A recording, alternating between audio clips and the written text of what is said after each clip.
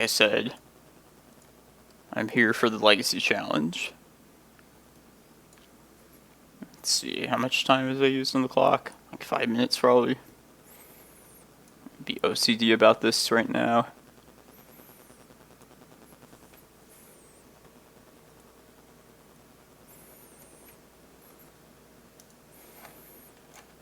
Yeah, almost 5 minutes exactly. But yeah, we'll keep the sand. Not too much in the way of action, but gives us a good start mana-wise. On the play here, or no, on the draw against Masumaro. And they mold a 6. Oh, they have a companion. Yorion. That's generally good.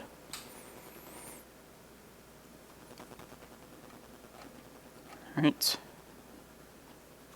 It's like tradition, I'm late to the start of this. See if I can overcome a 5-minute delay. But to everybody watching, this is back to the usual stock list here. Hey Skullclap MTG. Don't worry, I got here late, but I'm here still. I didn't mind that Cloudpost there, but I like taking my chances with Reclaimer against this. It's soon to be an elk. Yeah, I played the fun, like, Stompy Post list on a quick stream yesterday in a league, but after playing a fun deck like that, I'm definitely ready for the competitive spirit here. Green Sun for 1. Kind of intrigued about this. Yorion is a companion here. Lots of mana dorks, it looks like.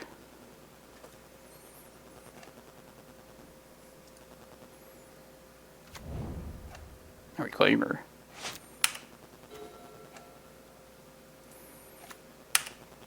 Reclaimer of your own, I see.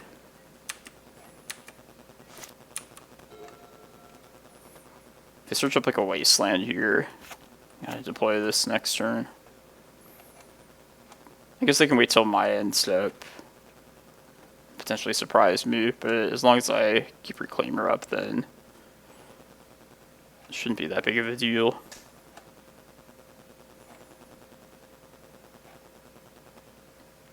And between the Cloudposts I'm going to search up here, and these other 2 Cloudposts in hand, I currently are on the path to Green Sun for prime time.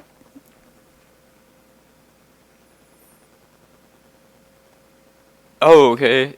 Yeah, definitely Fenris Cloud. I apologize. Like, I'm pretty bad about the social media stuff. Like, but I'm definitely interested. And also I just kind of like, other than the stream yesterday morning, just kind of disappear from this during the week for work. But yeah, definitely I'm definitely down to collab with people. And I'll check it out for sure. Did you message through Twitch or like Twitter? Yeah, I'll be better about that. Just between like getting my new computer and stuff like that, just be ready to commit more to keeping up to date with that stuff.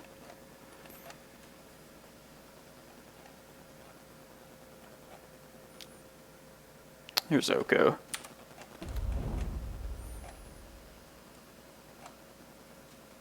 Rooms are locked?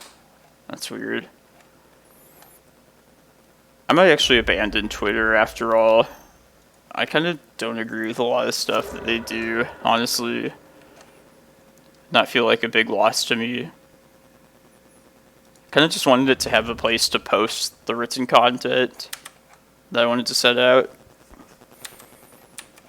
But yeah, I definitely would not mind leaving Twitter. I'm going to say Oko here, of course, with this needle.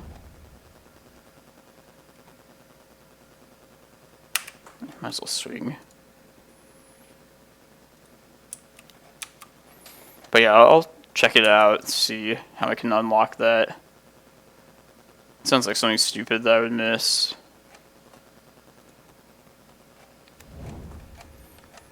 Gotcha. Yeah, I should get more active on Discord.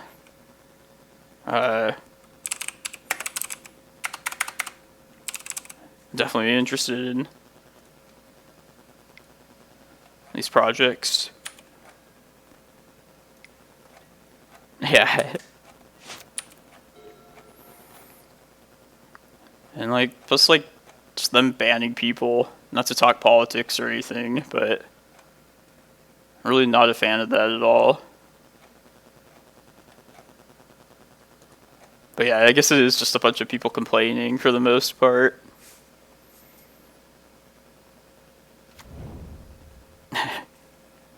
At least it's something in their programming code and not some like inactivity thing on my part. I don't trust that Twitter one bit. Alright, let's slam a green sun. Just try and get this prime time down.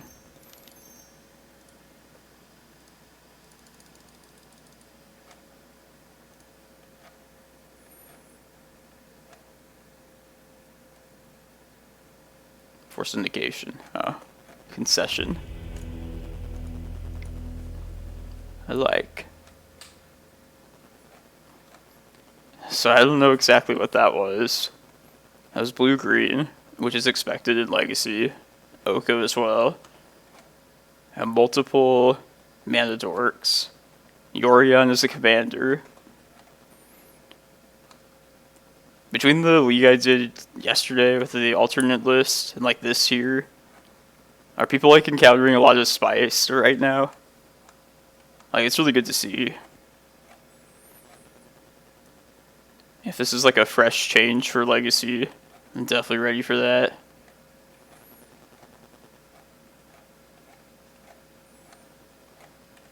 Yeah, hate speech is bad. But it's like, where do you draw the line?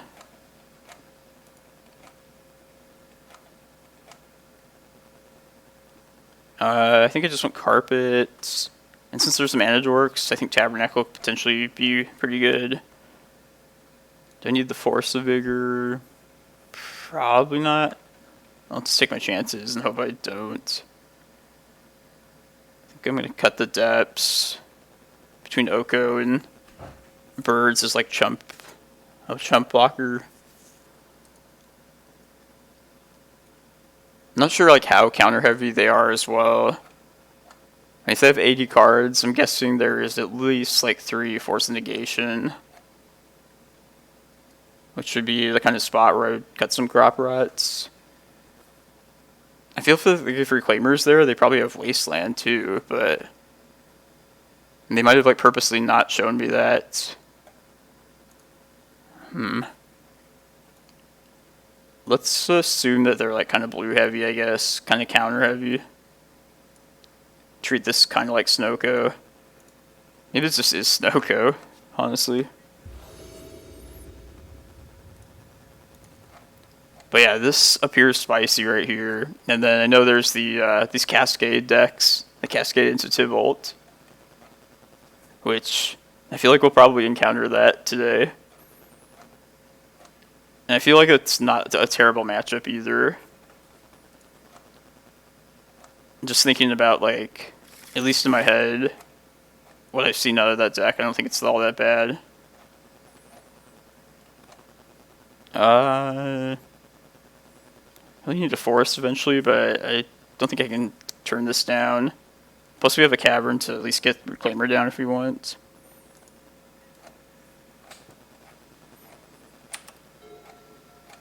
Oh, that's shitty. Yeah, I don't blame you for not wanting to associate with that, or people that say that kind of stuff. I'm not one to like get offended personally, but I know a lot of people will be by that kind of stuff. Like somebody, it's like, yeah, I'm of Japanese descent too, but if somebody said something about that, I wouldn't laugh it off, but I'd be like, okay, whatever, you're an idiot. I don't know exactly what Trump said, honestly. If I knew exactly what he said, I could like decide more. Like, honestly, just the fact that he got banned, I'm kind of not cool with that. Even though he's, like, a dumbass. But, like I said, I don't know what he was saying exactly. Yeah, let's just put Reclaimer down. Maybe they don't have, like, a second color beyond green. The shitty thing is we don't have an untapped mana source even next turn to even use the Reclaimer. I just feel like once they start banning people for some gray area there as their reasoning, I feel like they're just going to start doing that to like regular people in like a few years.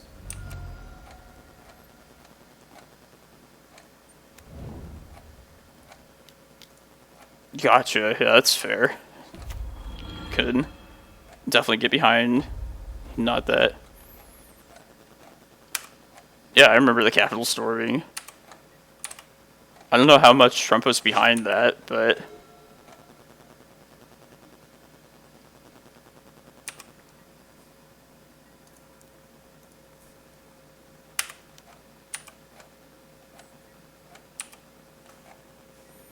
yeah, I didn't know Twitter had that much like hatred with it.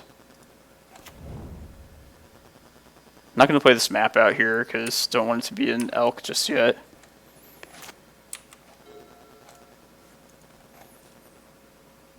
Yeah, terms of service. There's always like that fine print that you always just skip through for everything you sign up with.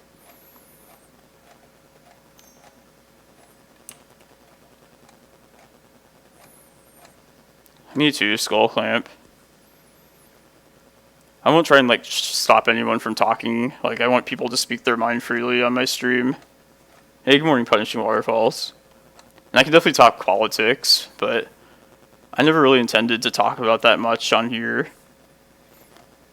I feel like I would upset somebody somewhere, and it's not really the time or place for that. Yeah, good luck, Waterfalls. Are you playing in this as well?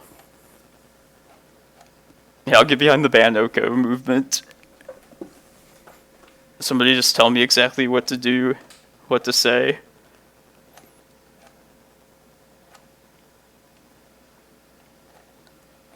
So I'll just enjoy some neutral magic. Oh, thank you, Skullflap MTG. Appreciate it. Yeah, like, magic is a great unifier.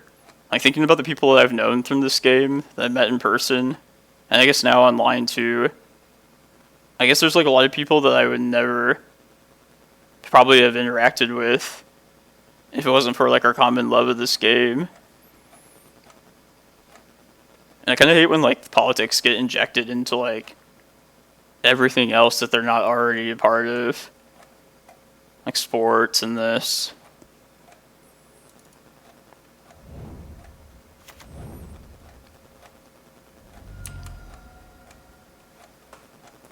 But yeah, the racist shit's, like, there's no room for that. What if I hate Wasteland, though? That's valid, right?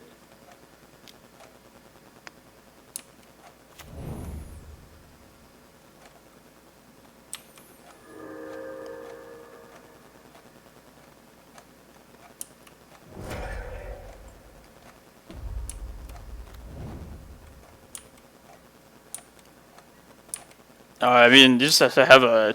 I'd like to know what the definition of hate speech, like, exactly is. This is a good time for this Bojuka Bog. Maybe I could wait one more turn if they're trying to escape this. I guess I definitely could. But I kind of don't hate just playing the Bog out here anyway.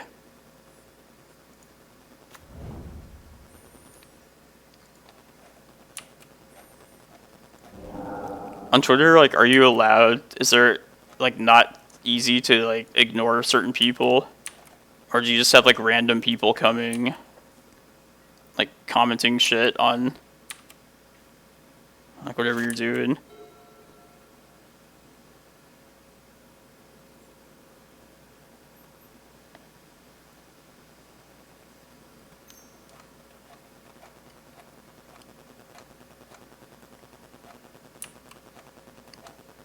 Like, I personally would never call for someone. Well, I guess if they're, like, threatening someone. But that's, like, always, like, being hate. Like, that's hatred. They, like, tie, like, race to it. People used to have, like, common decency. I said, like, an old man or something.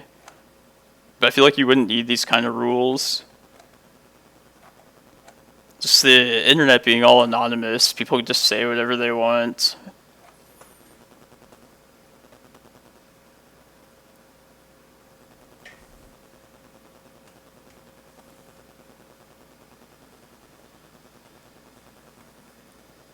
Okay.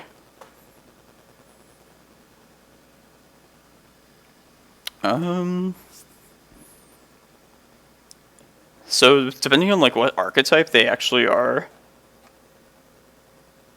probably carpet. That gets us the biggest to all of these as like pretty big threats. Ballista and the 2 green suns. But I think map is a decent pick too. I feel like we have more than enough good cards for one Thoughtseize to handle. So this doesn't seem terrible.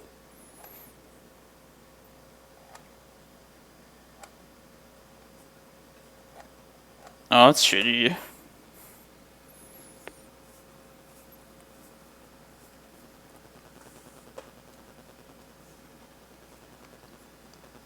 So personally, I really hated how Wizards banned cards because they deemed them racist. Like, that's way more bothersome to me than like making Walking Dead sets and stuff like that. Ooh, it's a good pick with the green sun.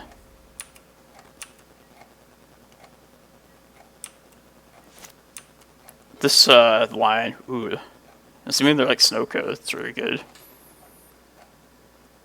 So I wonder if they'll counter the carpet or like the actual threat.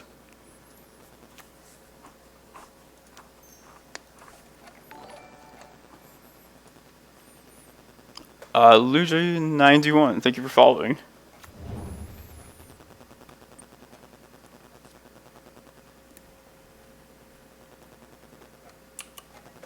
Might as well take a stab at Oko.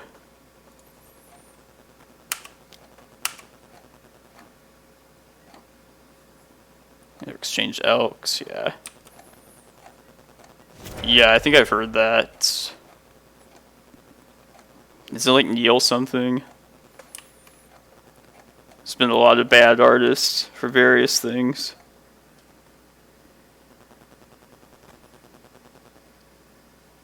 I guess I can't do anything super meaningful just yet.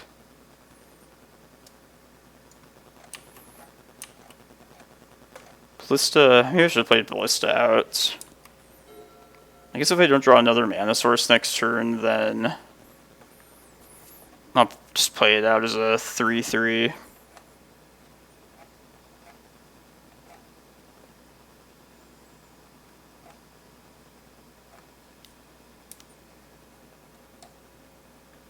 Like, I had no idea just for my fours of his like political beliefs. Never delved that far.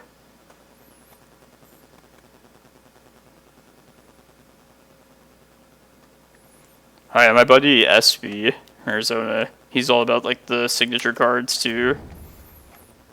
I think he knows a lot about these people these controversial people like that.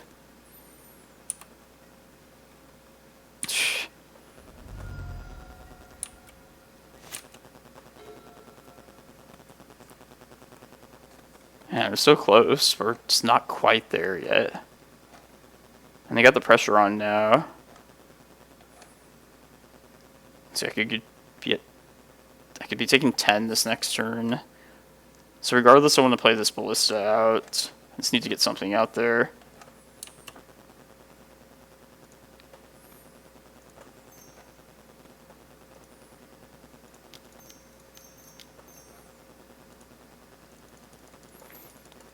I got a lot of great draws, potentially, next turn.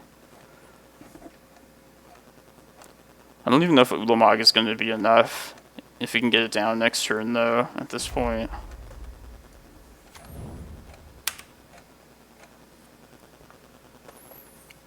MTG bot didn't erase it from history.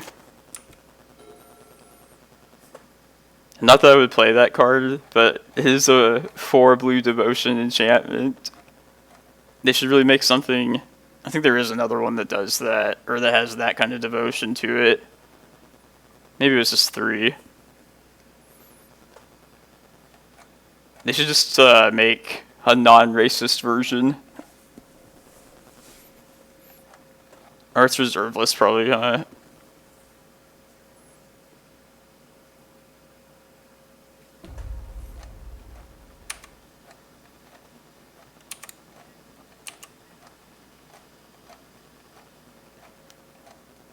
Let's block this.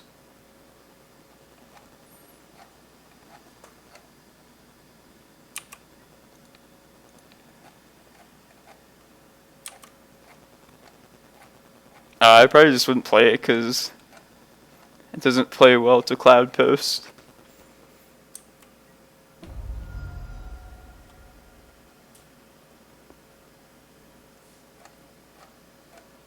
Basic swamps. I played against it twice now with this alternate list.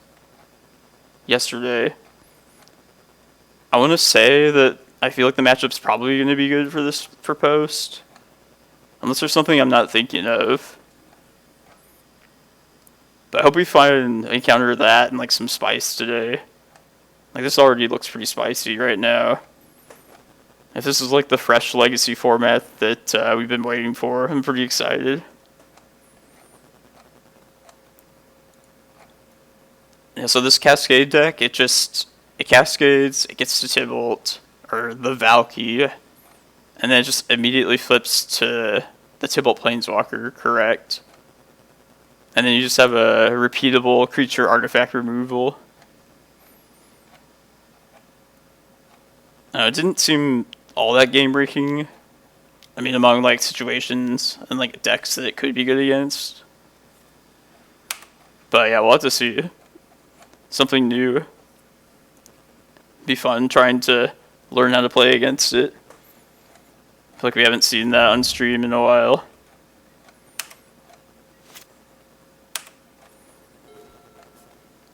Man. Okay, this is good against Carpet, so let's remember to always use it first. Only give them 1 extra card a turn instead of 2. And I really want to just hold this Green Sun for a big prime time next turn. I'm at 10, so I'll have to get something down. Let's see, 4, 5, 6. I guess I can still be at 1. It's probably time to just play the map out as well. If they want to elk it now. I'd definitely be okay with that.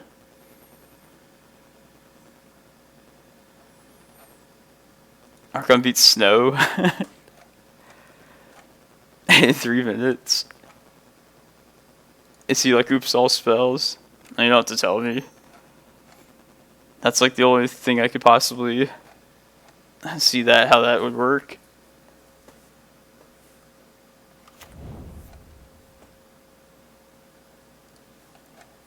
I really needed a land right there. See, do I need to get another blocker here? I don't think so. No, I could take 8. Well, I'm going to hold the Green Sun regardless. Just go for a prime time next turn. They've drawn a couple extra cards now at this point, so things are looking grim.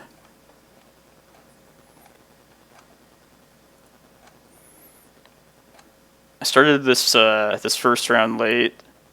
Lost 5 minutes, and we're already ahead of the opponent now in clock.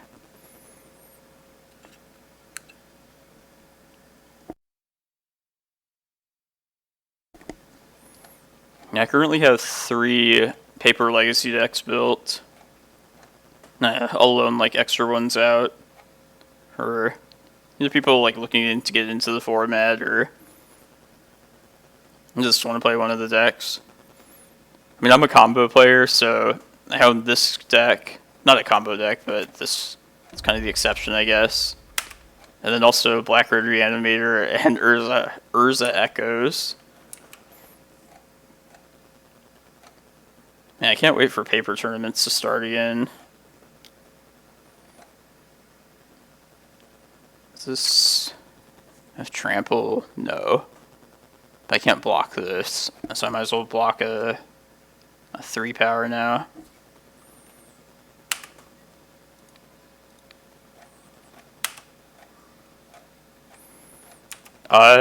Yeah, I haven't updated my Reanimator list just yet.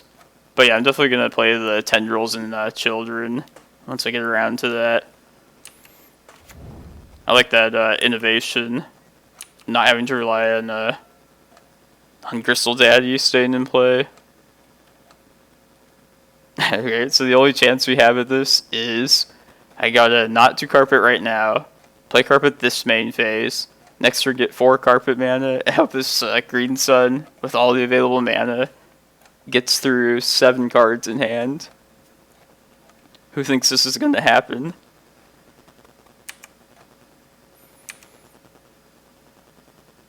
I believe. That's for the first thing.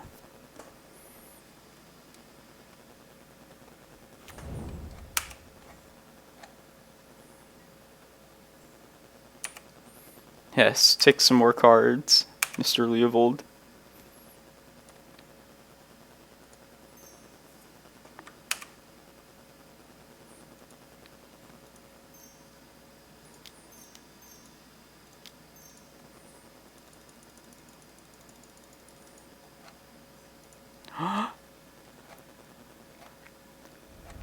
Aw. What if the Force of Will was the last card they drew off of that?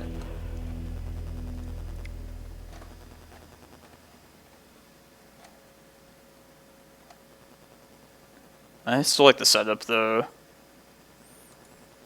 Maybe they're lighter on counters than something like the regular Snowco. And just like a quick crop rotation would be a risk worth taking. But I like carpets too, despite Leovold being good against it.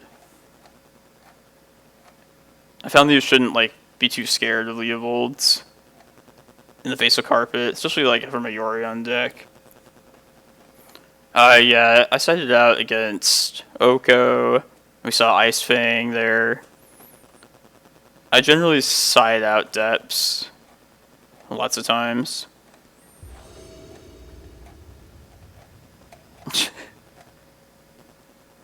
Had so much chat discussion. Thank you, everyone.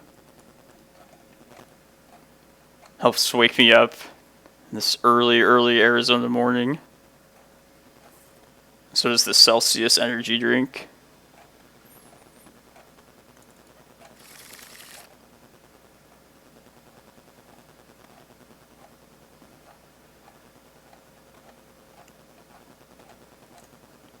The point about not casting the map when I did was to not have it be an elk.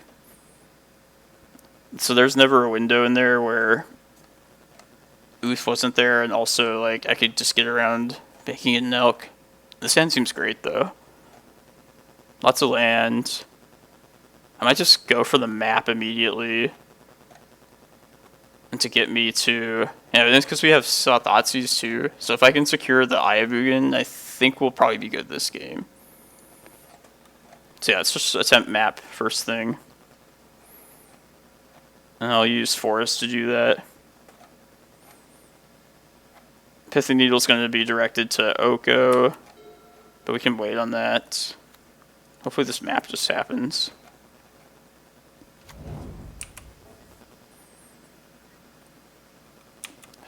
Ooh, Butcher for 15 years.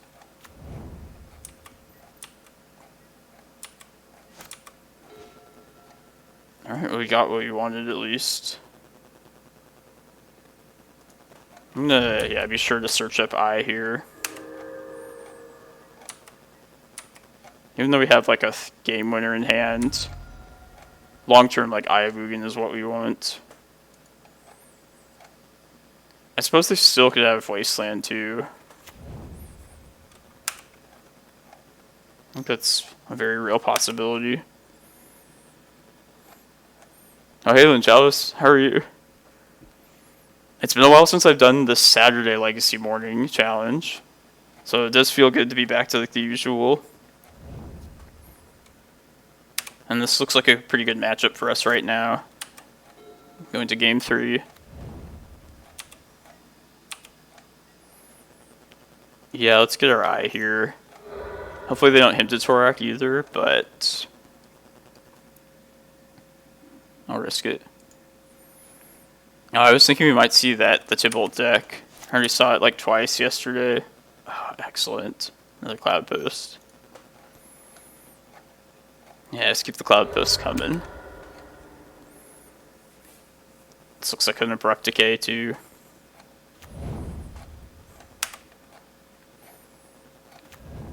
Yeah, I would never consider a Butcher unless I guess really needed the money. They definitely could be playing Opposition Agent too, so like if we get a chance to like search up with Eye in the next couple turns where they're tapped out, we could consider just searching immediately.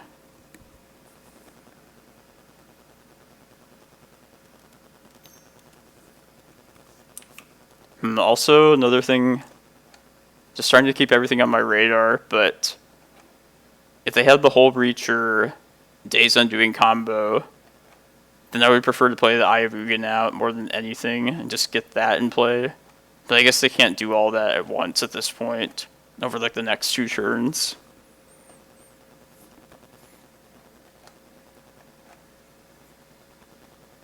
I feel like they have instilled much fear in me, but there's probably not much to be worried about when you think about it.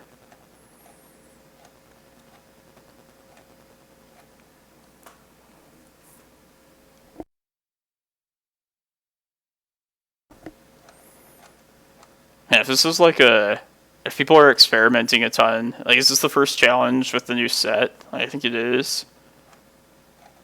That makes me like excited for the potential.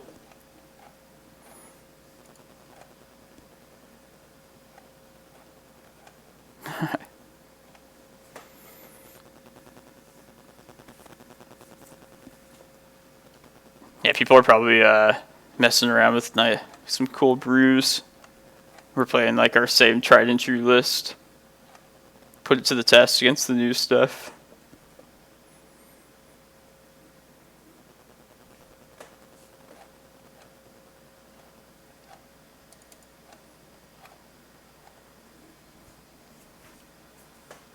Ooh. The Jungle, the book, basically exposed like the working and nasty conditions of meat plants. This was like 100 years ago, but even so. Oh, okay, gotcha, Mazel Ball. Now, what was I doing last Saturday? I know I did not play this. That's the only thing I remember.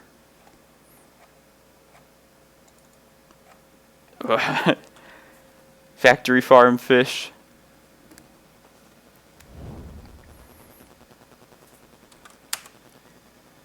Yeah, and plenty of Okos and Tybalts.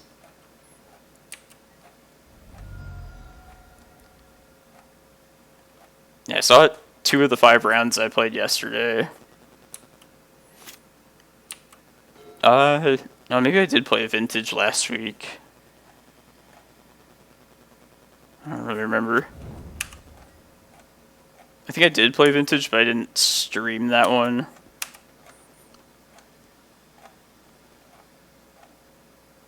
Oh, did I? Maybe I'm probably like mixing up my weeks. But on that note, there is a Vintage challenge later today.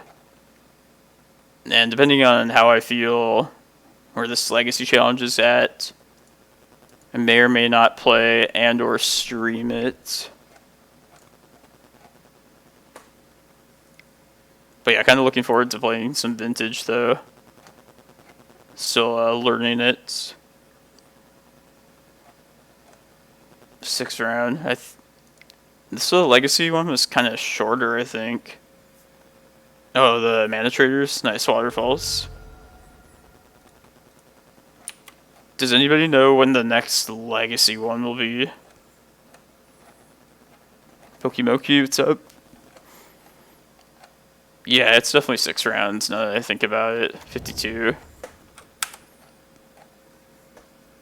Yeah. The difference between 6 and 7, pretty big. I like these like shorter ones when they happen.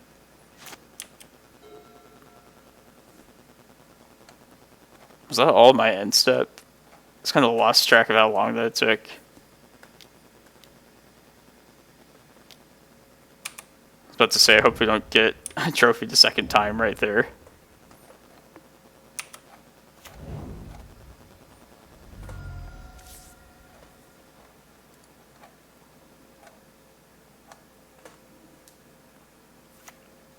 Gotcha, Onion Loose. This will still primarily be a legacy channel, but I am looking to play some more vintage. So I think I'm going to attempt to find Excavator right here. That would set me up pretty well going forward. Plus they're tapped out. Just seems like not a bad time for that. But yeah, if I do stream the vintage, hope everyone like watches me try and learn that and stick around. Looks like it's gonna get countered. And I'll probably play the Cavern out if this does get countered. No, maybe I should just get the Eye out here.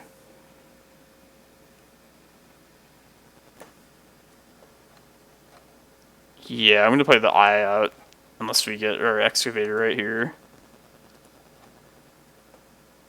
It's a pretty intense race here. I'm playing the Golos combo shop steps deck. I don't know exactly what you would call it officially. Just winning out of nowhere sometimes.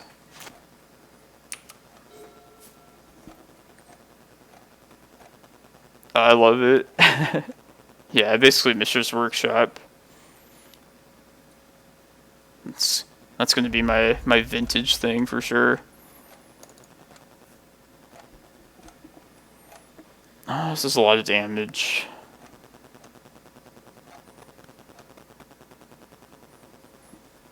I really love a prime time next turn.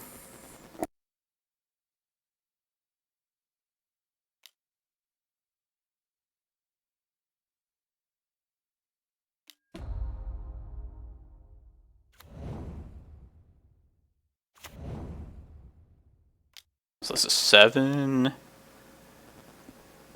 Go to 11. Alright.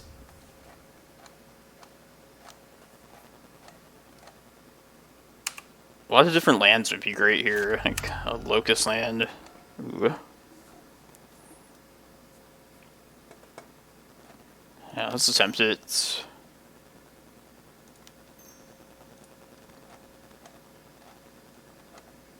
Primeval Titan. I think I have to take that and just hope we dodge Thoughtseize. There's also Maze of Ith. Could also play Maze and take this slow. Oh, the Reclaimer's there, okay. So, how much damage could we potentially take? The Clue is a 6. Potentially 2 more clues if they play a fetch land. So an 8, 9, 10, 11, 12. I could also play the Bog out too, though. Yeah, I think the Bog should probably be the land here. If I take the prime time, just go big next turn. Bog cuts this down. I think I'd definitely survive at least. Oko could change the equation.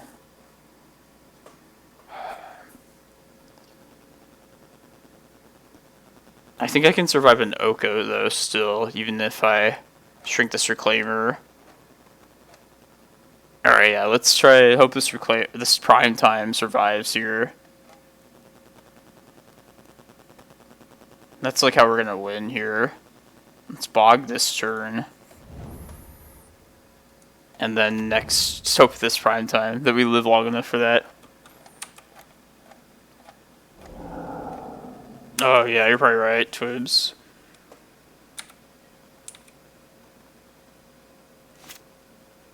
And even if they do have Wasteland, at least it'll come in tapped via Reclaimer. Oh, fetch land. I'm not dead.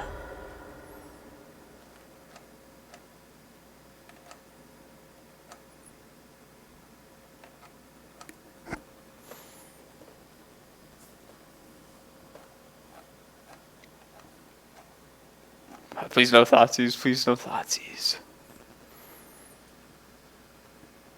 If they do have Wasteland, then a Glacial Chasm off this prime time wouldn't save us. So if this does happen, then we might be looking to get just Glimmerposts.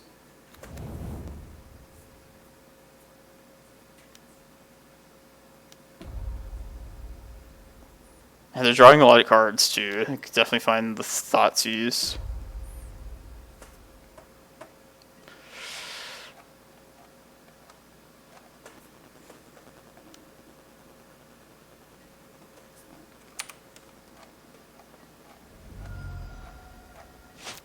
Yes. Okay. Did you have the 2 mana to search up with Reclaimer here? So prime time is happening for sure. And I want to play the Cavern out to get the prime time down. Yeah, it'll be Cavern for sure. To guarantee the prime time. If I gain 8 life, go to 12. How did they kill me from there then? Yeah, just in case they are running Wasteland, I think I get Glimmerpost right now. Crack this. This is 8. 9, 10.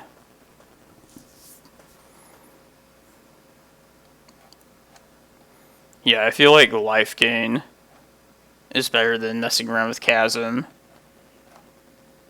Although if they do that, we could probably even chump block the tracker with the prime time. Hell yeah. Also, are we going to chump with prime time next turn with the tracker? 7. And we're short 1 mana next turn too for Emrakul if we get Glimmerpost.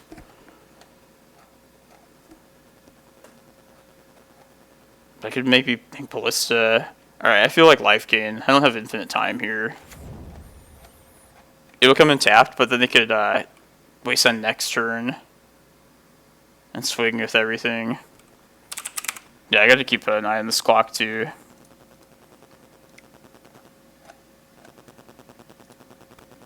Alright, well, here it goes.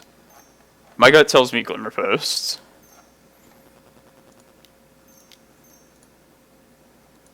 We shall see.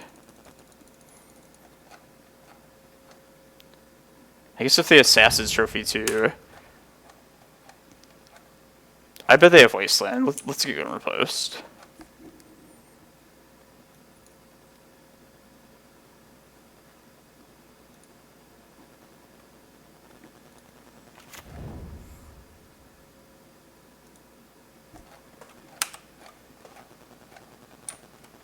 Yeah, I hear you're right, Legalis. We just can't beat a trophy. No point in wasting time with that. But yeah, we're 1 minute short right now.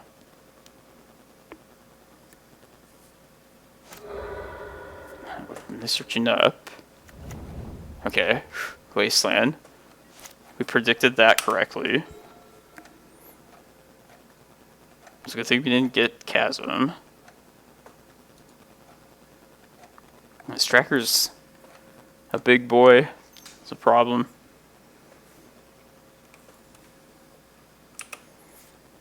We do have Oko Needled, so that's nice.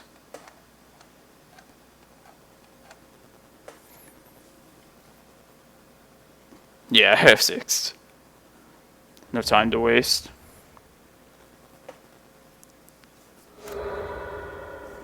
Cloudpost is a good one, though, to waste.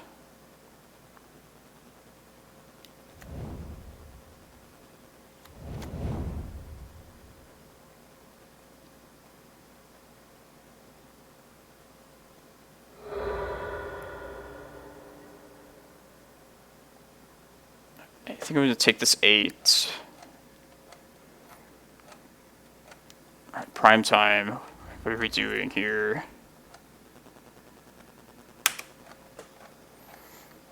Could play to the clock and get Tabernacle.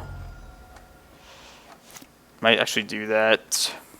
They also are... you have the mana to get another Wasteland. Okay. But I could find another prime time. Okay, let's see what this does. There's Chasm. No, I want to play Bog, so I'll play Vesuva this turn as my land. And let's get Chasm. Oh, no. Man. Tabernacle. More life.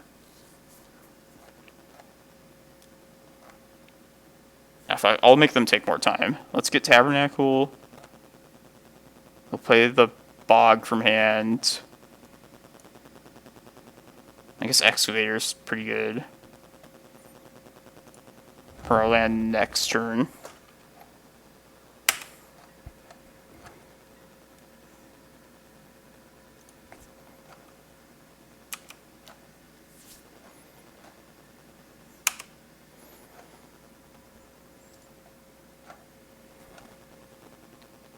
Tabernacle.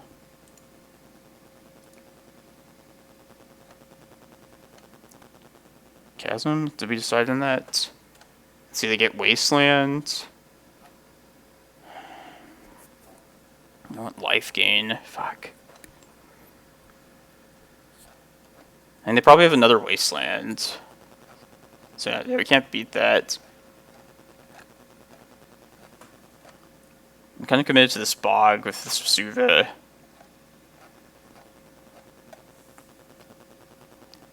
Alright, so let's just make them do this.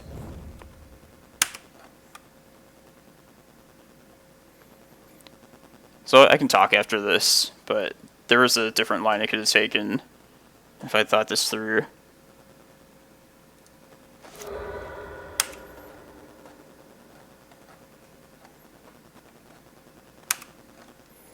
I should just play the Excavator out as well.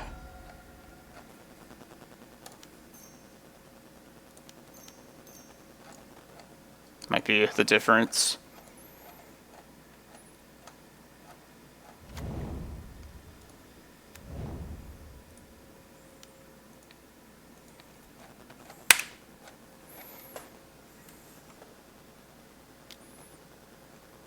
Let's see if the next Wasteland. There it is.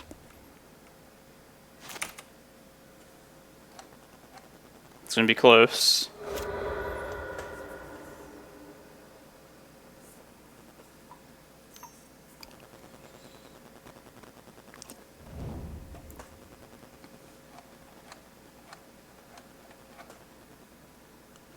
That's a lot of stack.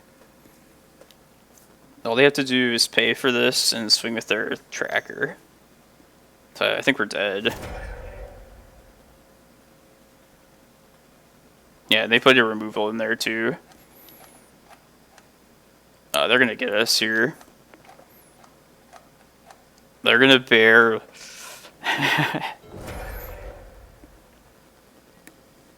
Alright. Well, so there was a line back there. I didn't want to waste any more time on this, but with that chasm off the Once Upon a Time, we could have attempted to set up a spot where we had 2 Glacial Chasms in at the same time, which would have played against 1 Wasteland. But to do that, we would have needed the Chasm in play before the Primeval Titan attack. Well, I guess it wouldn't have attacked then anyway, so... Okay. That was one of the spots where I wish I could have just sat there and thought about it for like an hour and pondered. Yeah, it would have had to have been done in such a way. Yeah, I guess I couldn't have gotten 2 chasms out at any point because the chasms would have to both come out via the attack. Because if there's already one in play, then Primetime's not attacking in the first place.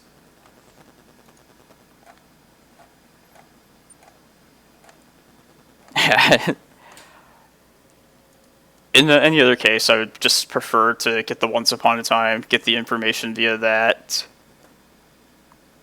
Yeah, that's what I'm saying. There would be no way to first get a chasm out and then attack. It's like they thought that out pretty well. They knew prime time somewhere down the line. Oh, we're so close. But yeah, they did what they had to. But I hope everyone's having a good morning. That was a nice, juicy first round. Let's try and take it back. Got a 6-round tournament today, so should be. Raptor Nachos, thank you for following. I have not seen that list either yet. And they did a good of a job at hiding the wasteland up until that very last game. So yeah, I commend them.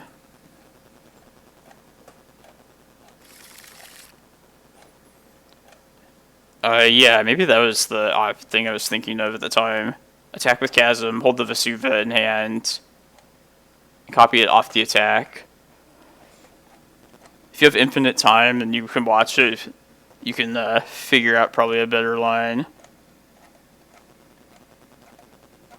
Yeah, those kind of spots don't come up too often. But yeah, I wish I had thought about that more closely. Yeah, they had 2 wasteland, so we had to clear the bog. We had to get a bog out at some point. And our second Vesuva was in the graveyard. Alright, let's not take too much time and waste our time for this round. Yeah, I'm going to try this. These are one of those hands that could go miserable, but I like taking these chances, especially game 1. Yeah, so if we had to get the first chasm via the attack. But we also needed to bog to clear the 1 wasteland. Or else they would have searched one up and also played one out the following turn.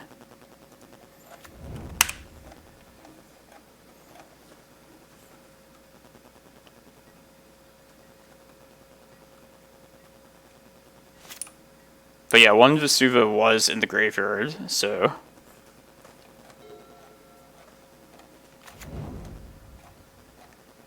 I'm not going to dwell on it. I'll look back on it if I feel the need to. Yeah, Legacy Spirits.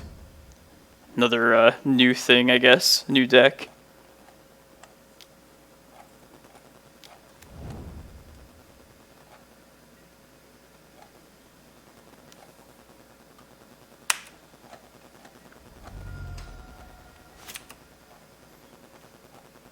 Seems like it might be a wasteland deck. So it counters things. I feel like I'm gonna get the chasm down at some point. I don't have to worry about that right now.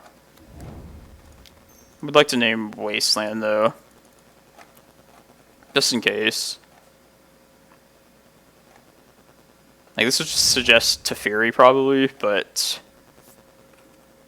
nothing in my hand right now is particularly susceptible to Teferi, other than this wasteland, this Pithing Needle itself. A tongue twister.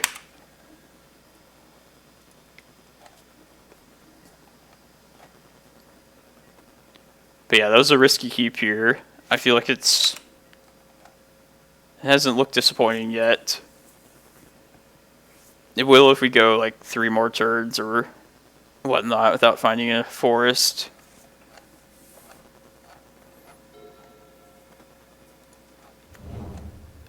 Game 1 in the dark, though, I will usually take a chance with those kind of high upside risky hands.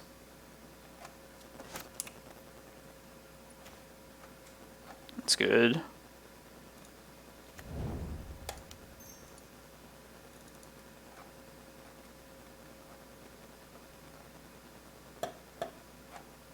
It's likely encountered.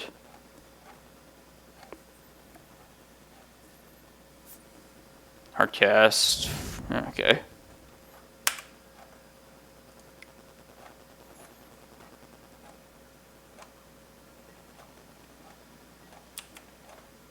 I've played Explore, and also I've tried Exploration in the past. I was never really a fan of Explore effects in general, though. Like in this particular spot, it would be helpful, but I feel like that's not... Like, it doesn't always work out that way, where you have enough lands to be able to capitalize on it. Yeah, I think it's just, like, too inconsistent for me to really want that kind of effect. But it's not a bad suggestion by any means. Yeah, I probably would go with Explore if I was going to try one of those. And definitely more so than Exploration. Let's just get Eye of Ugin right here. The juice.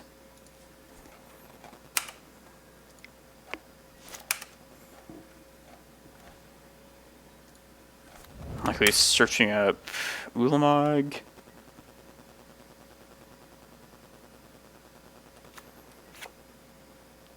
Ability. I guess I could counter that.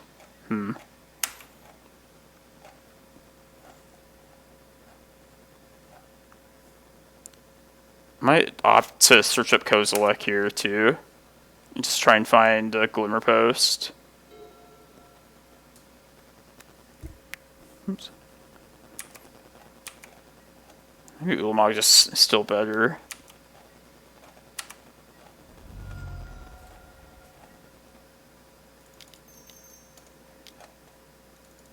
And if I draw another mana source, and just kill them both. Yeah, let's get Ulamog.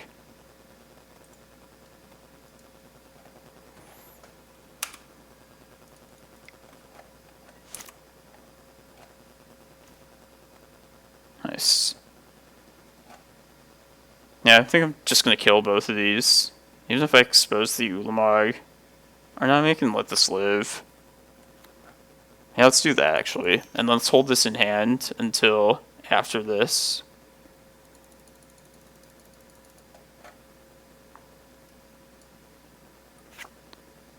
Or a permanent, okay.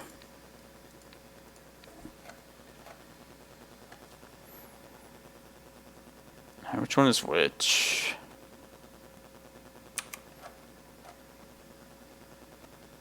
That should tell me here.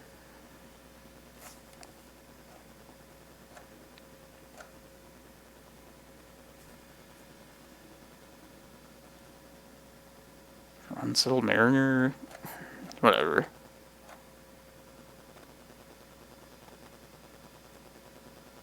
Let's just hope this first one is the right one.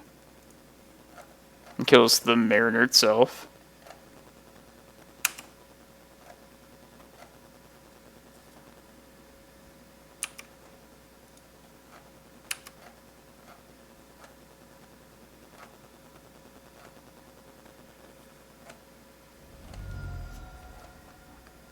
I was so hoping that they would be enticed to use like a Swords to Plowshares on this Ulamog, and was holding the Karakas back to encourage that. Okay. Alright, well, I hope I just don't die right here. But with this Chasm, I don't want to get rid of any of these lands, so...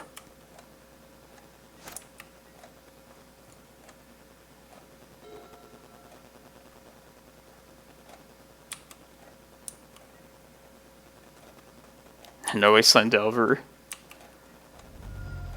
I hope we don't die to this. This feels so anemic.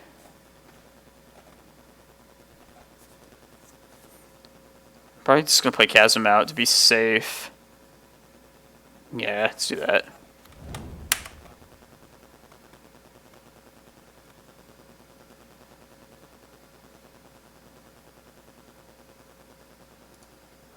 Search up Kozilek and then hope that's enough.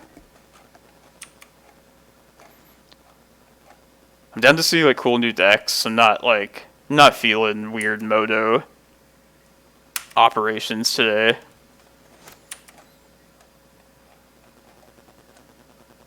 And maybe I'm looking at the wrong place, but I feel like it should have been more clear what I was targeting. That's alright.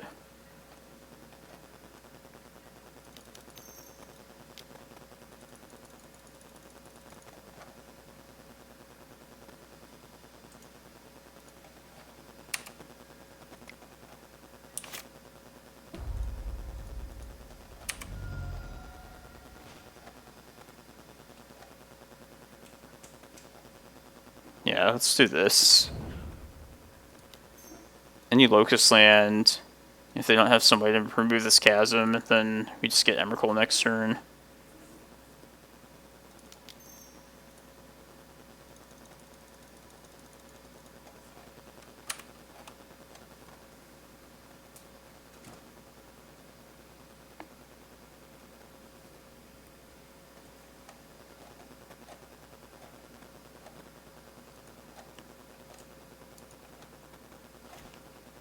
Sweet.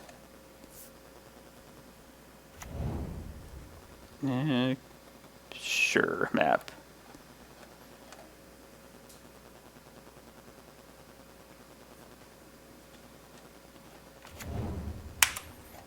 Let's not accidentally pay 4 life next upkeep.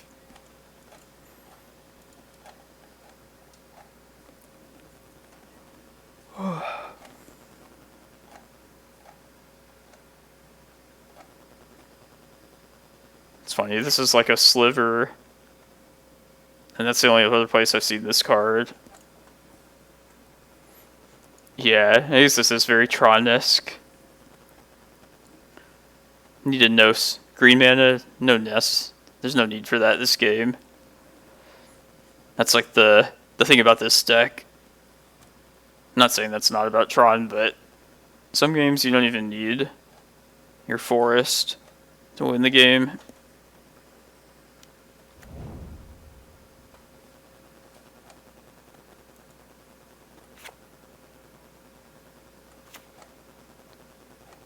As long as there's no removal for this, it should be good. And I would definitely accept the Swords of Plowshares on this Kozilek.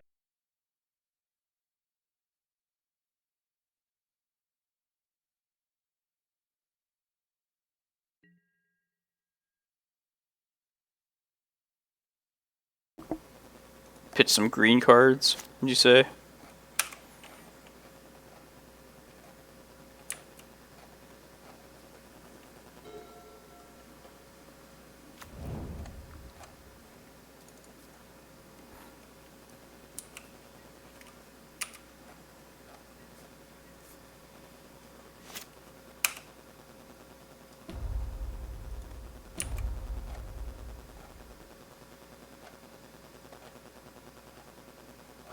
Hopefully there's no, like, Bolt or something like that, too. Yeah, what is this Plateau card? Never seen that before.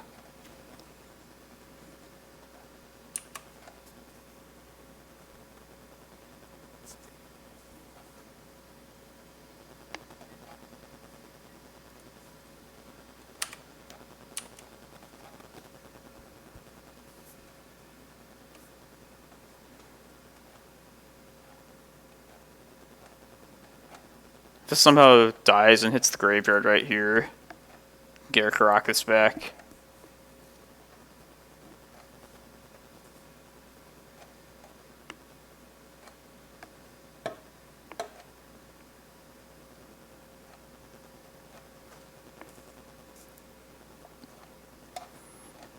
So some people will vouch for new Kozilek over this one.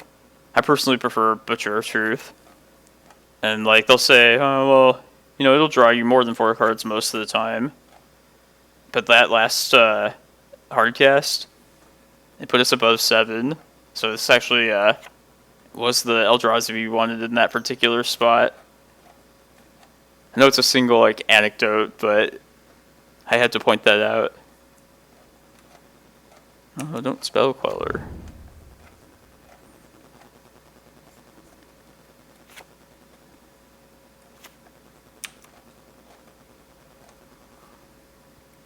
Just Annihilator fodder.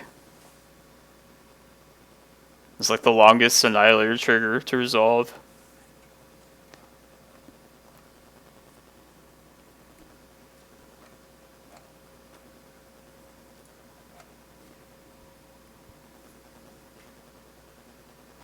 If they had some sort of burn kill, I guess I shouldn't speak so soon.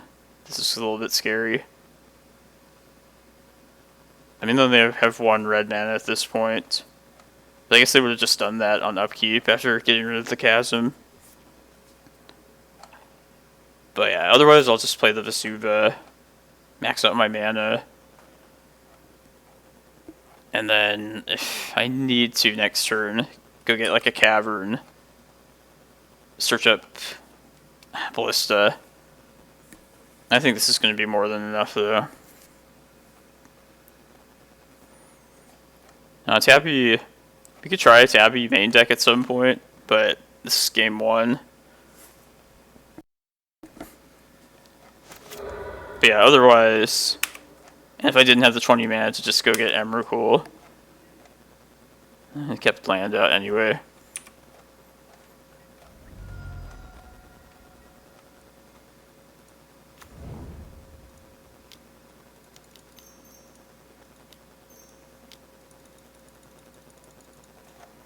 Venti.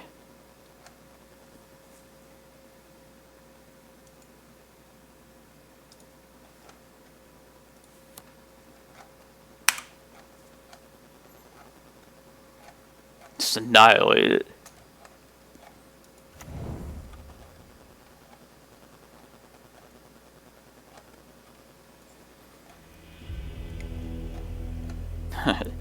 Health 3 Eldrazi made an appearance. I like it. Saw lots of dual lands, so let's just hope there is no back to basics Blood Moon kind of thing. Even if there is, Carpet of Flowers can help us. Seems like, yeah, bad depths matchup.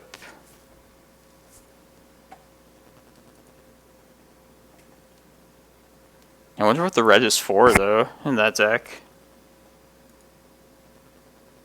I feel like I didn't really see much of that deck, despite the game going pretty long.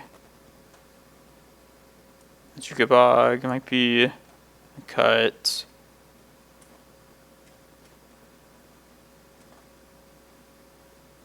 Needles, maybe we don't need those at all.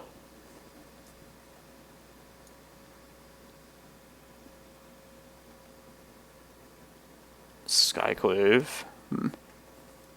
Yeah, let's just take out the needles. Hope there's no wasteland. That kind of clock they had in this, I don't feel like I'd be pressured all that much anyway. That's true, we might have Ether Vial. Let's just hope they have no non-basic hate at all. My issue with this hand might be that it could be too slow. But if they have a slow start, then this is great.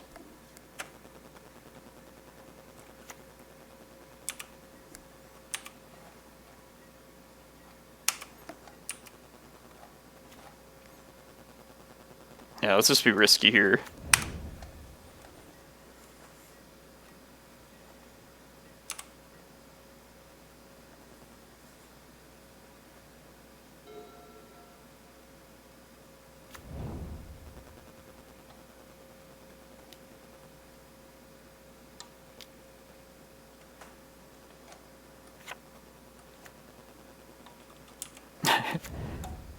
Plains. I'd like to hold out a little bit longer. Ooh. Alright, I think I'm going to attempt the map here, so let's just get this out here. Prime time, yeah. And if this map sticks around, you have an uncounterable prime time next 2 turns from now.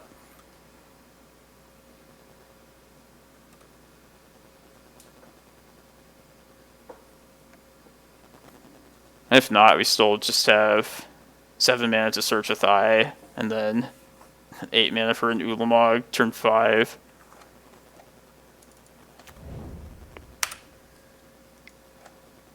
This feels great for us.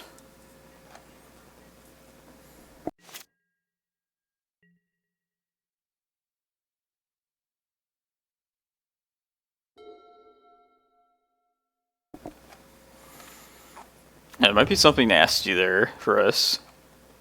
Blood Moon, Artifact. I would guess like a Braid probably. Yeah, they're showing us a lot of non-basics. But maybe their blue and their white are like the basics they would typically fetch anyway, so... I don't know about you guys, but I've been enjoying this. Even though we lost that first round, that was intense. And both these rounds, it's like stuff I haven't really ever seen. That's not very nice.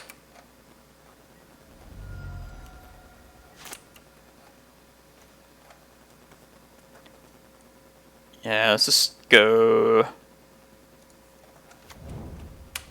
Let's just put up Ballista for 3 here.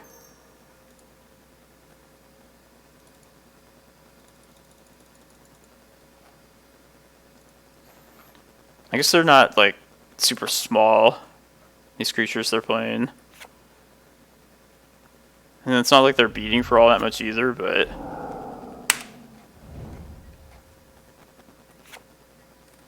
I say, is that like a spirit? It's a wizard.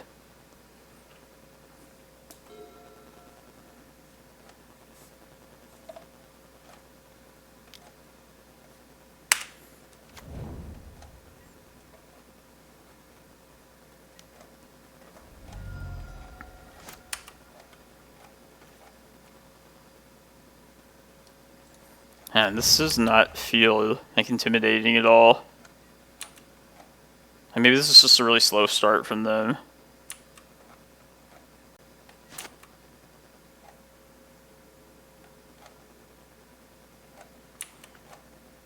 Is it bad that I don't know which of their cards are the new cards?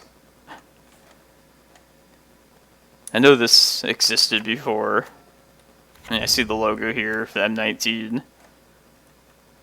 This is the only card that I clearly remember seeing in the past.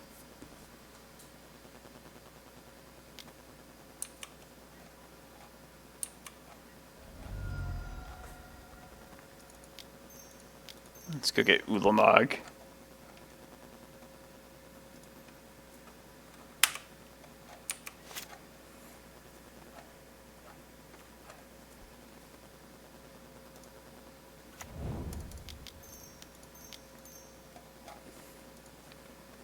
Creatures.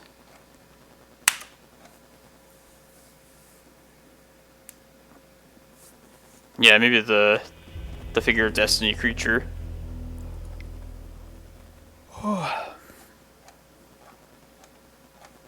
Oh, nice short tournament today. Happy about that.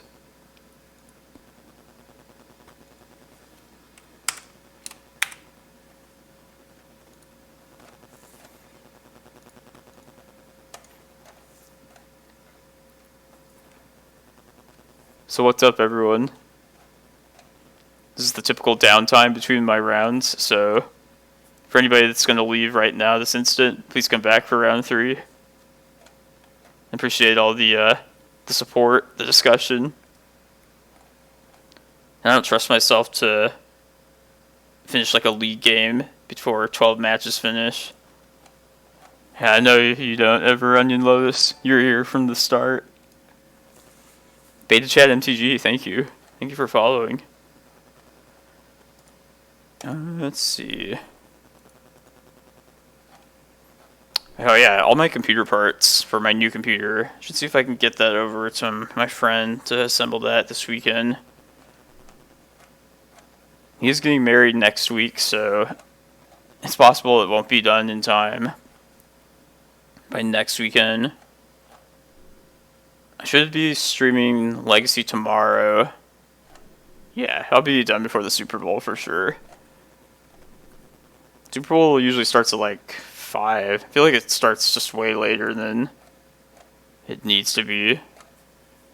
Especially for people on the East Coast. It's like starting at 7, 8 p.m. then. But anyway. There's one card I just wanted to show you here. I may or may not like somehow brew around with it. Bounty of Skenfar. It's kind of like a combination Elvish Rejuvenator land tutor card. I think it's tomorrow. Yeah, I'm like 99% it's tomorrow. Tomorrow evening. I wonder if they're gonna do like a halftime show despite like no people in the stands. Yeah. Like if I tried this card out, it probably would be alongside like Rejuvenator. But I haven't really thought of it yet. I just played this yesterday. Not super interested in playing this out super soon.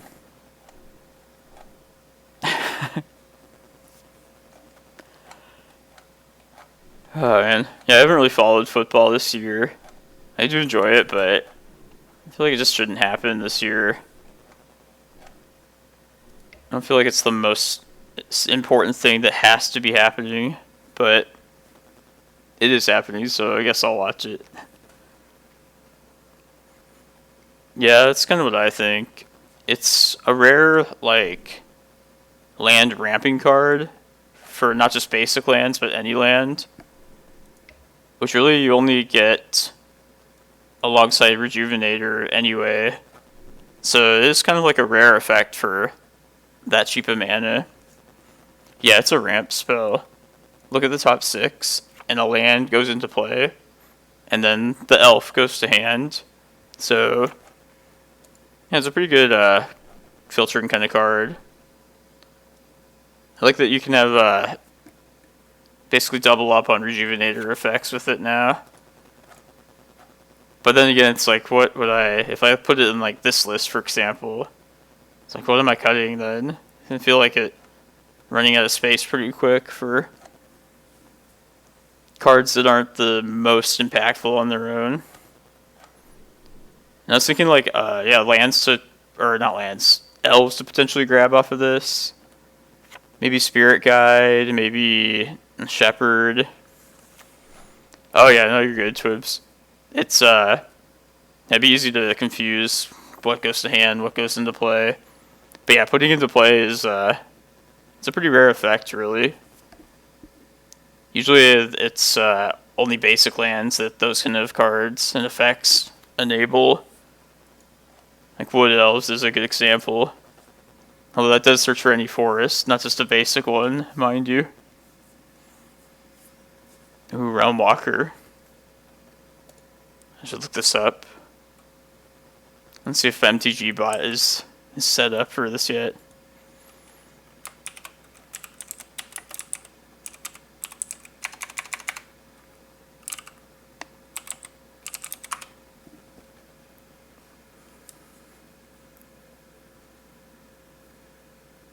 Ooh, that's not bad. Let you try and like burn through your deck. Yeah. Basically, I'm always like brewing around with those kind of effects. But there's like only so many cards and only so much space in the deck that I feel like I'm either just including too much jank at some point, or and just forced to make a tough decision about what I actually still want to keep in. Like, this deck is fun, but you know, the league I played yesterday was a good fix for this. I think I'm good not playing this for like a couple weeks.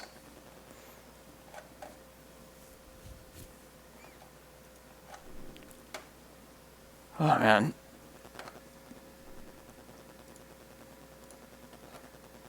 Alright, half of the 12 matchups are done now. Primordial Okos. How is Pioneer right now? Is it a good format, or do people hate it?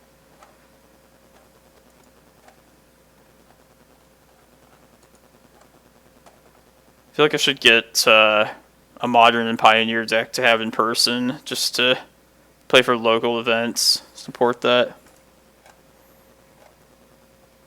I remember Inverter. That was when the GP came to Phoenix. That was like the hot shit.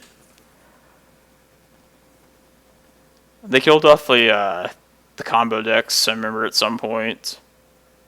Inverter got the axe, the Infinite Life got the axe. Oh yeah, Historic. Why would they make like two like pretty similar, but keep them separate at that point? Like, it's not like confusing. It's just like unnecessarily complex for something that like I feel like they should be looking to simplify that. 25% Uro piles. Uro's such a cancer. Just takes over anywhere it goes. Just overpowers everything. Lowe's pile. Or Lowe's field. Yeah, I remember thinking of getting a Pioneer deck, considering that. It's being a pretty good land. Mana base. It seemed powerful, at least, in theory. But I don't know if I want to delve that deep into other formats at the moment. I mean, I've been enjoying this Legacy, at least these last couple days. I feel like people are experimenting with some new stuff. Plus I got Vintage to keep me a little bit busy. I think next week is the qualifier thing, so I'm playing Legacy. And if I could somehow get like 28 more, I can play Vintage too. But I'm not expecting that. Oh, I think I remember Omnath. I remember when that started taking over there. Well, you know, like when they first made Modern, at the time I thought like, well, what's going to stop them from just making a new Modern beyond that? So I think they'll just like always make a newer, like smaller subset Eternal format every like 10 years, I guess. If it's still going, if Magic is still happening that far in advance.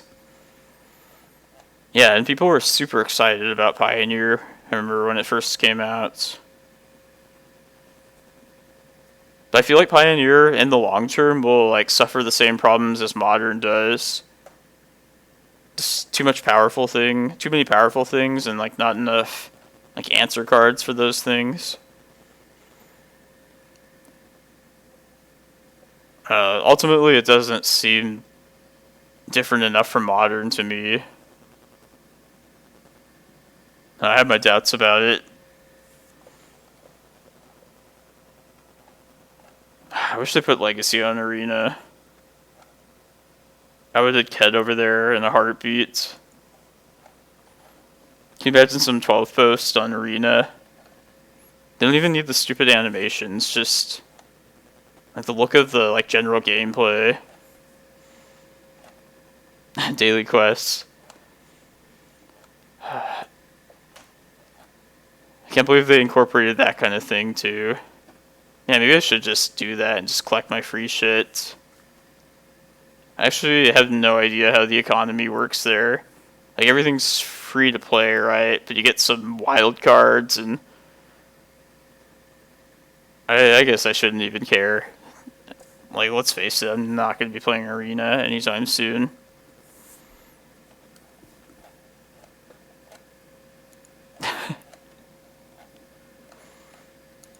Just like a phone app game, like a Clash of Clans. Make sure you jump in, get your free stuff.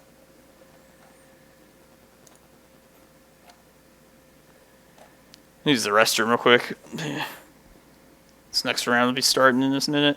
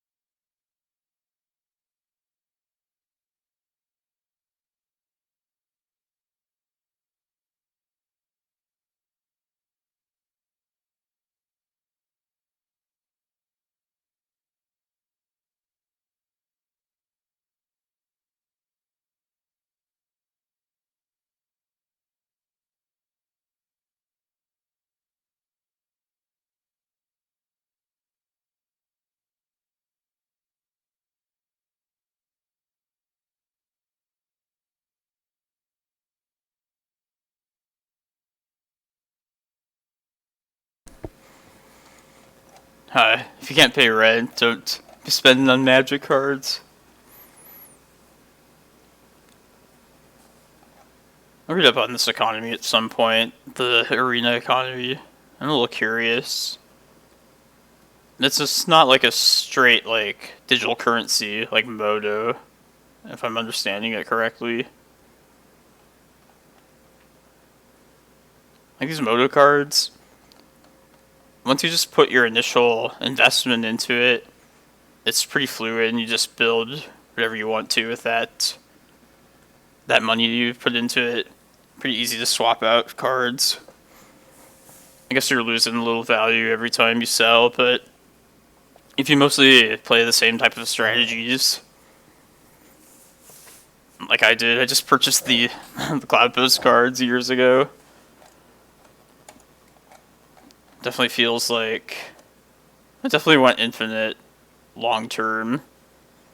Back when I was like top 8ing all the challenges, just paying for itself. Feels like it's been so long since a top 8. I'm hungry for one. We lost the worst round to lose this one, though. The dreaded 0-1 start. Let's see if we can turn it around still.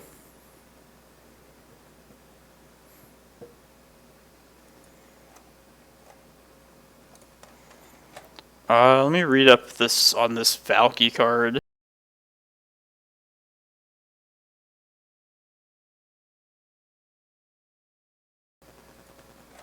So I didn't get a lot of time to just read and digest all of it, what the deck is doing.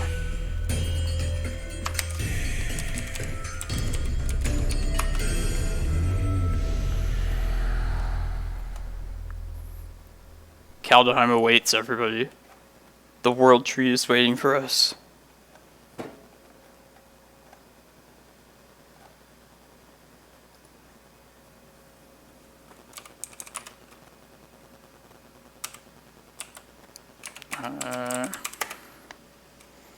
What do they call that Cascade deck? Does it have an official name yet? One local Arizona player, he loves Tybalt. I wonder if he's excited about this. Does round 3 started, but Mojo's taking its sweet time.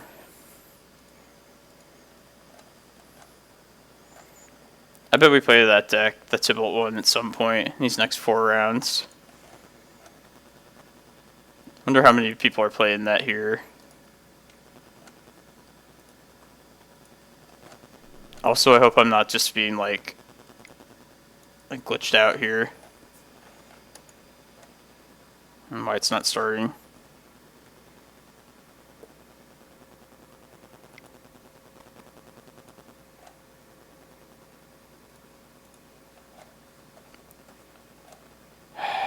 Just cut my loss. Oh, okay. Oh, that was weird.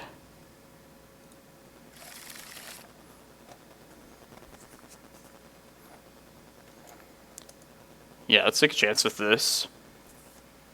Hope we get our green source.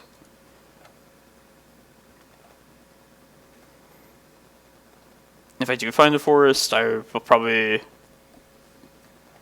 I think I want to be safe. Just play Needle preemptively on Wasteland. Just because I have so much ramping ability immediately on hand. Even if I don't find the forest, then I probably will start with Glimmerpost into Needle.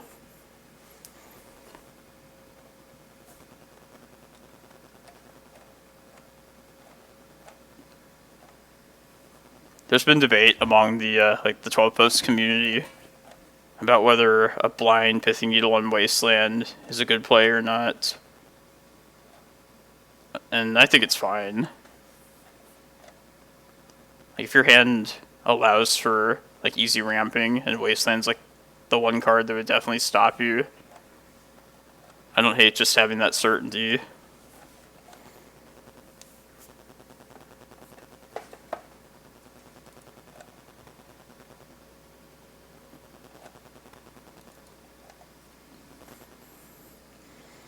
I don't know about these like flip card rules though. Like the whole Tybalt Cascade deck it's based around. It just feels kind of stupid that it works like that. Cascade into a 7-mana Planeswalker.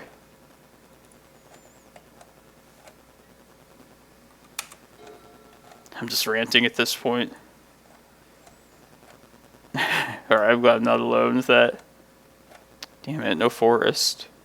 Oh well.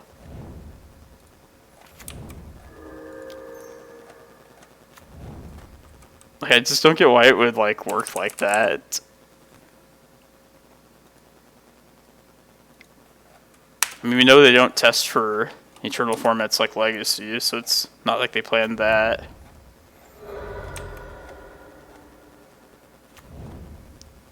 This is Gristlebrand. A lackey. Ooh. Well, I like the Wasteland name still, at least. But this is a scary situation. I'm gonna get Muxist.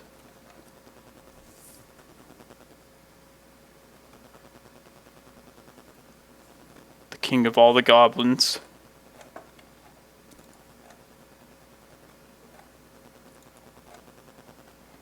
Man, this is a spicy challenge today.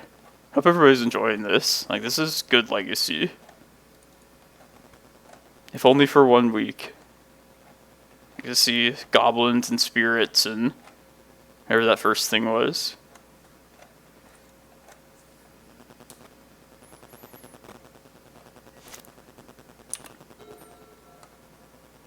I feel like we're gonna get Muxus here. I can sense it.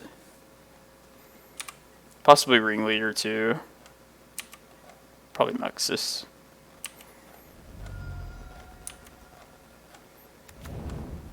No, that's Ringleader.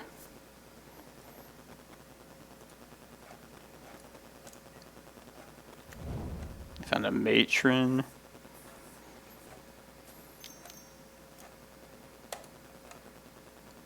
Man. Pressure's on.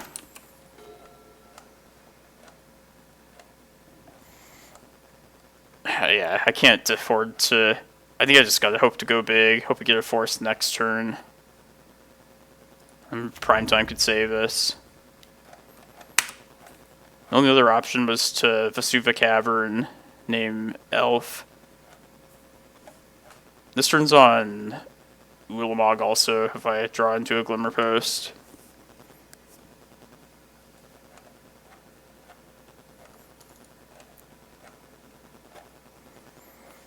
We have one of the greatest Goblin players out there in Arizona. You might know him as Goblin Mike, Mr. Hadley. And we've had plenty of matches, so I know that this is difficult for us. Yeah, we're definitely dead right here. Muxus they search up, I bet.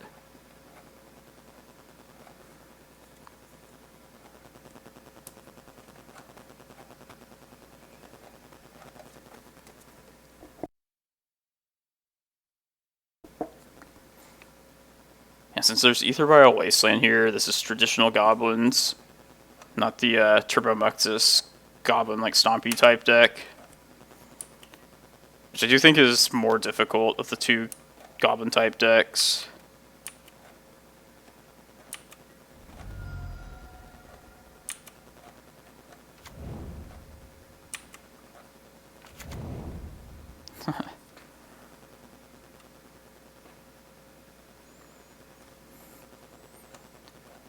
Did everyone else notice that Muxus, it's like a combination of Pile Driver, Lackey, and Ringleader all in one? Like the flavor. Oh, damn. Got burned for only having 8 green sources that game.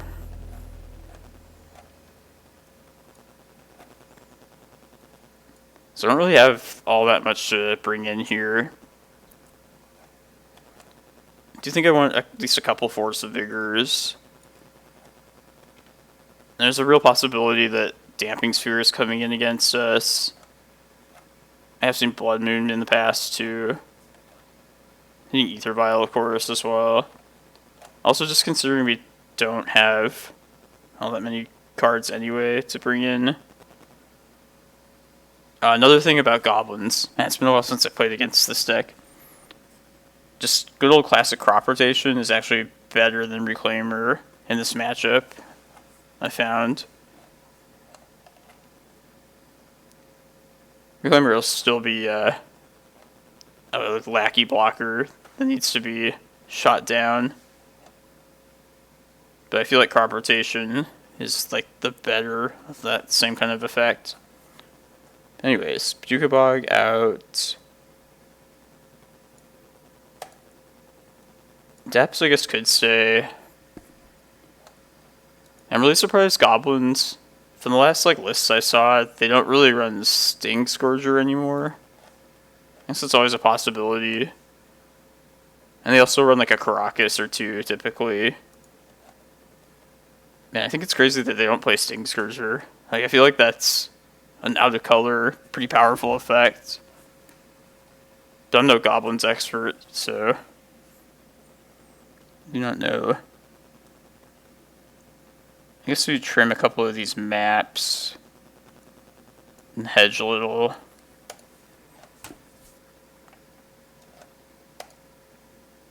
Yeah, let's try it like that.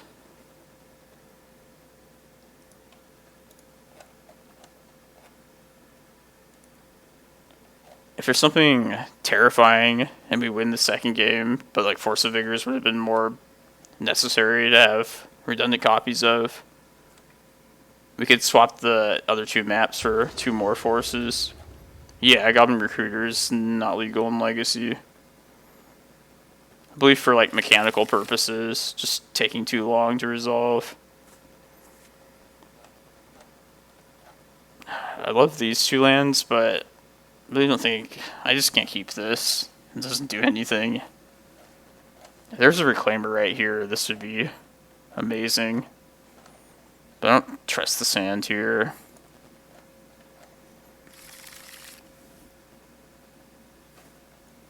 I think I'll try this. Like I was saying, crop rotation. That's what we want here. And then what to put back is the real question. It's either going to be Force of Vigor or Kozilek.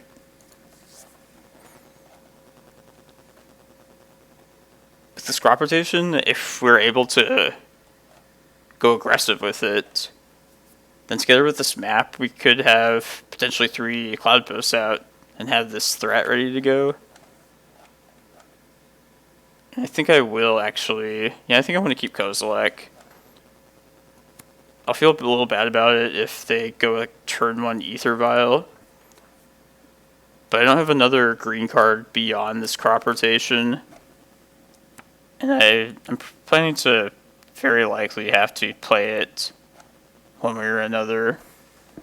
So yeah, let's keep the threat. Just have that ready to go at least.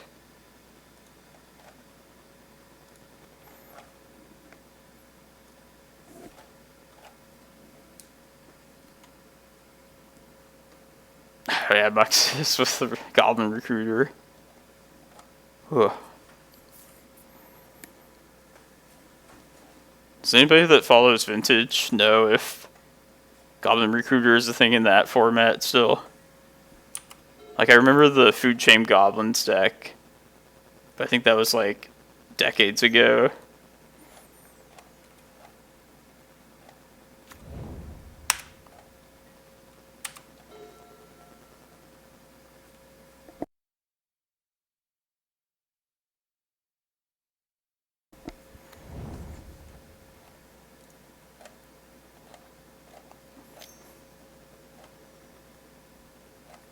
Wacky.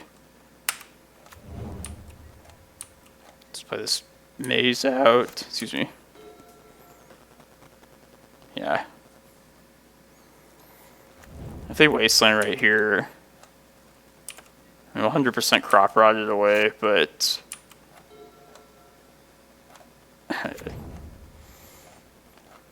oh boy.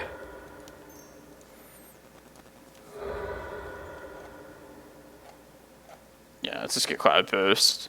If Muxus comes down here... I don't know how we beat Muxus. Gotta think of winning at some point, though. I was thinking if I Karakas it, but... maybe Tabernacle will come. That's what we search for.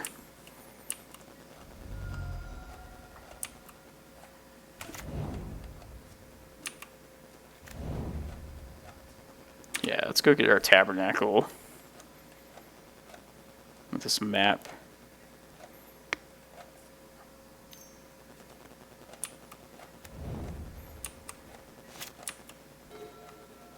It's not a bad draw.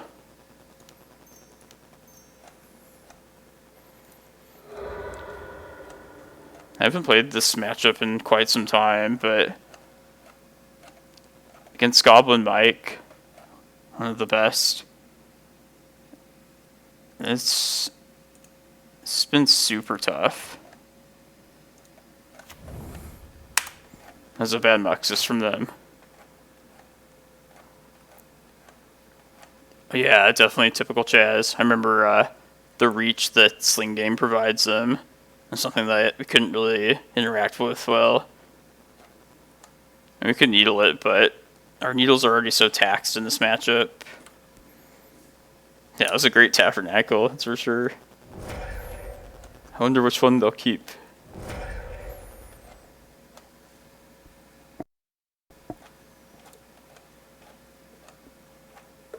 It's too bad I couldn't, I wouldn't have had the foresight to know that we were going to draw another Cloudpost.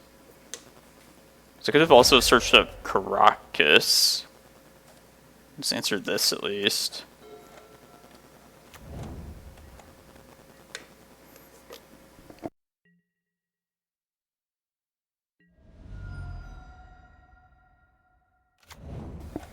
Oh, stop. Jesus. I'm dead yet?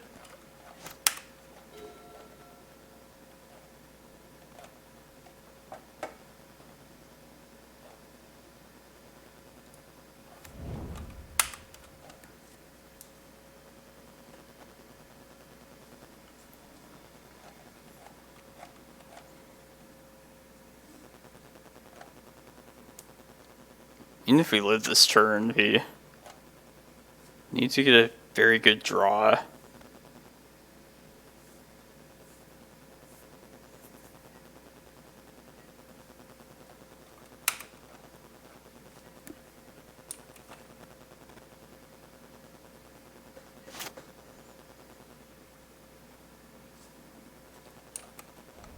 Yeah, look at this, like, even Tabernacle is not...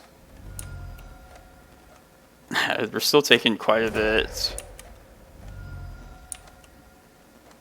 Shooting little goblins at us.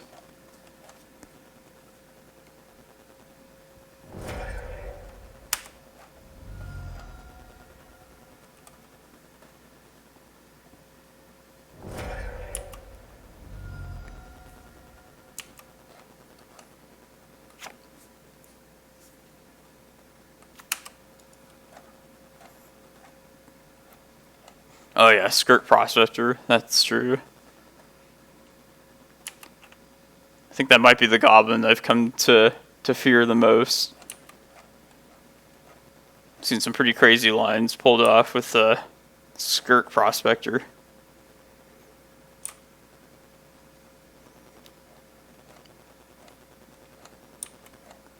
Yeah, I feel like this is a pretty good example of when a Tabernacle will not save you. And that even seemed like one of the best possible places for a Tabernacle.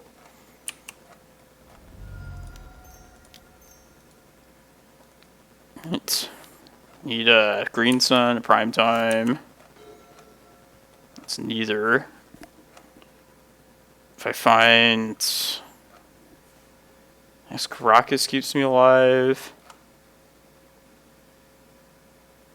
I could play Cloudpost out, hope to find Walking Ballista and play a bigger Ballista. But I think just the best use of my... Yeah, I think I just want to Once Upon a Time immediately. See what I find. I also could find like Reclaimer to give me another turn. Nope, nothing. Okay. That sucked. That's one less time. Okay.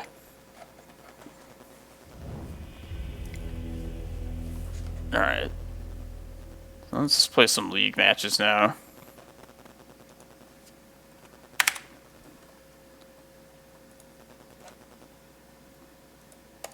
And those are terrible Once Upon a Time as well.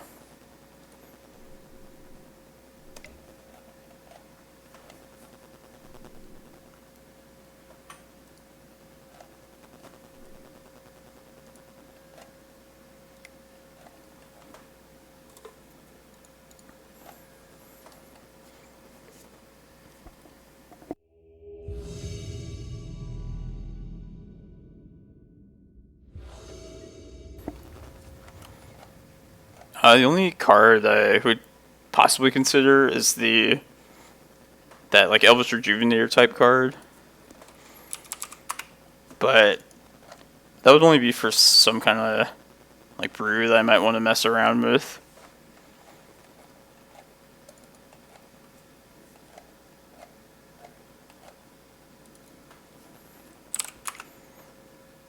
My new list. I don't know. Oh, okay, vintage. Yeah. Gotcha.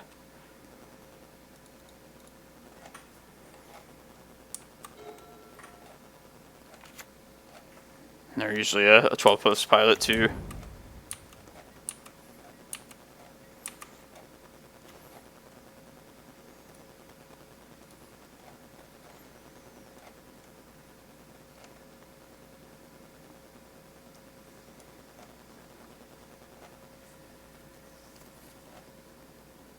I'm almost tempted to just have the Kozilek ready to go. Just hope I can like ramp directly to an Eldrazi. I feel like that's better than...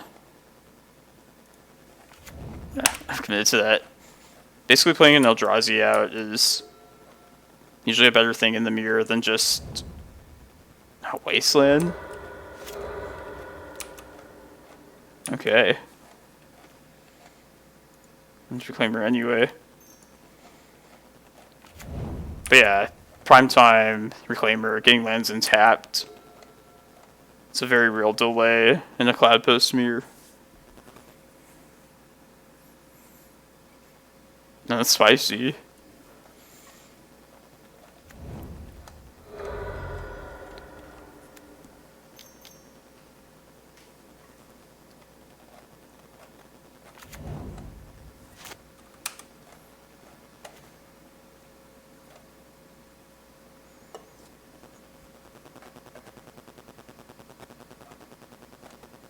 I guess I can't get... Yeah. Can't get to Kozilek mana just yet.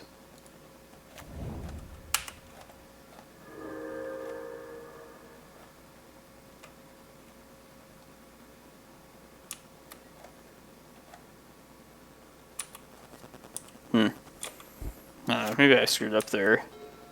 Maybe that's when I want to... I want to try and make use of this crop rotation at some point. Try and surprise them. Yeah, I haven't really felt the need to have a land destruction land. I don't really want to give up a land to do that. The only reason... Well, if I did have a land destruction land, I would probably go with Ghost Quarter myself. Kind of the same way like the older depth decks used to do. Just because I would prefer to Needle Wasteland. And I think the only reason I would maybe consider that would be if like the mirror match became super common. But even in that kind of spot, it's like, would I really want to do that over getting another Cloudpost? Probably not.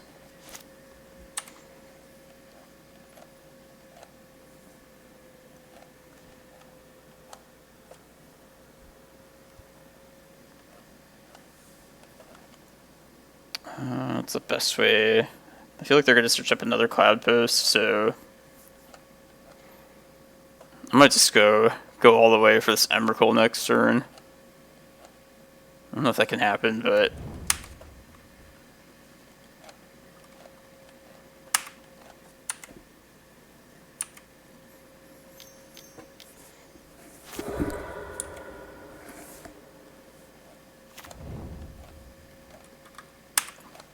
probably get this Kozilek off at the very least.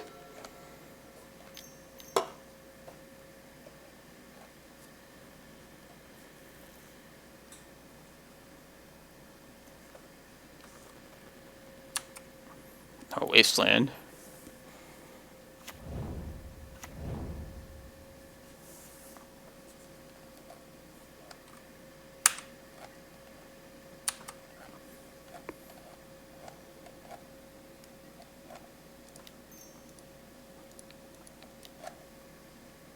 This crop rotation will be critical.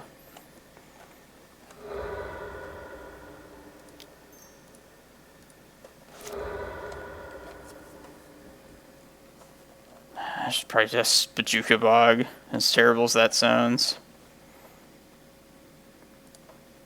I think I need to.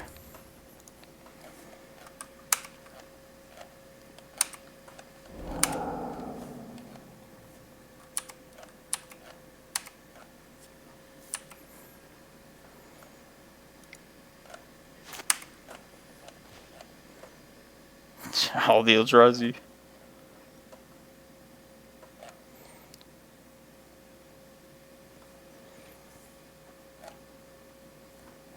Yeah, maybe I need to get the Cloudpost out just to have something to some more mana to work with this turn.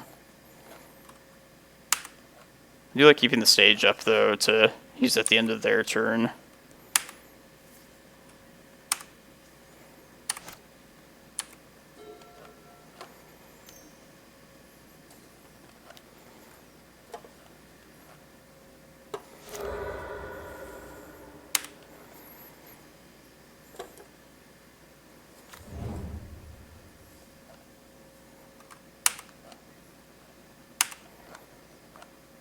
This looks looking good for us.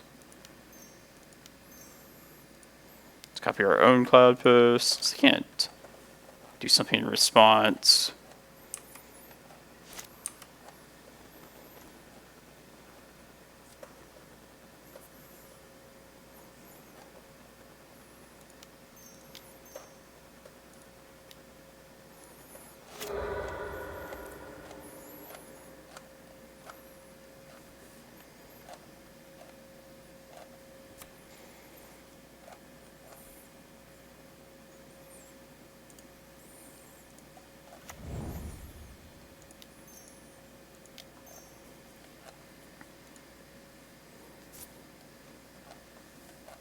Let's hit the Cloudpost. Even if they... Reclaimer is kind of annoying, but I have the upper hand with this Ulamog.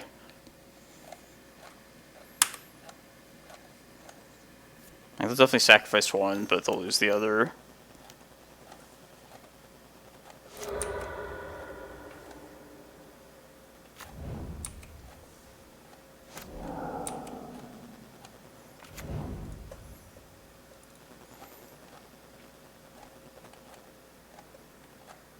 It's an arms race.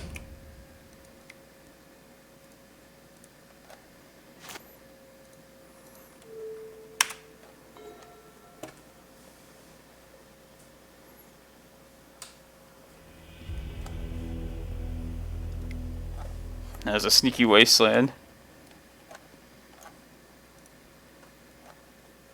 The secret is out now.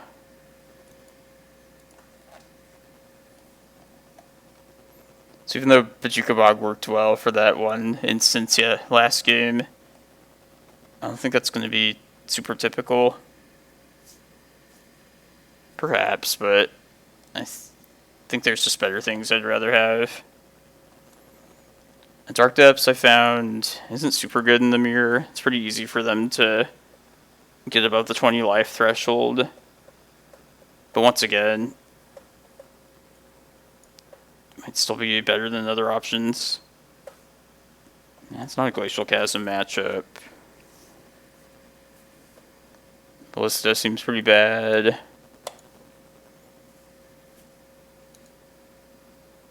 No, Maze of Ith too. Okay, let's just keep the depths in. Maybe we like win one out of nowhere with it. Seems better than all of these options at least.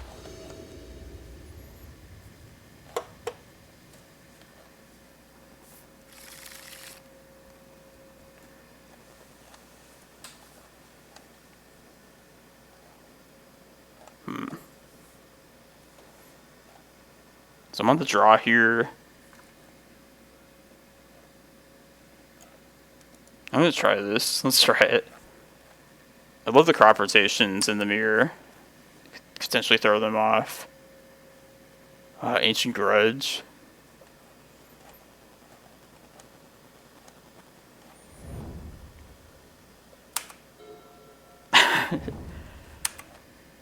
Did you see last week, Twibs? I played against Death and Taxes, and there was whatchamacallit, that snow hate card in there. Couldn't believe it. Alright, I'm gonna plan to maybe 2 turns from now do a couple crop rotations straight into prime time. Might be a bit slow though.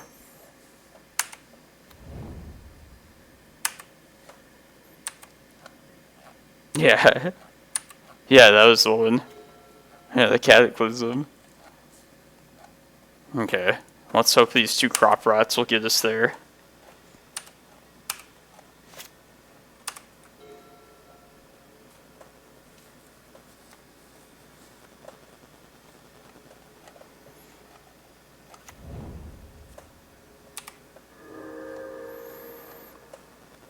And there's going to be a dangerous turn where I'll be tapped out. But I will get a prime time out, so it's definitely worth something.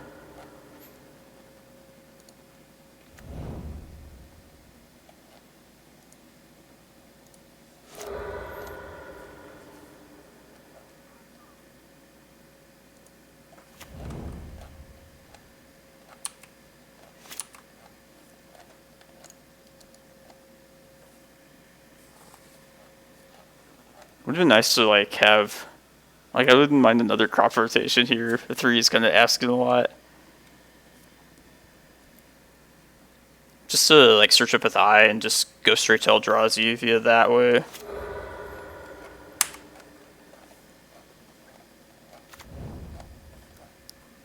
Alright, this is good for us.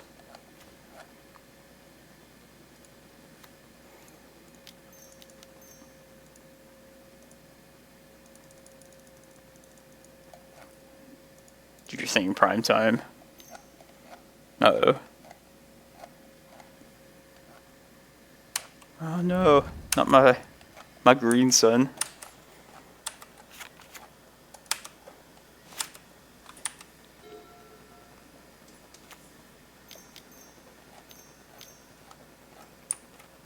Shit.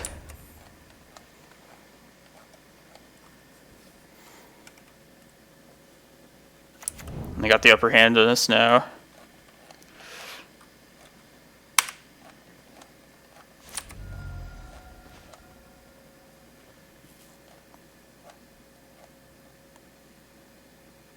I don't see how we don't get a prime time right here. Is there something I'm not thinking of? Matt Sole, thanks for following. Hope you're doing well. Man, how much could they get? 15? So they're gonna Ulamog. Maybe I just get as much Cloudpost as I possibly can. Maybe I top deck well next turn.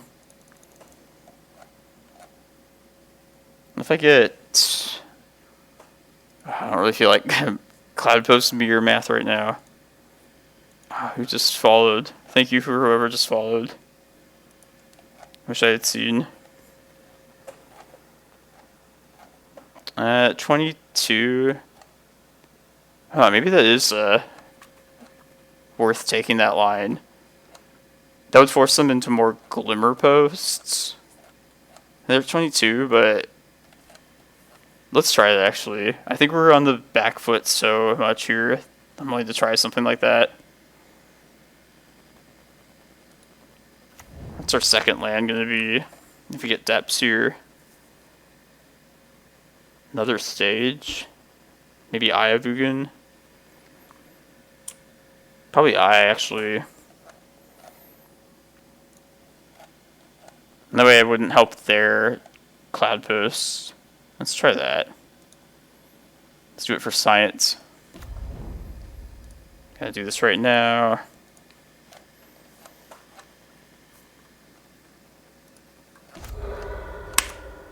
Where's this challenge at?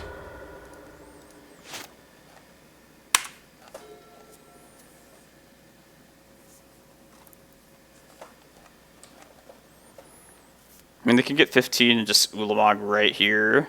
But at least there's like a lot of different targets they would have to hit. Or they might just have Emrakul in hand too. And if they have any more mana source, they could just Wasteland and Ulamog. That's not bad. Feels like we're dead though.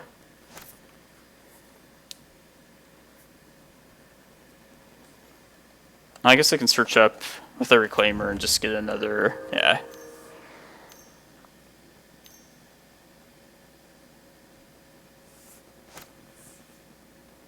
A lot of juicy targets for them.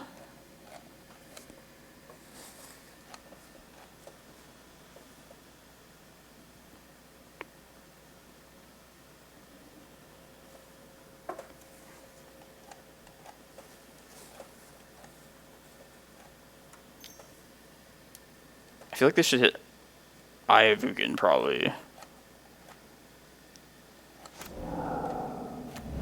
That makes sense, though. Oh yeah, forget what I said. They're definitely right.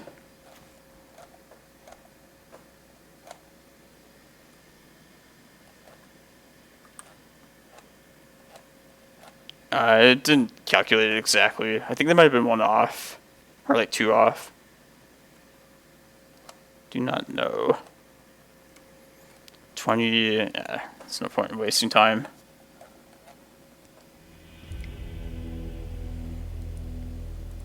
I feel like being on the play versus the draw is like everything in this matchup too.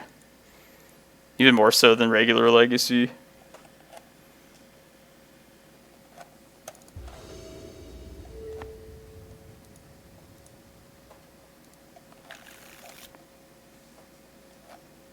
Nah, I don't trust it. Not enough lands. Bob Squeezy, thanks for following. I like this. Reclaimer, crop rotation.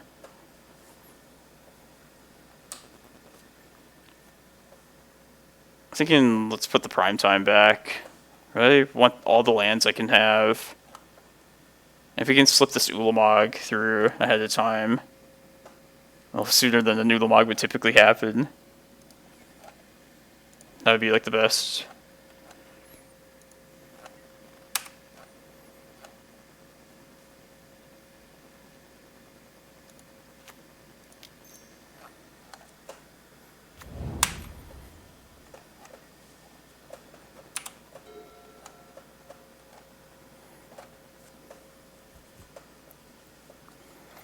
Matt Sole, do you play in these challenges? I didn't pay attention there and see.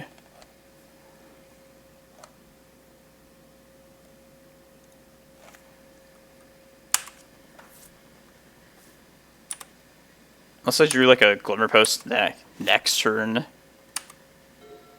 I don't think it was possible to get the 10 mana for Ulamog next turn. So I might as well take off there. Yeah. This is scary though. I can't just not ramp here though.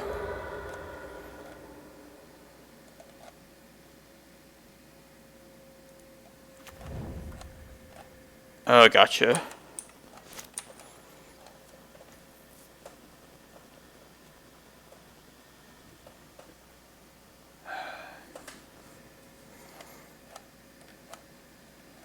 Alright, let's mess around with this crop rotation while not giving them extra Cloudposts. Because I don't want them to play their own Glimmerposts and just Ulamog me next turn.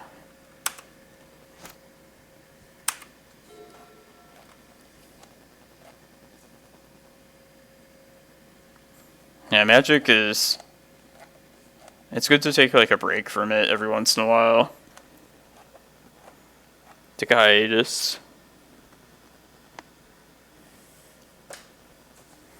I know several friends, with it being like all online last year, plus with them being like sick of the format, took like an extended break.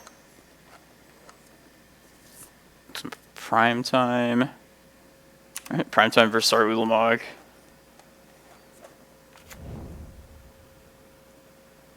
Yeah, maybe I should have done that, Twibs, and just let them have this kind of thing. We got our own important Ulamog decision to make here. And no matter what, I want to get this Ulamog down next turn. Probably hit the Cloudposts.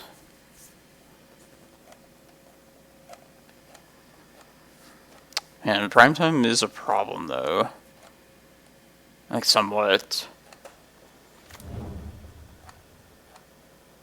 Like, because of this, I think I just hit Cloudposts.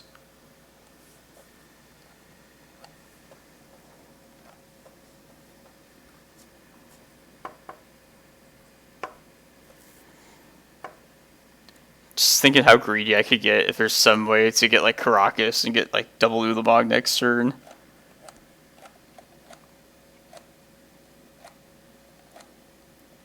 Might want my... No, this is a bit Wasteland. I guess I don't really care about that.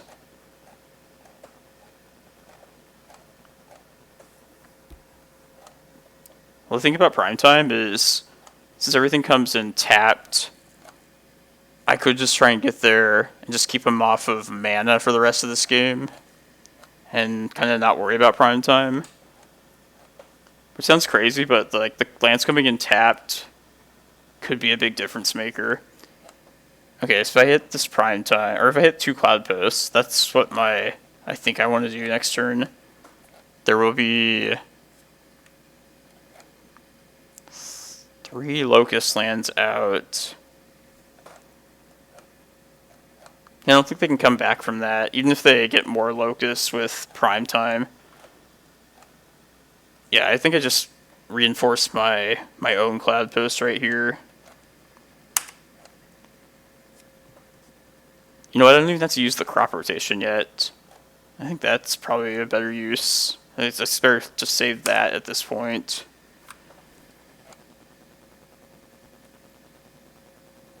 Oh, wait a minute, I can just kill him with Dark Depths.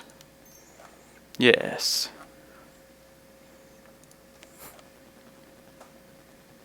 I'm overthinking this.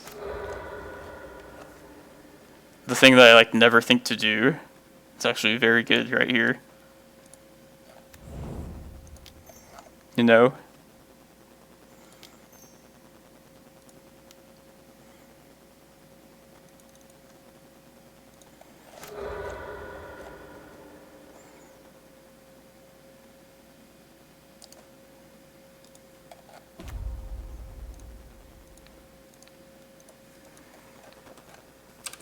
Alright, that was fun. Good ending for that.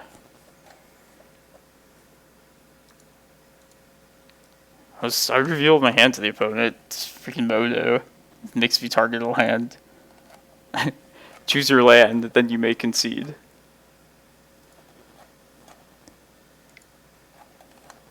I'm going at depths. Let's not overthink it. Oh, man. So yeah, definitely, I'm going to run this back tomorrow for the challenge, so if you've missed this deck and challenges, I know I haven't played as many in recent weeks as I used to, but I think I'm back on the grind now. Definitely be sure to watch tomorrow. And next week is the Showcase Qualifier, I think. So, I don't want to stream that, which will be on Sunday, but I will record it for the YouTube channel. I don't know my schedule next week. Let's just focus on now. But yeah, definitely tomorrow, the Sunday challenge, I'll be back on. I'm like not too tired, honestly, so I think I'll probably stream at least like the start of this Vintage challenge. Which, if you're thinking about getting into Vintage online, let me try and encourage you with another land-based deck on that. Oh, nice, Panda. It's definitely not the same, but I have been enjoying that list quite a bit, and I'll definitely like revisit it every once in a while, try and tune some parts of it. That'd be a good thing to talk about right now. Think about that for later. Did you watch the previous stream yesterday, Panda? So one like little modification I did here, instead of the summoning traps that were in here before, which by the way, I like, at some point I think I want to go back to those again too, just because it's like so fun. Like I kind of went in a separate direction and maxed out these Cavern of Souls. which is something I've always wanted to try and abuse with like these rejuvenators. Basically find a cavern with it, name Scout or Giant, whatever you plan to play next. And yeah, it's just kind of going the uncounterable route rather than hoping something gets countered and summoning trapping them.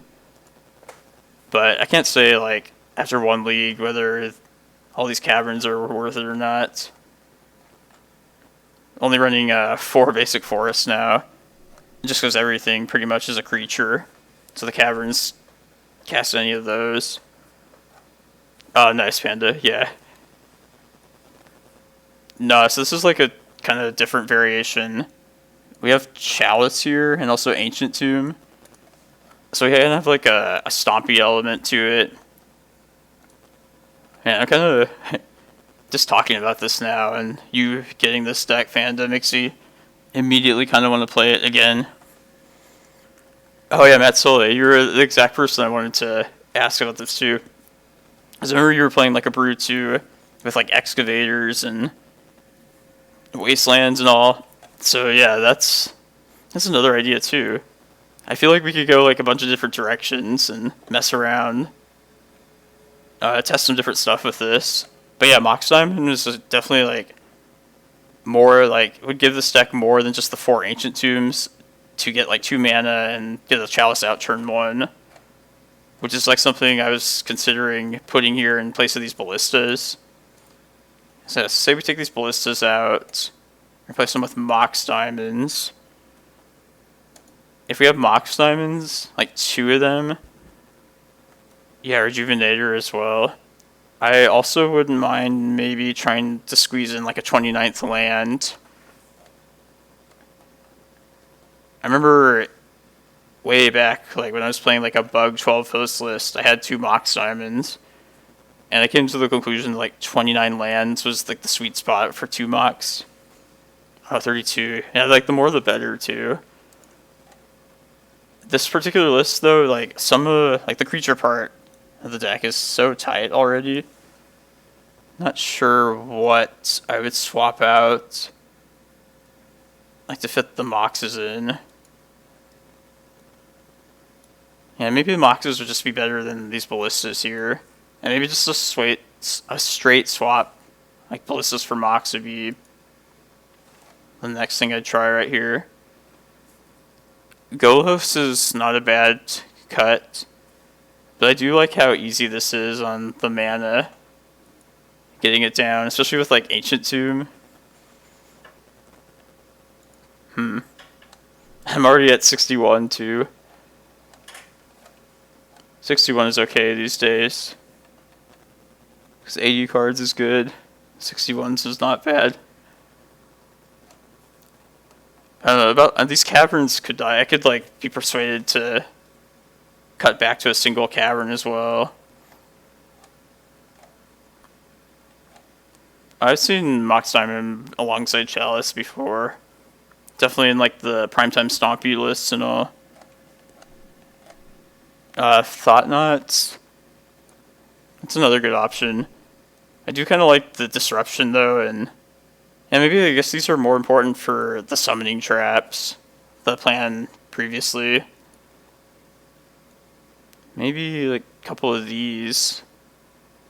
Say we make those Ballistas Mox in. Maybe cut one of these 2 Thought Knots, go to 60, and then the second Thought Knot, cut that to be a 29th land. Maybe 29 lands is just something, a number that there's no need for me to just shoot at the dark towards. Yeah, Ballista. This is the kind of deck, like Ancient Tomb, Soul Land, like those, since they power out like early mana, those are the kind of spots where I prefer Ballista. Like definitely compared to like the usual Post list, which is like slower. That's why there's only a single copy there to search up later. But yeah, Ballista is not like fulfilling any one particular role really. But I definitely don't hate having like 2 main and 2 additional ones in the side.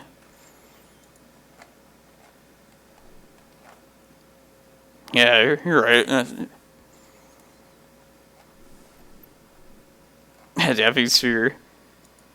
Yeah, we would just have no answer for that. A Damping Sphere game 1. Although I don't think it would be the worst thing in the world, because we have so many threats to just get down off of like 1 mana per land apiece.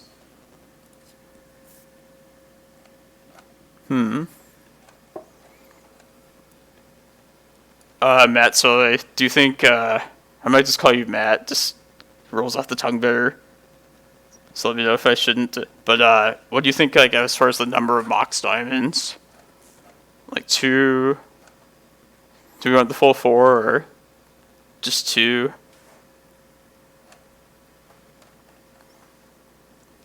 Yeah, Force of Nature also is something I could swap this for Growstone Grip or Rex Sages. I could see either of those. Alright, yeah, I like going all in on a carve, and I want to try it. So if we do this, I think we should go 4 Mox Diamond.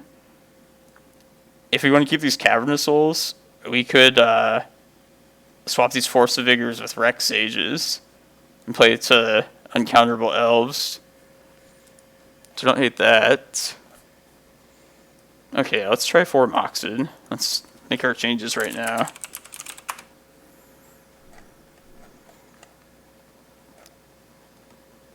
Yeah, Crowson's pretty unlikely to happen, so maybe we should stick to creatures to answer that. And Force of Vigor not requiring mana to play.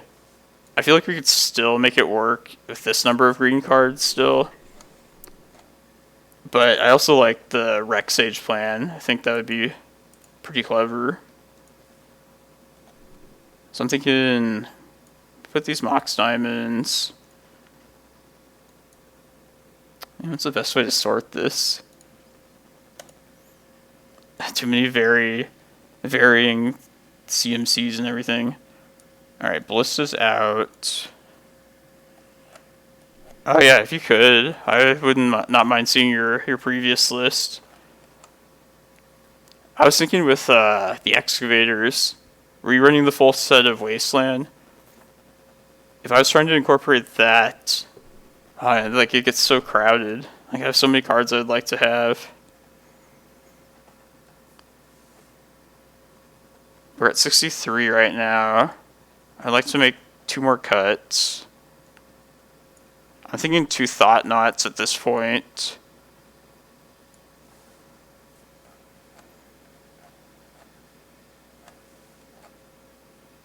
Oh yeah, Fierce Empath.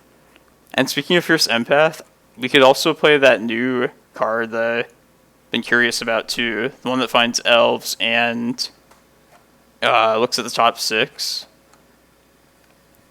I'm kind of thinking that now, the more that I think about it. That would also play, at least have some synergy with the Rex Sages. Let's do this.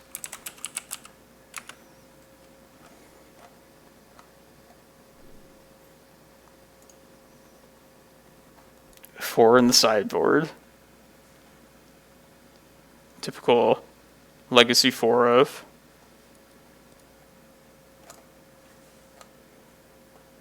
And Green Sun, yeah, if we want Green Sun.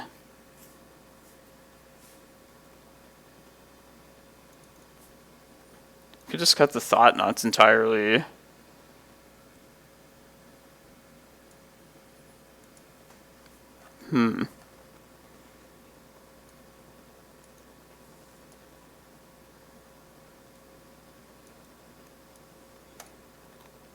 I could see cutting down.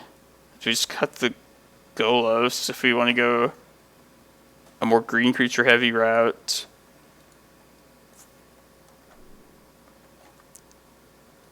This would kind of go like a direction. I'm kind of curious to try this bounty card, honestly. In the spirit of like the new set. If you do, like, say we get Fierce Empath in here too.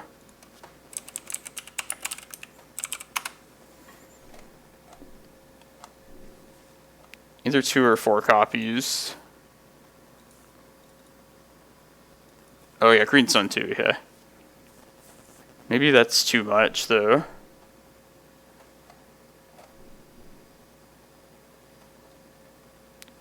Say I just cut the colorless, the Thought-Knots, the Golos.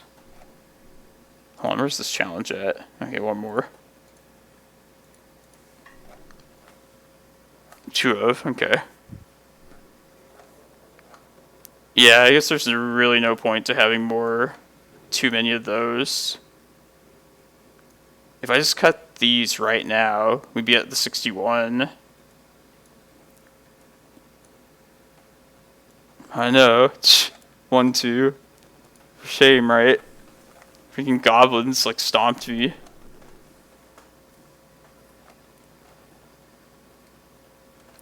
Oh, yeah, so this will be, like, say if I went with this, and cut the Golos, cut the Thought-Knots. Maybe we lose some of the heftiness, though. Between Golos, Thought-Knot. We can, like, get stuff down quicker, but we lose some of the, like, direct searching of Golos. I might be down to try that, though, still. See how it plays out. And Green Sun, possibly. And no Chalice.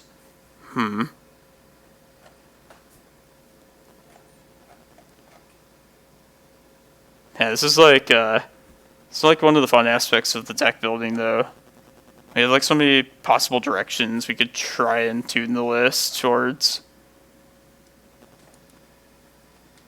I don't mind experimenting a bit in some leagues. Elvish Viper.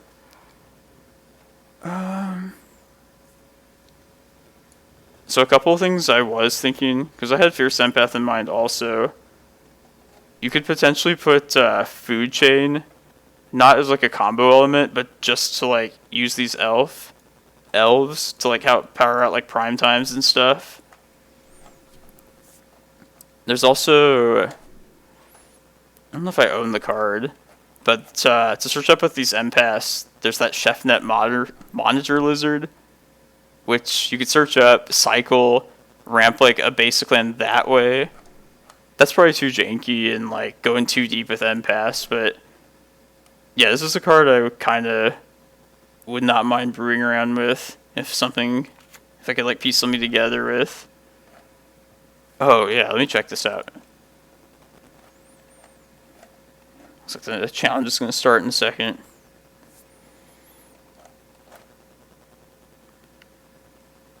Like, I wouldn't mind trying this heavier green version as like the next like style of this deck.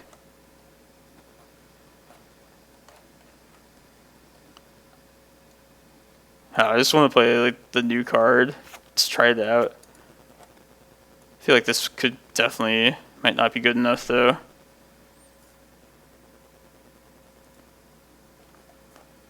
feel like Cox Cable might be really shitty right now. They're shitty pretty often.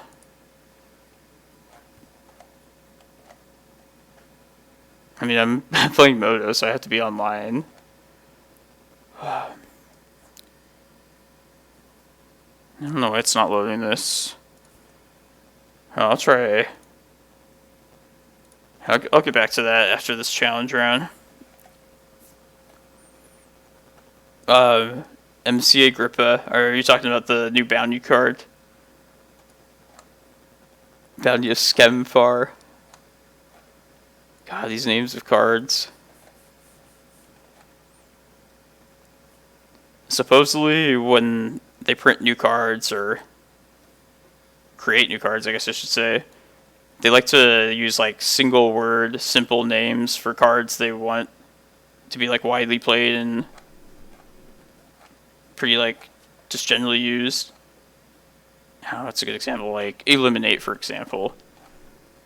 This is like the complete opposite of that. Like, hopefully nobody plays Bounty of Skemfar. My losses were to Goblins, round 3, and then round 1 was like a Yorion Snoko deck, I want to say. Yorion Blues Maverick? I don't know exactly what you'd call it. And then round 2 we won against Spirits. Yeah, here goes round 4 out of 6. Not enough lands. Also the 2 3-drop green creatures. I don't want in hand.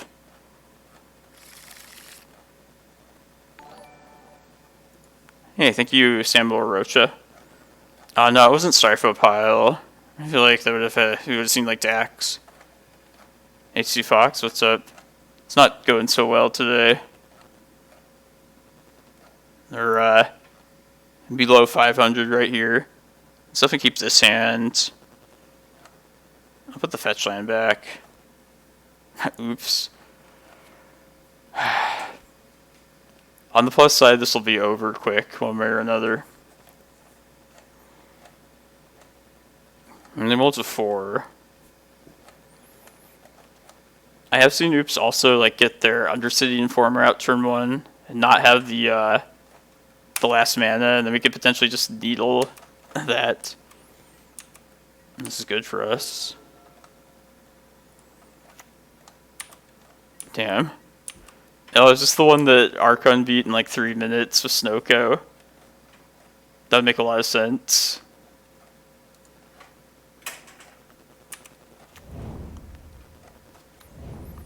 To go for it here. I'm just gonna try and Bojuka Bog to kill him. Balustered Spy. Okay, hopefully it's not Pact Negation. Hopefully that's not their last card. We lose to that. I guess we'll find out right now. No, it's 4th. Damn it. Look at the cards.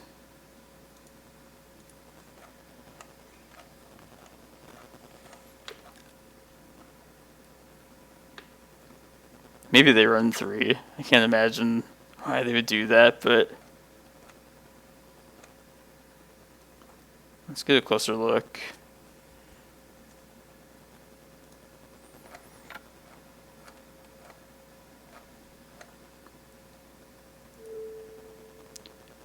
And yeah, 2 therapies must be pretty standard.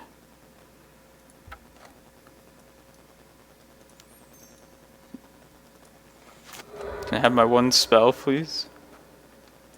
Okay.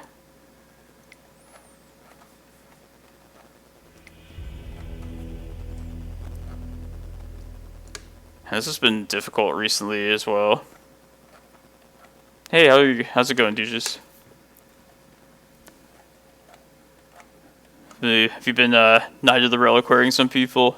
Wastelanding some people out the game?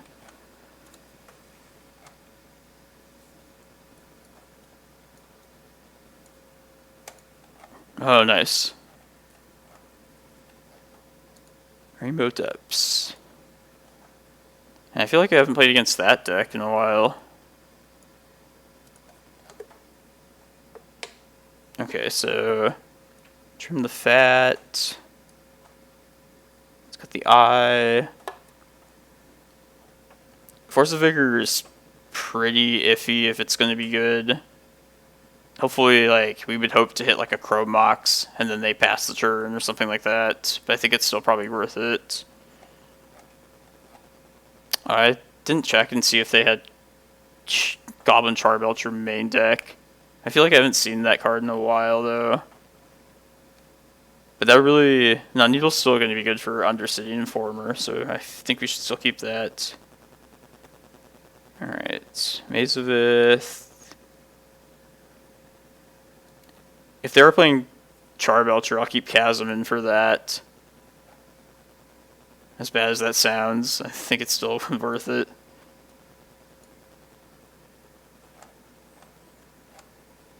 Oh, yeah. Depths and Post.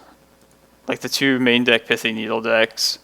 Well, there's like another deck that shares in their love of Pithing Needle.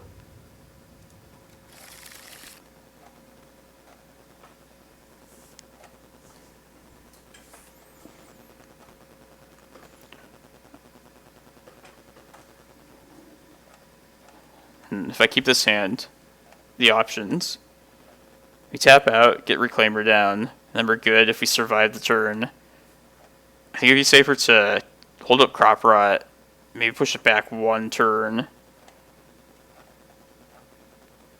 I think I want to keep this, though. I think this does enough for me to be worth keeping. I'm not going to worry about trying to play around too many Pact Negations.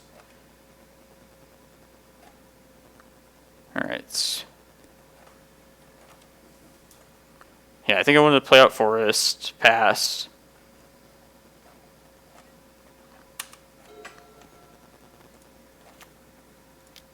Oops. Let's just disregard what I said here. Oh, okay, thanks, Big Buddha. So if they end up passing here, then this would be a good target to Force of Vigor if you don't somehow die.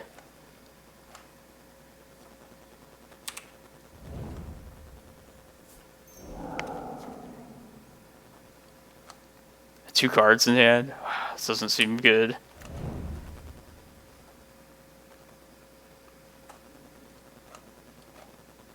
Once again, no immediately.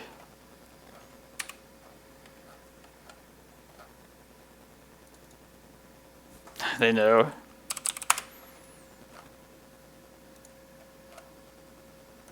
Oh, I wouldn't worry about this matchup too much. You just can't beat too many Pact Negations. Yeah, they showed us a total of 4 game 1 though.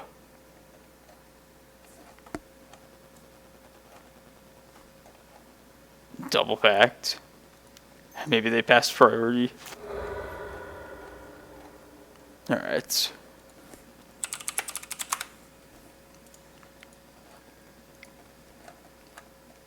Well, the silver lining is it's over quick, so we can get back to the League, our new priority today. I might be down to maybe stream a League of this modified Stompy list too. Kind of itching to play that now.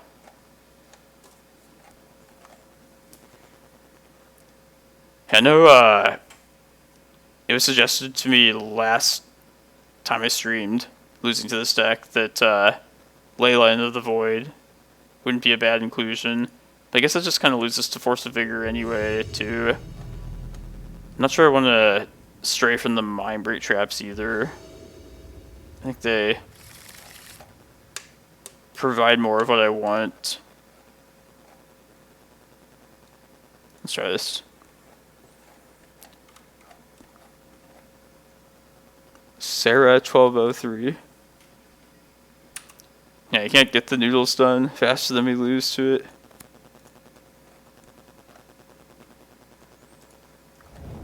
This is one of those play Cloudpost and pray matchups.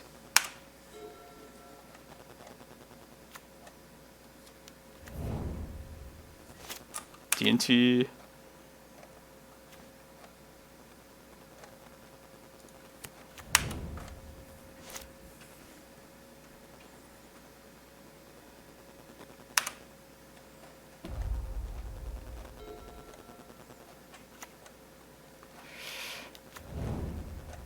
On. No more Wasteland. No Wasteland. One more turn.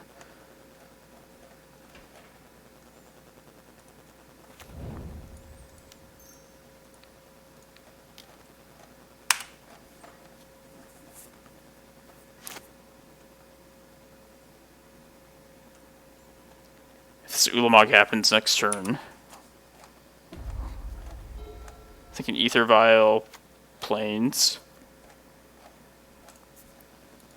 I know. Oh, Flicker Wisp. Such a pain in the ass. That's the reason why I hate Thespian stage against D&T too. Much rather have like a natural Cloudpost there instead.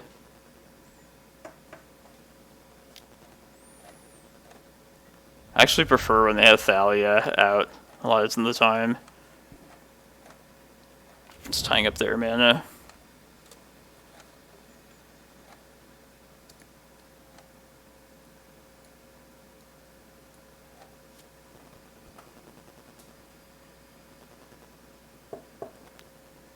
Sort of fire and ice.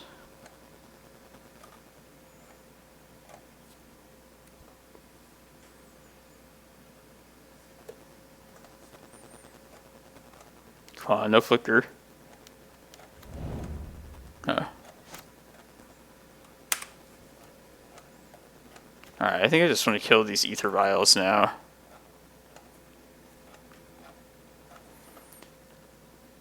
What land here as well? Could crop rotation, get Cloudpost. Next turn play Eye, get Kozilek. Yeah, let's be greedy. I'll pay 1. That's fine still.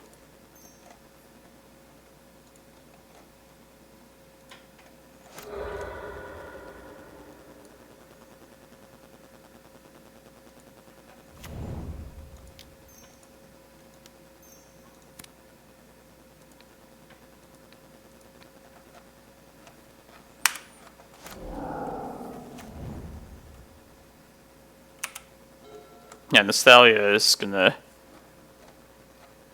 Yeah.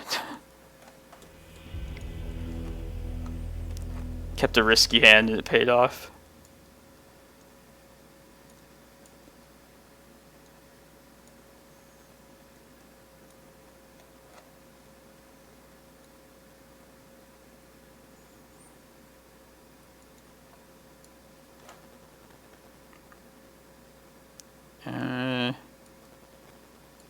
It's too many forces.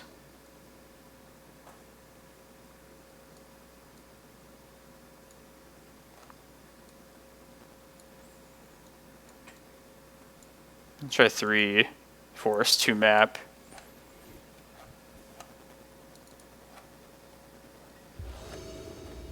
Being on the draw, I think in theory we'd prefer to have force.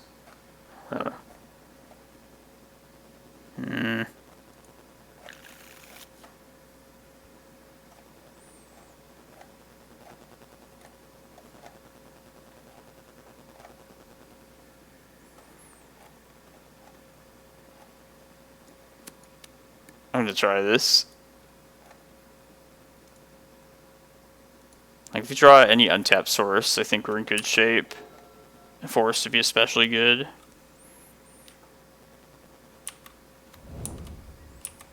Let's see if I can nab something else too. Ooh.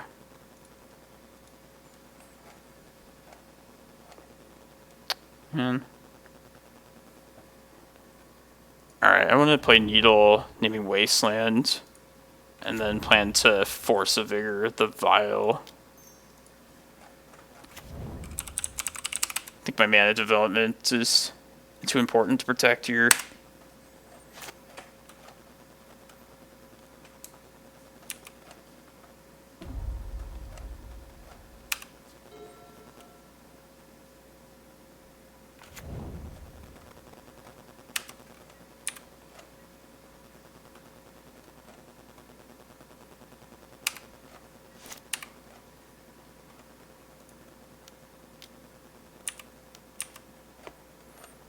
Oh yeah, this is gonna tie them up so nicely.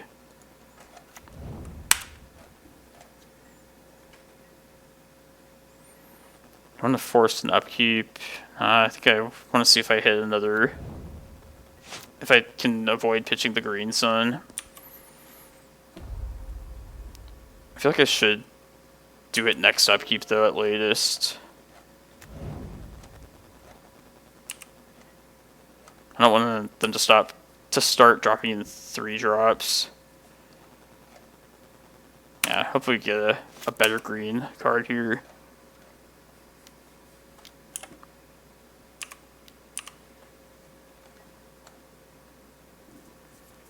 Ooh. Now I kind of feel like just going for a big green sun at this point. Let's put my best plan against their best. Yeah, let's try it.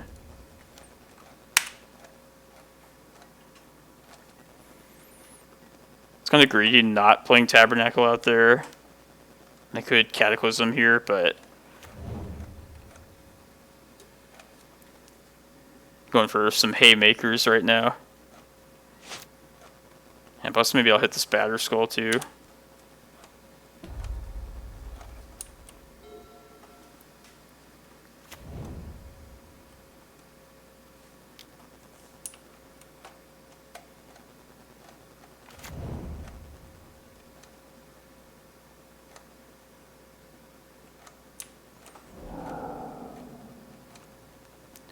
This could still do work for us, this Tabernacle.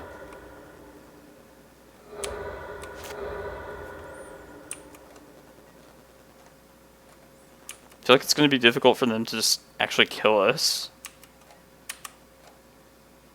Like, this is their most damaging creature.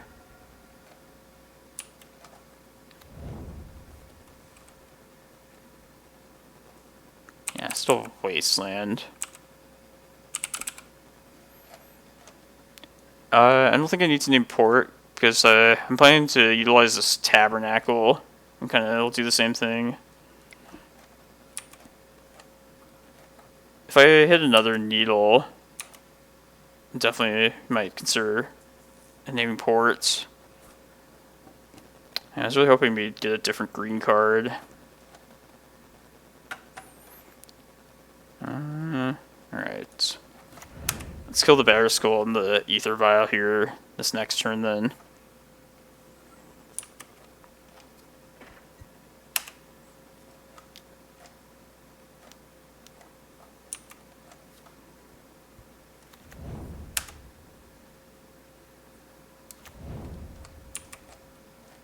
Yeah.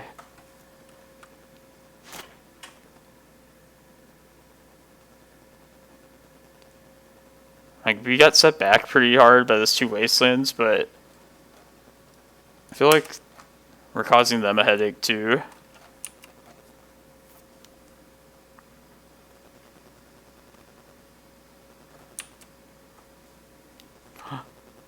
He did pay for the germ.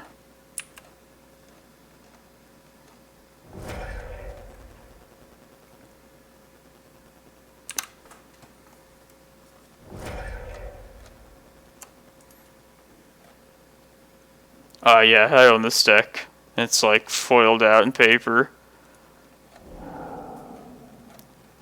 Which, I know it's like relatively expensive, but as far as like legacy decks go, it's probably on like the cheaper end of those. Yeah, I love this deck.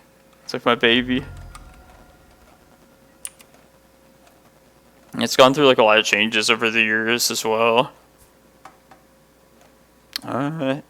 So I could double up on Wasteland protection right here, which would protect me from like another Flicker Wisp. I kind of think I'm going to do that. Or Skyclave as well. Maybe Port's better.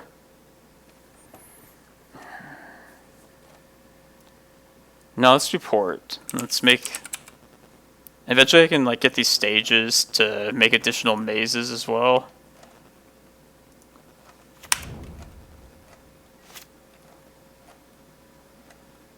Oh, nice, Kozilek. Yeah, all my foil cards, I just chose the original foil version. Which, leads to like some shitty options. Like the Glacial Chasm one. So I might just cut.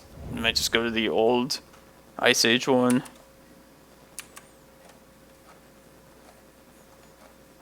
Nah, I wouldn't worry about it too much.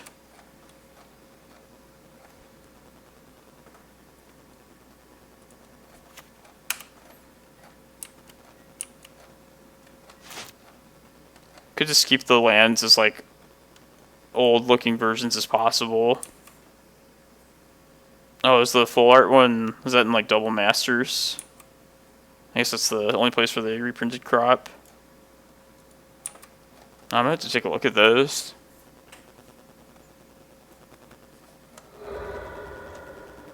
I know there's, what do you guys think about the, it's expeditions, the artifact ones? They were like a copper color. What do you think about the Pithing Needles from that? Stick to the original foil Kamigawa ones.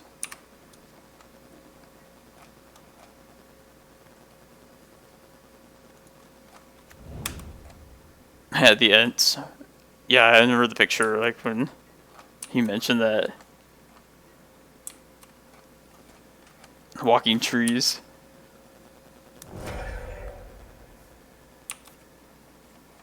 Yeah, I don't hate him, really.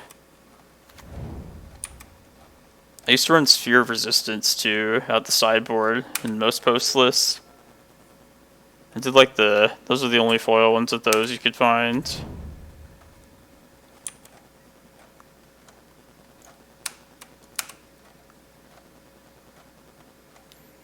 I got a couple turns to find something here.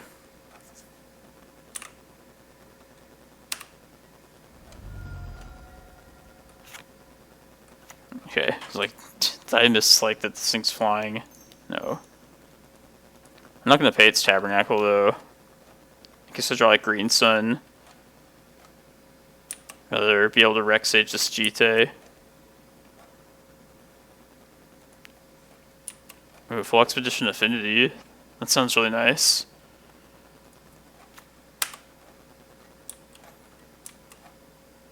Yeah, a lot of they got like Steel Overseers in there. Some they had some versions of cards that like you can't really get many other places. Yeah, it was a cool cool little thing they did.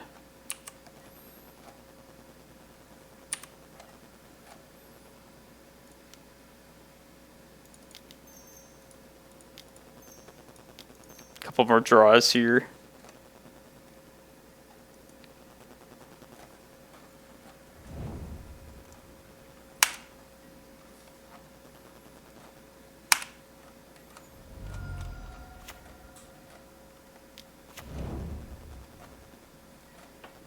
Man, good thing they played that for them, second main.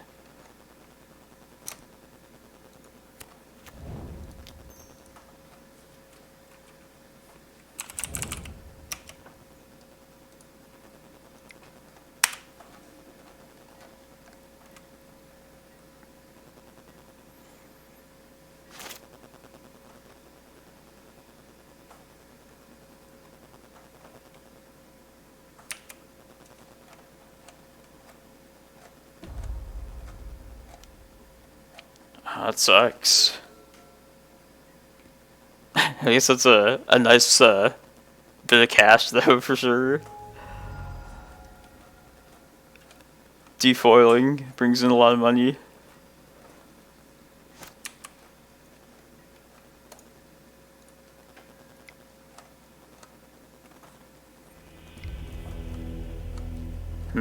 So, what do I feel about the usage of map versus force? I feel like I want more Force of Vigor. I feel like their most meaningful cards are hit by that. And I know, like, D&T doesn't really play Phyrexian Revoker typically these days. But that would be another reason to cut back on some maps. Yeah, let's do it like this.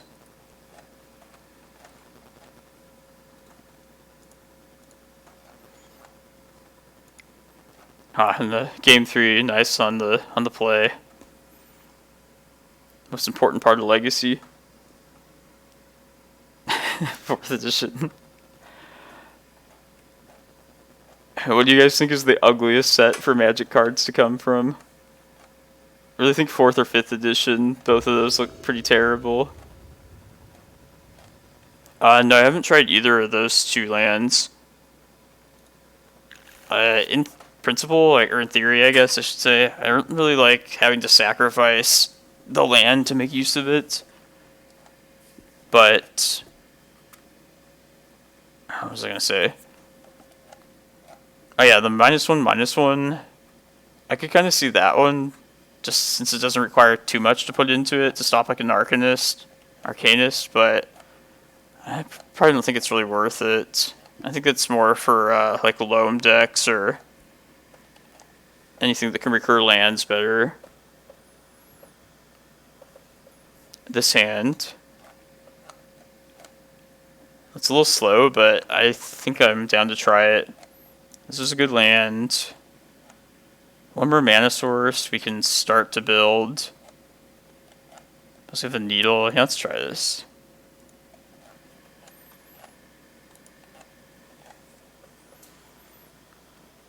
Yeah, and also as far as like removal goes in this deck, I've never really felt the need to have like a removal card like that. Like, there would definitely be some spots where either of those would be good options to have. But generally, like, if the board gets too difficult to take care of, I'll either turtle up behind Glacial Chasm or just try and go forward with my own game plan and just win as fast as possible.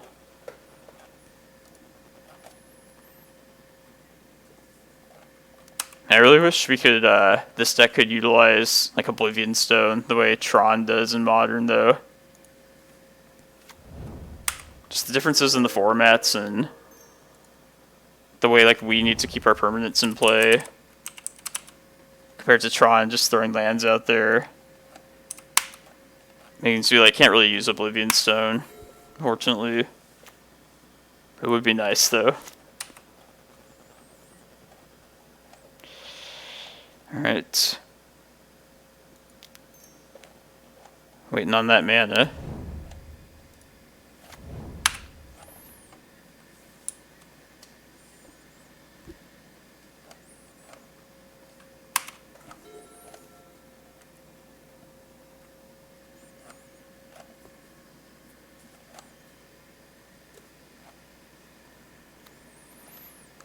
And then not playing Ether Vial is kind of bad for me too. It's taking away my chance to hit something with the Force. Alright, there we go. Alright, we're back in business.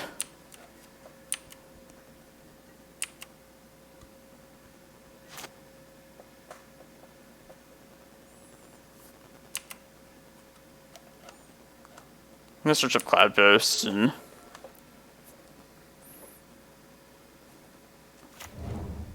Cloudpost just makes the most sense.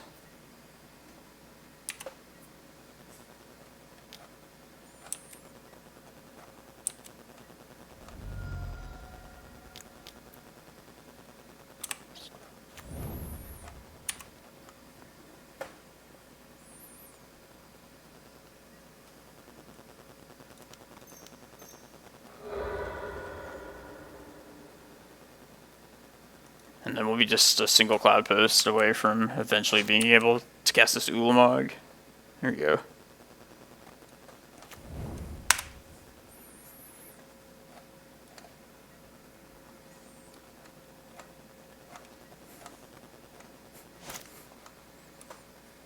Death and Taxes is probably the matchup where you most want Tabernacle.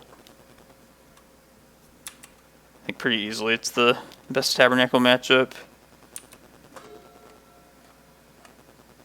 Like, if you don't own this card in real life, don't let that stop you from playing this deck, but if you can get access to this, like, definitely play it. It is pretty important.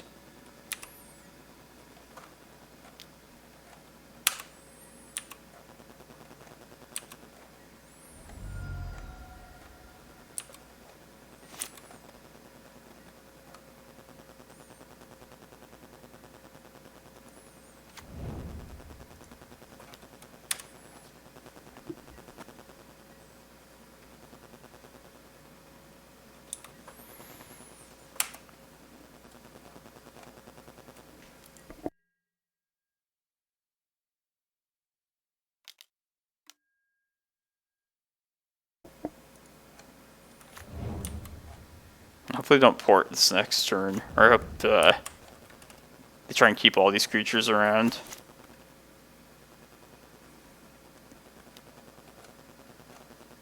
And probably the most important reason for Tabernacle here is just to try and keep them off of Cataclysm. Or if they want a Cataclysm, force them to wipe their own board.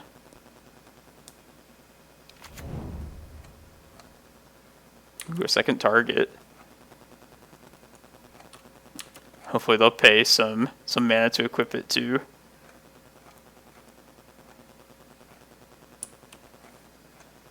That's working out nice.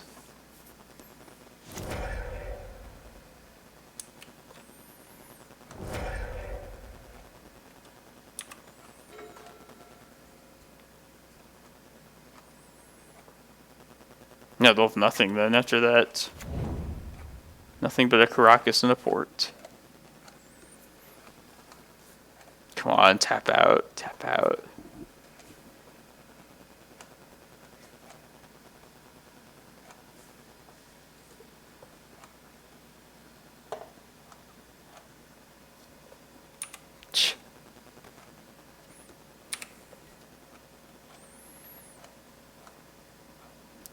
Alright, well, we'll get ported, but it's not the end of the world.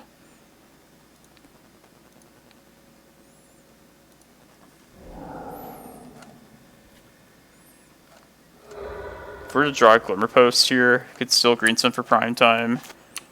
Otherwise, I'm going to play this Eye out, and then next upkeep I can filter the ported land into searching up something. Play that out too.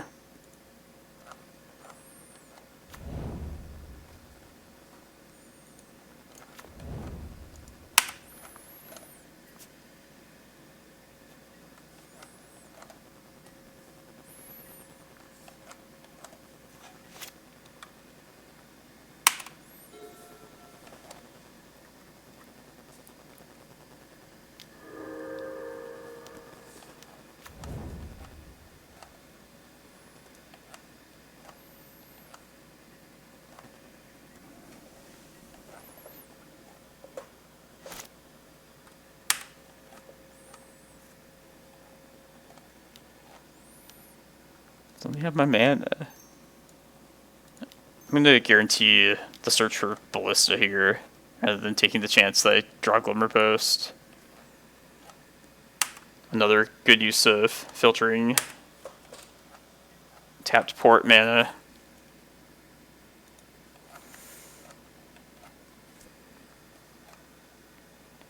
Could also search up there. No, let's just try and get a big prime time. I like to go big. I was thinking Reclaimer wouldn't be terrible to search up here, but I think this is better served as a prime time.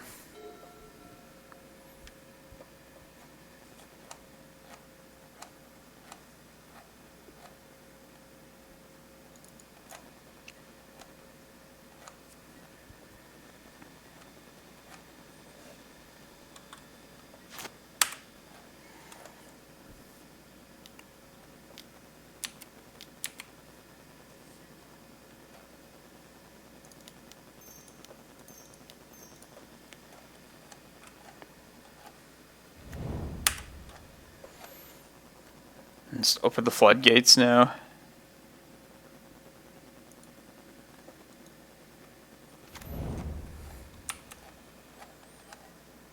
This Cataclysm could still potentially wreck us, but they would need a lot still to get out of this.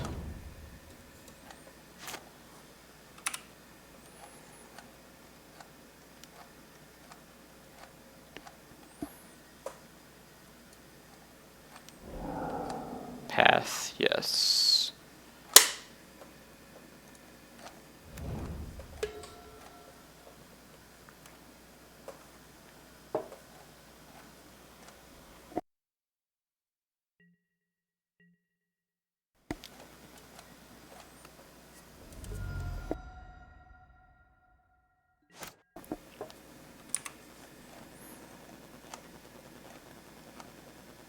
All right.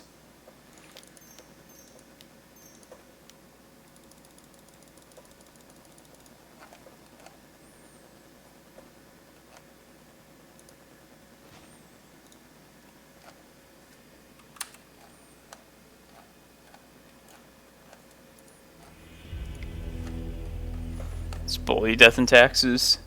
Need to get a game on us though, so everybody that started on the play won their game. What a surprise.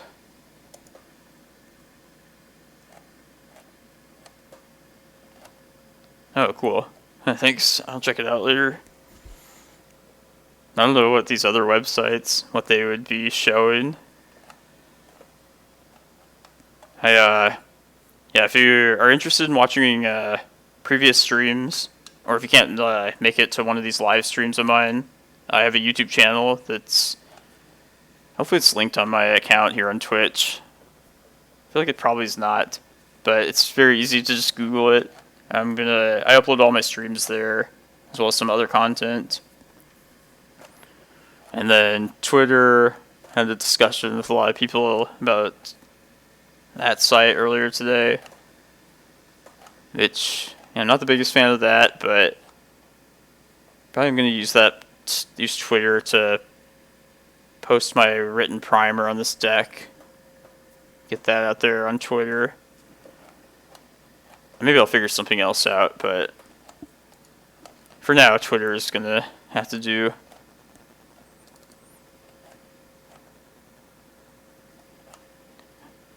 I'll just finish this league out, or this challenge on stream at the very least. Maybe we sneak into the top 32 out of 53. Doesn't really matter to me, but play points, getting those back would be nice. But yeah, I'll finish this league, and then I'll decide later what I want to do. Probably going to play the Vintage Challenge, regardless if I stream it or not. If there's enough people that want to see the Vintage Challenge, I guess I'll stream it for you. But I know people are generally here for the 12 posts, so I also don't mind just playing in private too. Just like all of you, I like to just jam out to some music or not have people watch me. Sometimes I'll play pretty loose when nobody's watching. Not always loose, but I'll take some pretty big risks if there's no one around to see me looking like an idiot. You should try taking risky lines, though. I feel like they definitely work out quite a bit. Definitely pays off.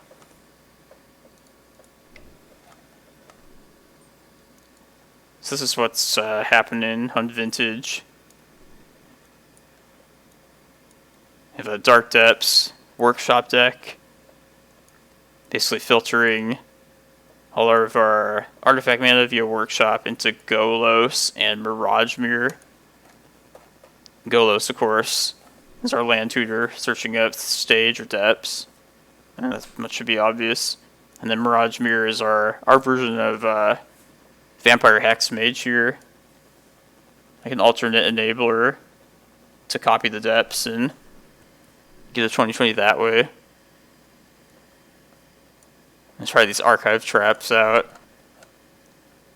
Just had Mindbreak Traps here before, but never brought them in for anything, and I figure if I end up playing against Doomsday, since none of the other packages from the sideboard matter against Doomsday, I might as well just have something for that, for the Doomsday matchup itself.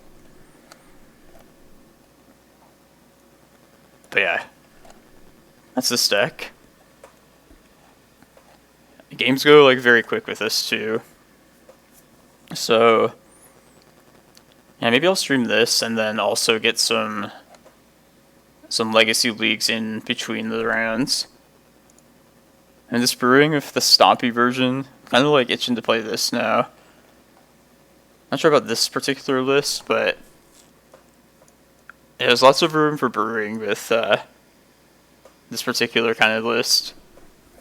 Try this Matt Solo influenced Mox Diamond early threats version.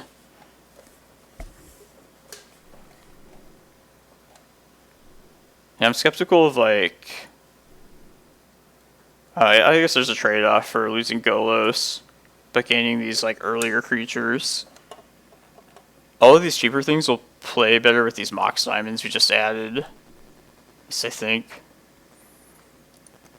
Yeah, I think we should try this list here, if we do that.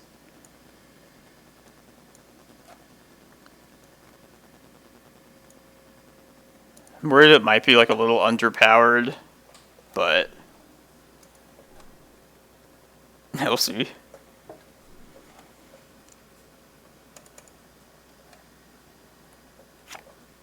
can also put Elvish Spirit Guide in as another quick mana source, and also another elf to find off of Bounty of Skemfar. Let's play all the 3-mana elf cards.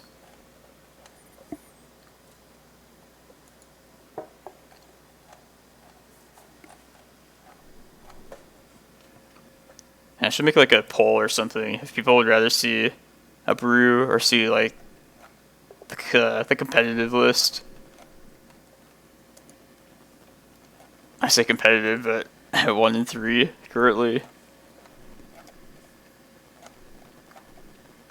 I think between quick vintage rounds and this one I can play pretty quickly too. Yeah, I'm kind of down to play this, try this out. It's fast-paced Cloudpost. I'm gonna use the restroom. Thanks a lot, everyone. Definitely stick around for the last 2 rounds of the challenge, and then yeah, probably some leagues after that.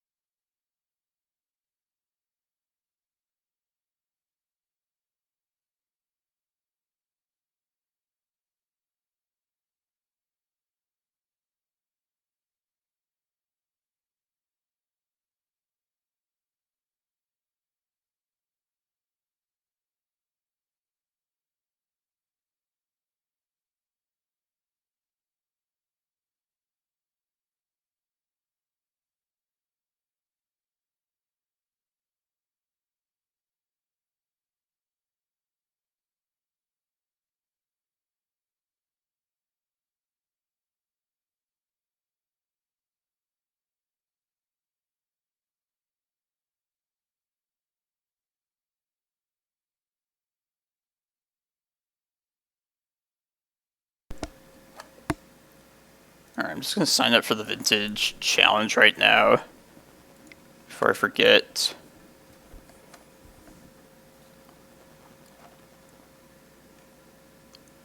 That's 2.5 hours still. Jeez. Yeah, in case I'm in like the heat of a intense legacy game or something.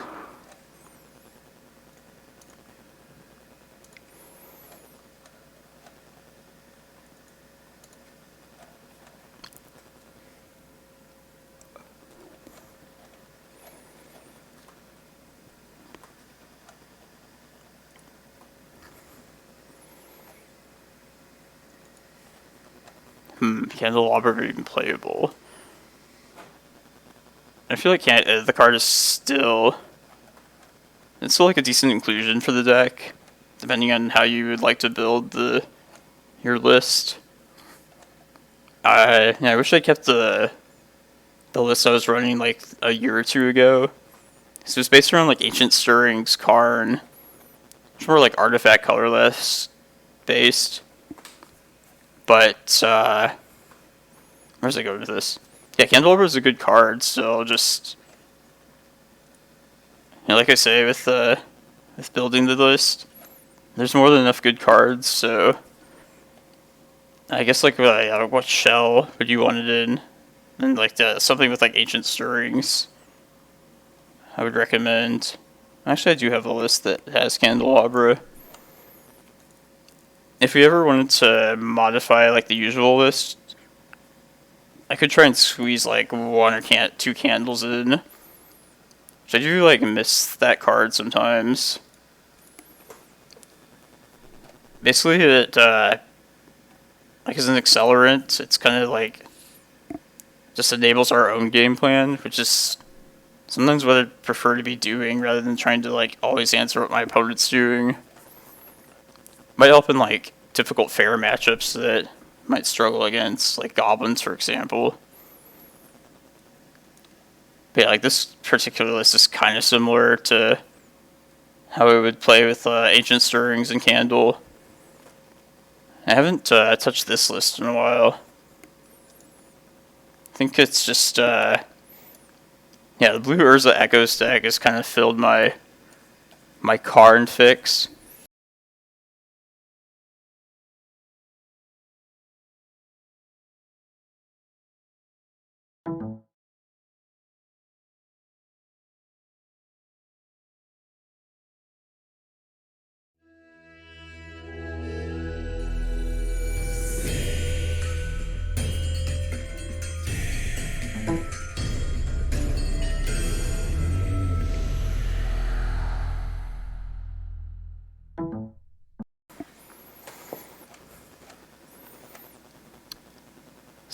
For those of you that have like super powerful computers, does Moto still crash on you too?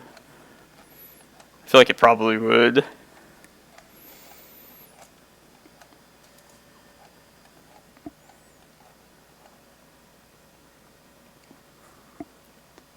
claims, yeah, there we go. I know not to close it out when I see that.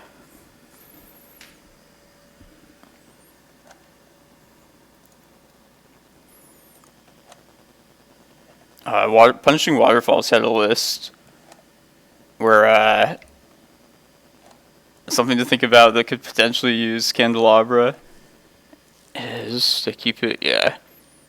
What's the card called? Unbound Flourishing. Make like an X casting cost based deck. This just seems pretty spicy. But I haven't really thought of a list like this. Like brainstormed much yet.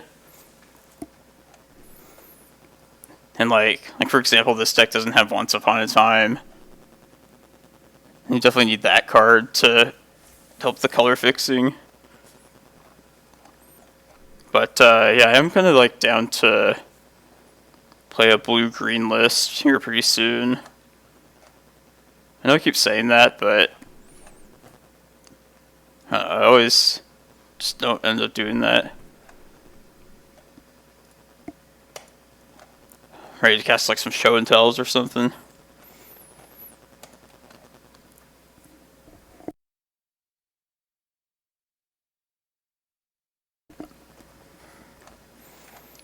Well, I hope, despite the poor record today, hope people are enjoying the legacy today. So other than the Oops All Spell round last round, it's definitely like my least favorite round of the tournament. I feel like we're playing against decks I haven't seen in a while, and playing against some spice today.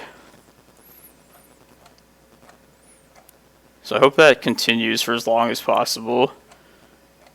It's good to see some fresh new stuff in Legacy. Now, so we could probably play against the Tybalt deck too, but we might be too far down in the brackets to face it now. I don't know, who knows if that deck is actually good.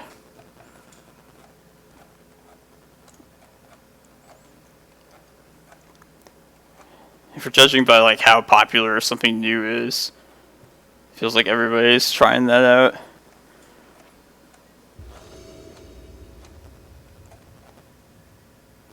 Let's play the Omnitel. God.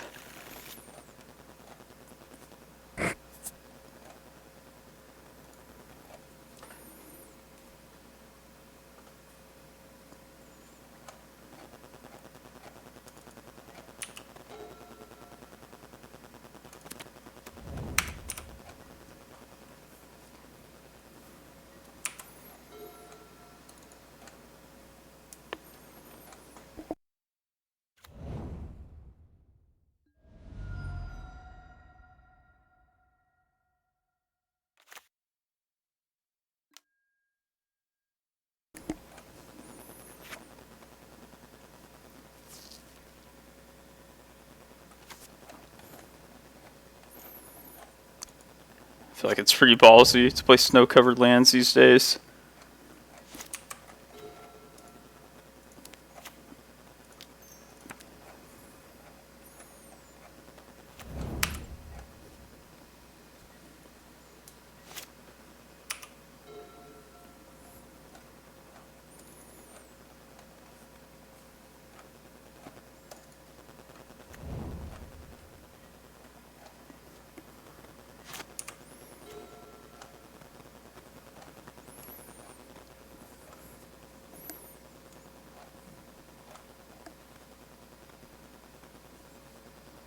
I guess it doesn't really matter.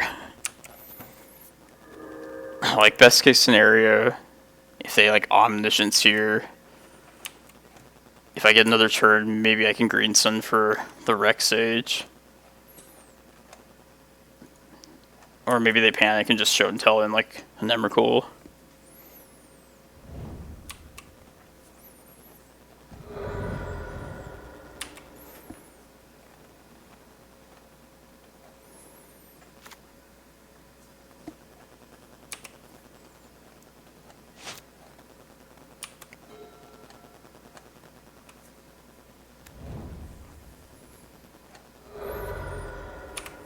This looks like the turn.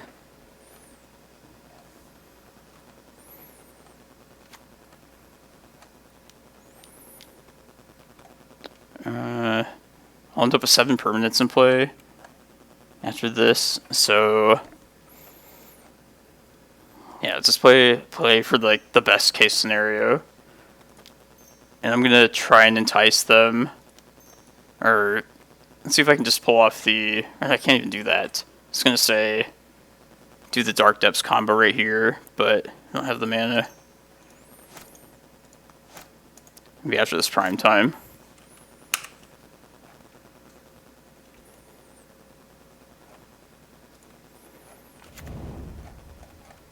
They always have it though, so I shouldn't worry too much.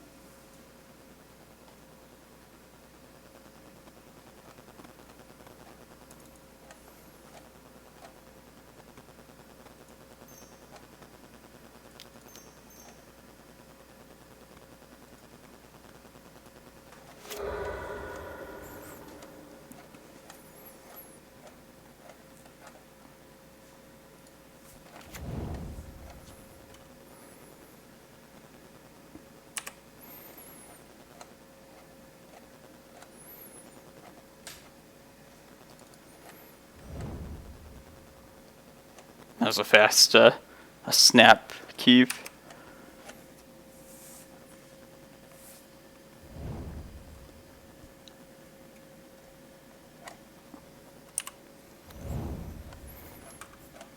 Probably slow rolling it.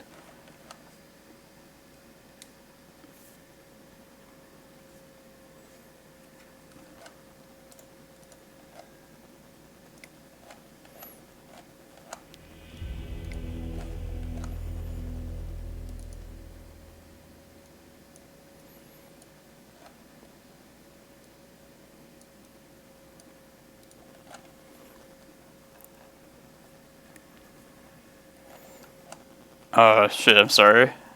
4 combo decks? Ugh. Yeah, I'm playing against my second combo deck in this challenge today.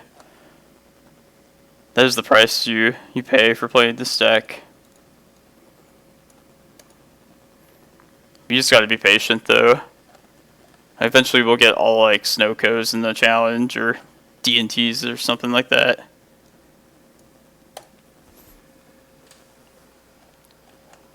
I remember on the rare occasion, and this was like months ago, this might have been like the challenge that I won, and I actually like beat Omnitel. They played like 10 cantrips and just whiffed. So it does happen. But like once in 100 times.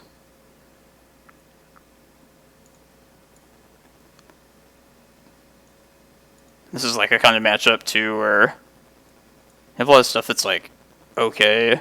And Force of Vigor is good, but like the Mindbreak Traps, they're really just there to help protect like the critical, like the Force of Vigor or whatever we happen to be going for at the moment.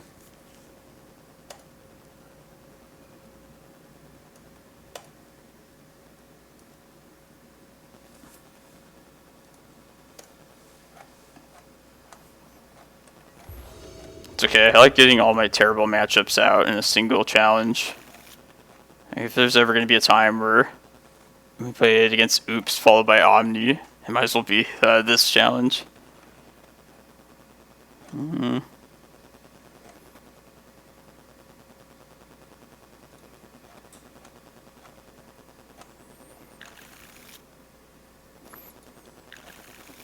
At this point, I'm mostly just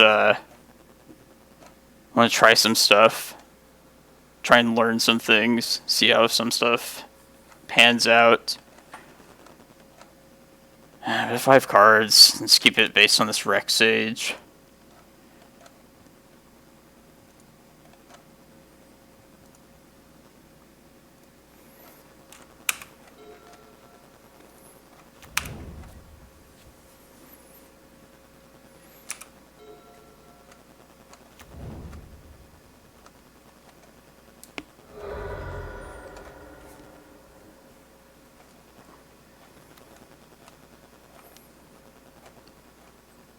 So supposedly of the blue dual lands, Tropical Island's very expensive now.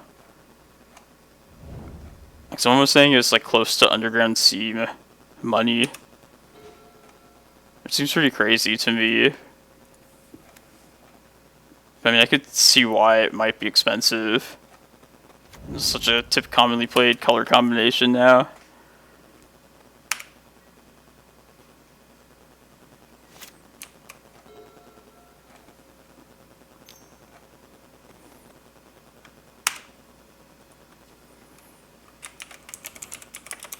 Take a look.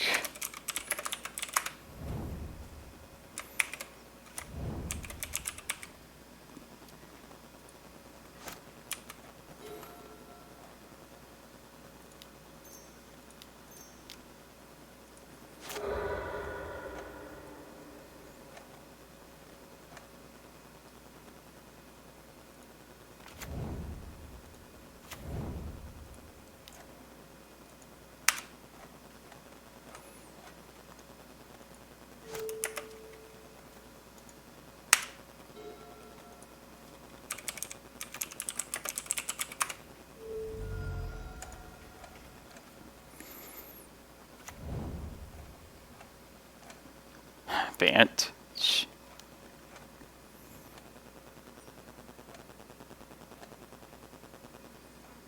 Do your thing. And then they Sublime Epiphany.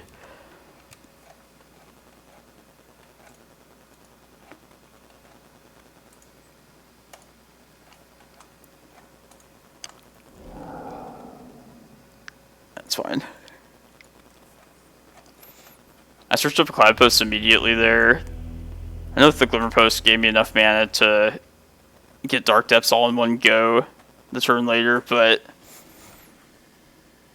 yeah, I was kind of thinking in advance before I had drawn that last Glimmerpost. But doing that would have given me the mana to potentially Dark Depths the turn after that. But it just didn't matter. Let's just drop now and finish this league.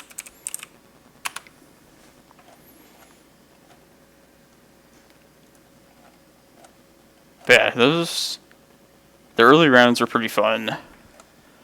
Getting comboed out kind of sucks, but I know that's the risk you take playing this deck.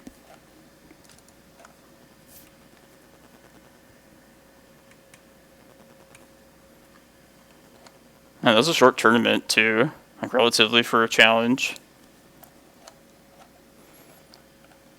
To everybody that's like stuck around, thanks. I appreciate it. I'll try and get you some more content on this deck. Get some more testing done.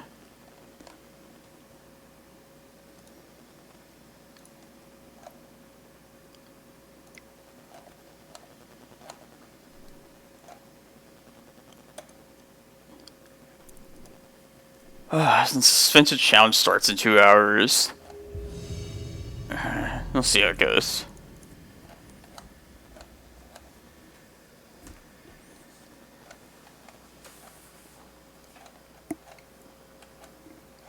I could probably get just like 2 hours worth of some leagues in before that.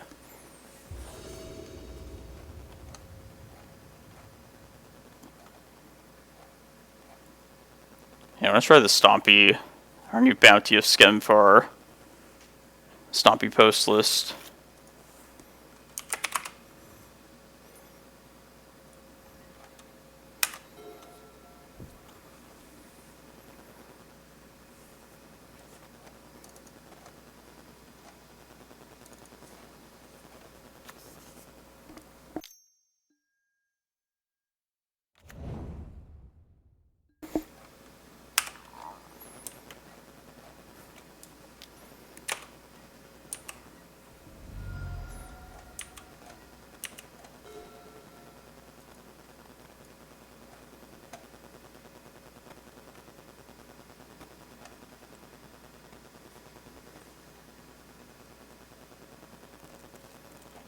I'll get Cloudpost.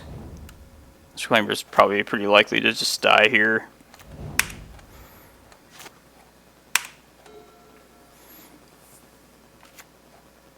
It depends what the burn opponent is aiming for. I have seen opponents just ignore Reclaimer, which I think is a mistake. Yeah, killing it now.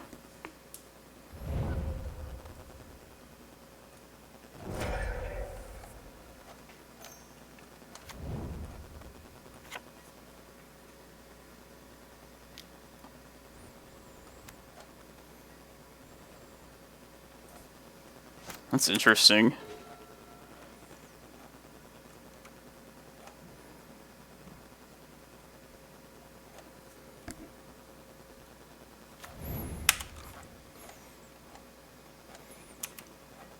I'm probably siding in Tabernacle anyways, just because like Pithing Needle is terrible against burn. But this makes that even more of a certainty.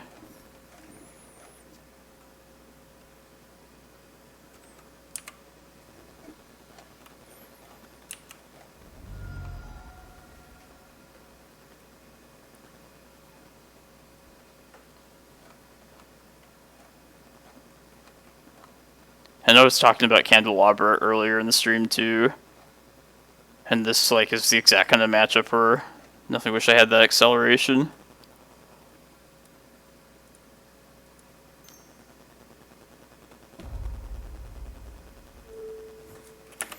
Legacy Leagues.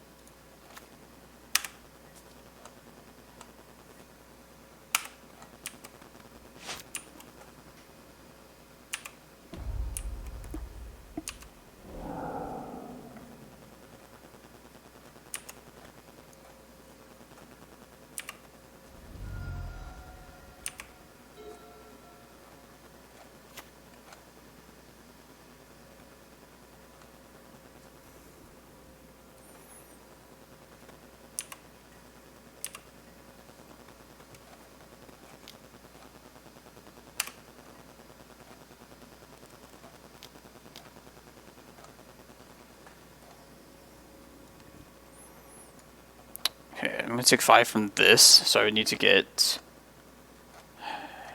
I just need to get Glacial Chasm. No other way about it.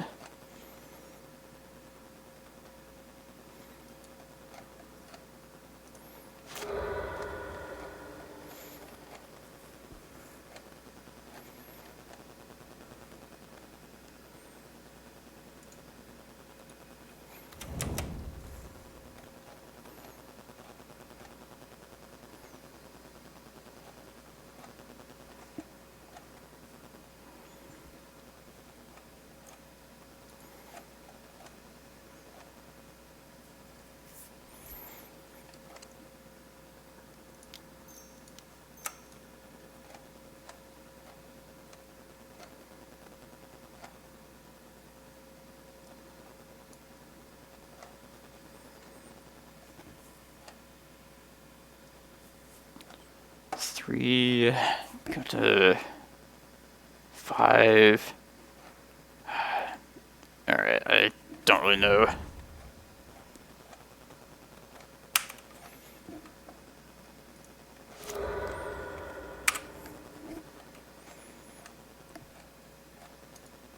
It's really hanging on by a thread here anyway, but shall see.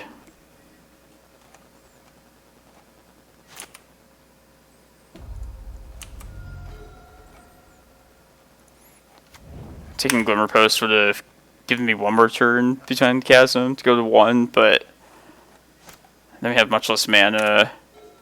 We gotta get rid of this at some point. Yeah.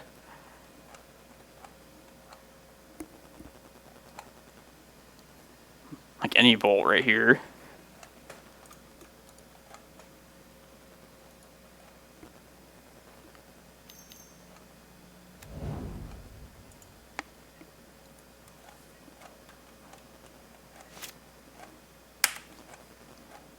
Yeah, so if I played Glimmerpost, I'd be at 5. I could go to 1. But then I only have 3 mana at that point, so... Yeah, it's, didn't have enough room to... enough life total to work with at that point.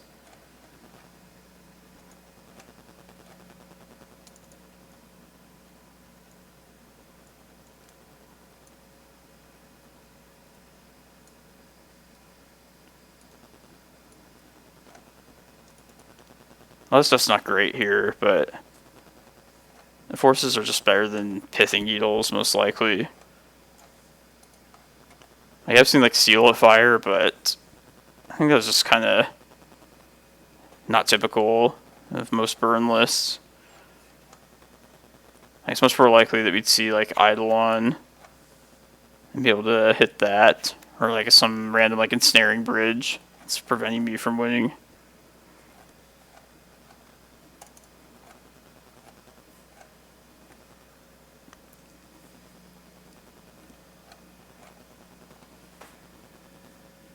And that's, what was it, Wayward Guide Beast? It must be a new card.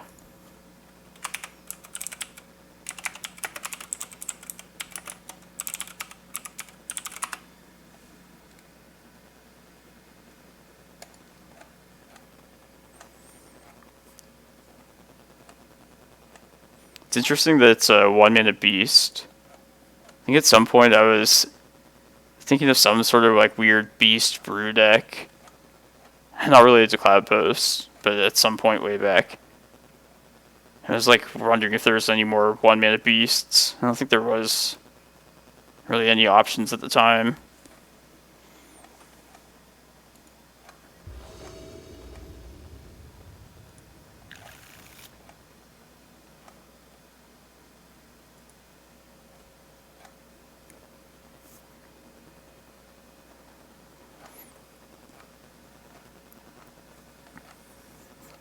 If you get Cloudpost, can these Glimmerposts keep us in the game long enough?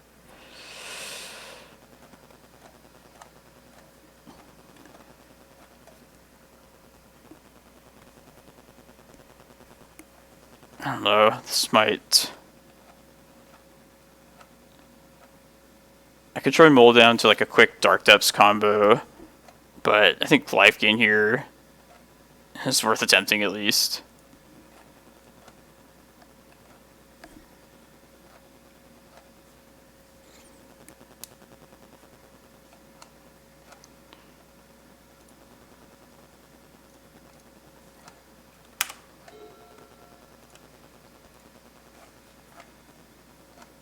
It's either Prime Time or Eye of Ugin to put back there. Alright, let's... That's kind of awkward. Now I wish I'd kept Eye. Let's hope we can get there like with just colorless.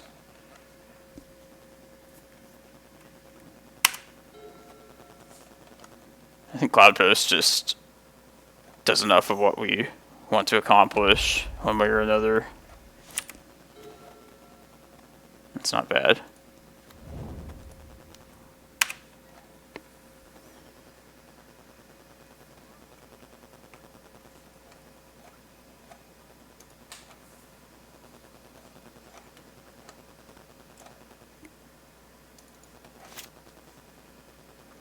And I just find a second green source off this Once Upon a Time.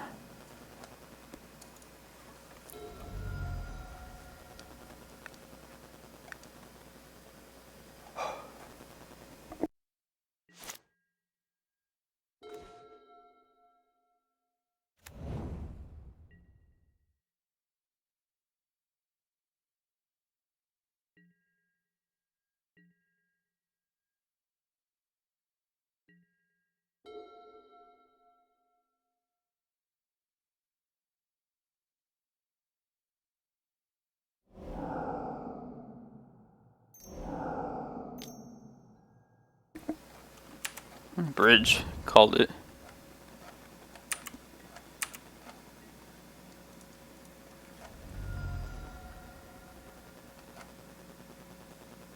Simian Spirit Guide? Interesting.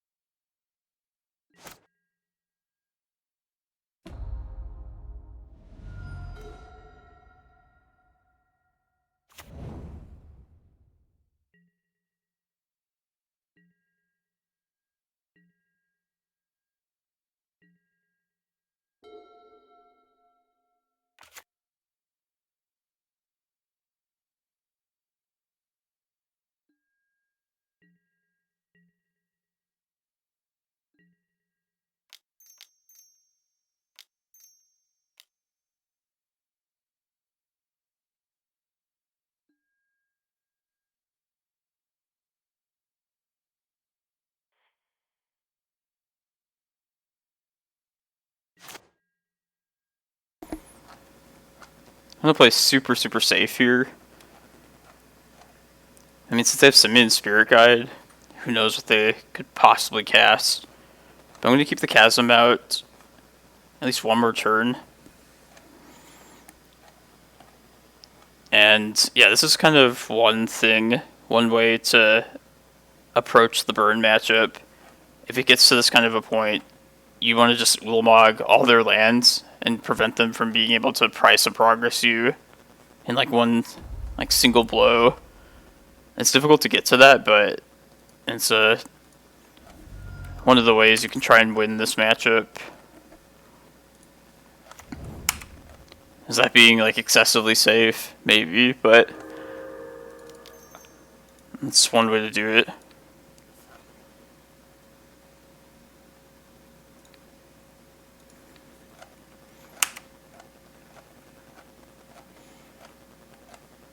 I'm gonna crop rat for Karakas, and then next turn hit those other 2 mountains and wait till it's just completely safe. Just Ulamog everything.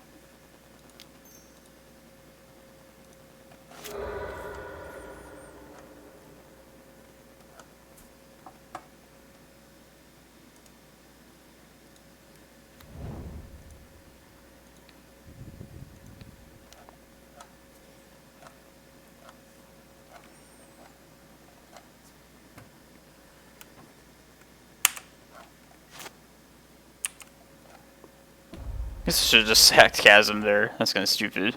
Oh well. No matter.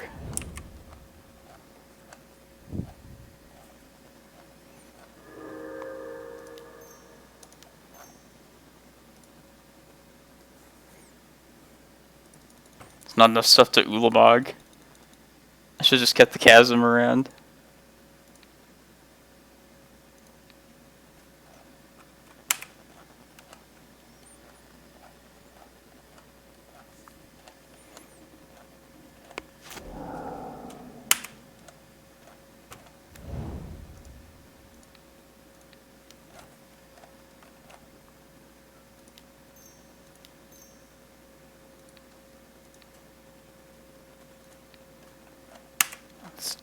Pitch a Glimmerpost, I guess.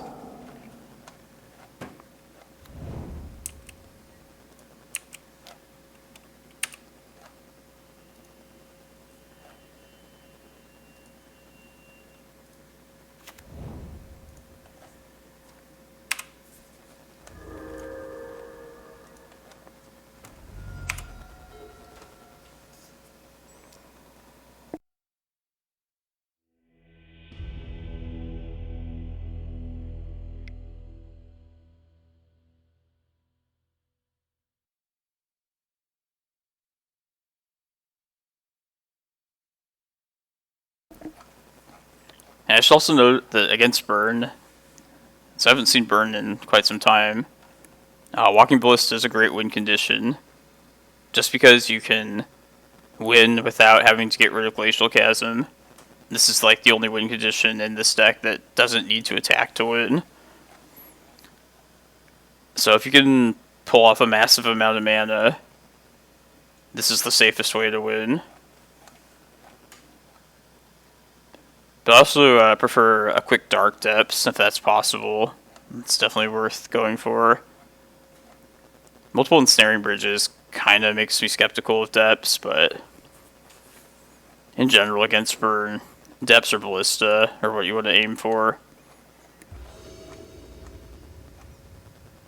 And then if you get really late game, try and do like the Ulamog thing like last game.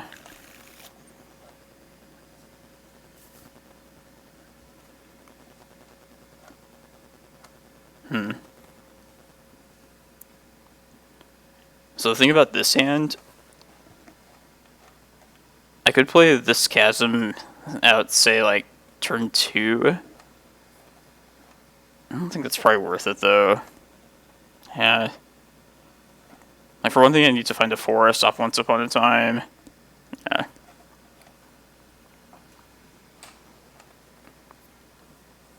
This hand's not great either. Yeah, this is better for sure. Put back 2 Once Upon a Times.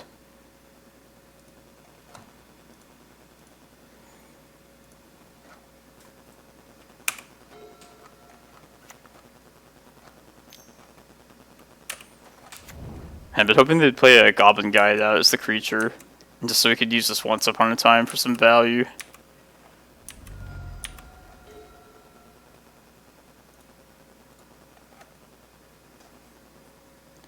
Let's take Stage. And that would give us the option to potentially Depths, especially with this map.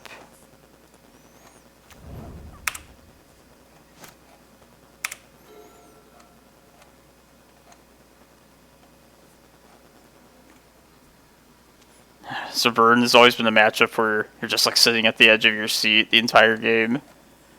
But I feel like ever since I've started playing Reclaimers, I think Reclaimer does shore up the matchup quite a bit. It's a Lightning Bolt Magnet.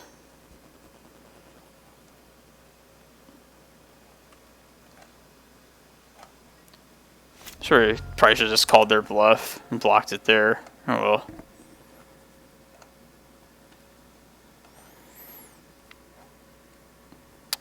I'm gonna hold on to the map for one more turn, not expose it to whatchamacallit, to like a smash to smithereens. Just because this is my pathway to victory. And attempt all the searching next turn. I hope that's fast enough.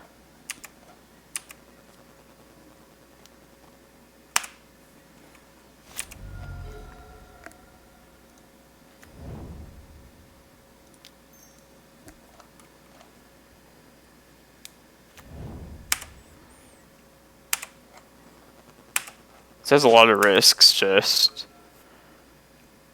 I guess just Ensnaring Bridge, but... I have the Force of Vigor for that. And if I make the 2020 next turn, like immediately, I can... cut down on my number of non-basics. For Price of Progress. Also give myself a blocker. Alright, here it goes. I'd like a green card this draw here.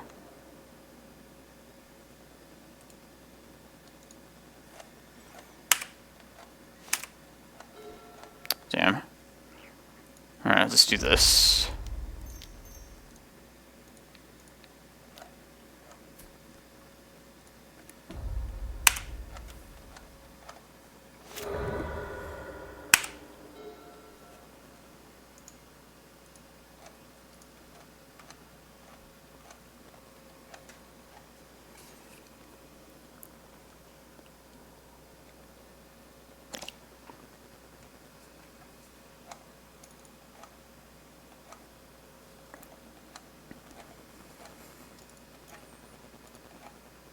Oh, the suspense. Oh, come on.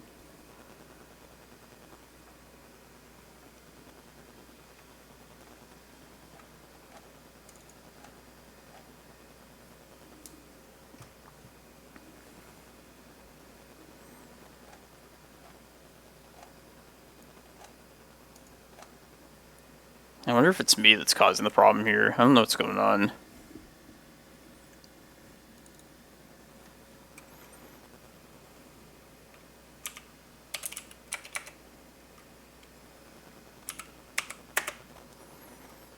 Alright, let's just cut our losses. Oh, okay.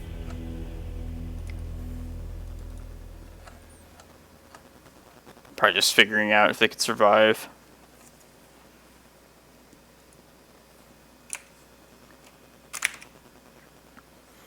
Alright, Tropical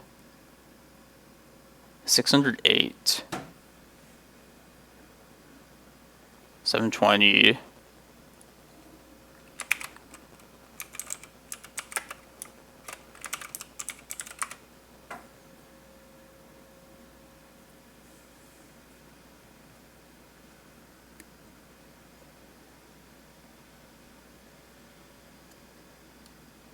Tundra's the cheapest.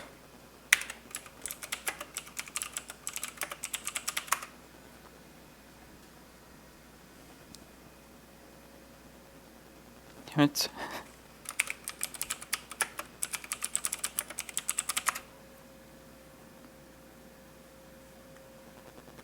Okay, yeah, so Tropical is the second most expensive blue duel. Yeah, where are these plateaus at now? The cheap duel. So Underground Sea's always been, you know, I'll scroll there. I dropped from the challenge. It went poorly today. So, we win 1 round out of 5 that we played. Yeah, that happens.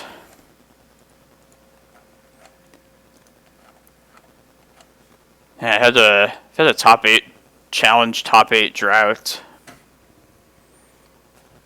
I hope we can turn it around tomorrow. I wonder if it's the metagame. I feel like I didn't make any egregious mistakes today. Are people wising up? Do I need to change something? I don't know. We'll be back on the grind tomorrow.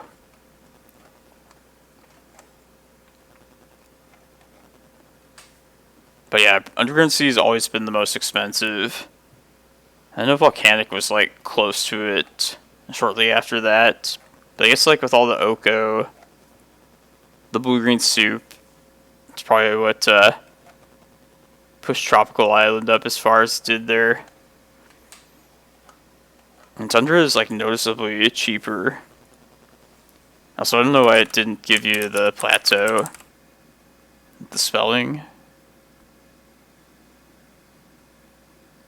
Looks right to me. This is a dumbass. I guess I don't write plateau very often. 259. It's Badlands.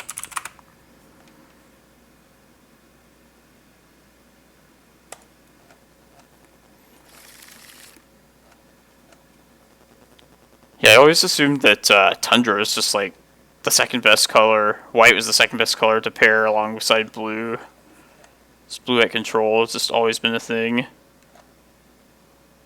But yeah, it's the cheapest blue duel. It's kind of surprising. Blue-white shall have its day again someday.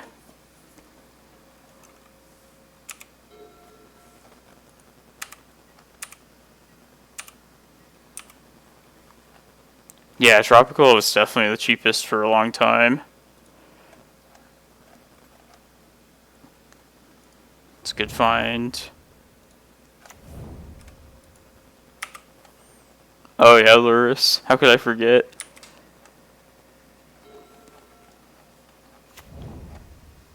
And for the longest time, yeah, Legacy was all about blue and red, I remember, for an extended period. And just recently, the blue-green, I think, is finally like up to par with that. This deck again. I kind of hated this deck, not gonna lie.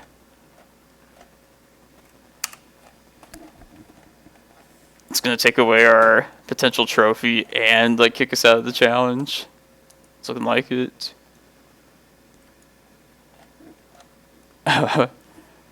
He plays these kind of decks. I guess they're good for like running through these leagues very quickly. Okay, it's just looking at like the contents of this. And they even have a Pact of Negation in hand. Chancellor of the Annex, Petal. Okay. No 3 therapies. Like, I could see myself playing this kind of deck every once in a while, but I don't like the point of like playing it all the time. I feel like that'd be kind of boring. I mean, to each their own, but I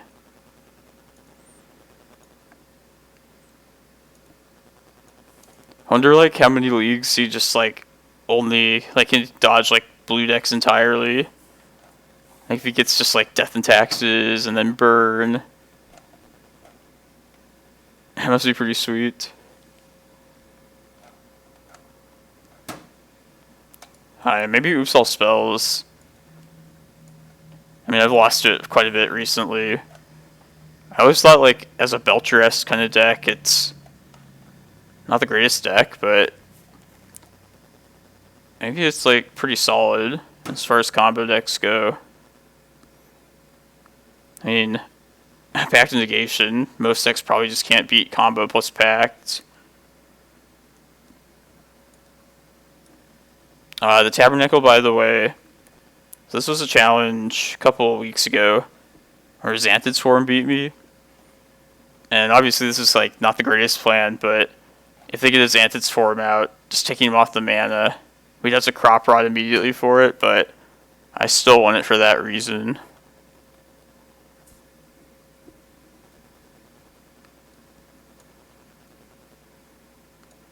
I don't think Ballista really does anything, so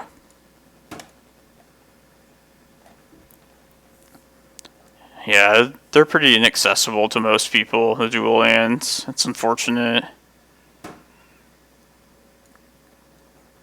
And I remember, like, this was like circa early 2000s. I was in junior high at the time.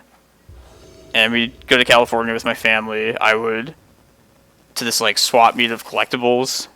This is called Freaking Sons for people that might know about it. I remember, like, the vendors there would have dual lands, and, like, each dual land was, like, $15, $20. I think Underground Sea was, like, $30. But at the time, it's, like, when you're a kid and just, like, building your common decks with, like, allowance money, you see, like, a dual land for $15, and you're like, oh, I've never spent $15 on a single card. If you only knew.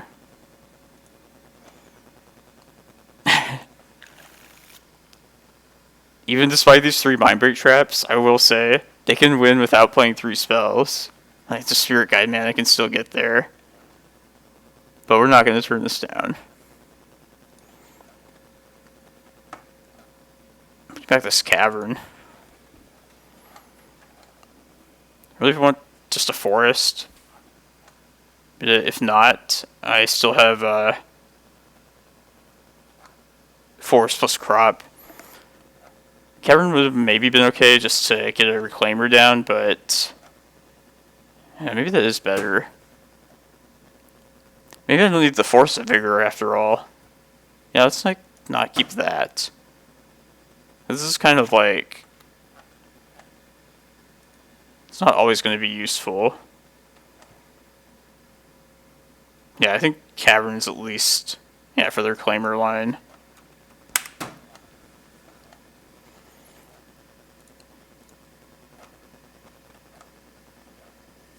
I find neither. Alright. Definitely not Bog. I'm just going to take the Tabernacle in case they play their Xanthid's Form out.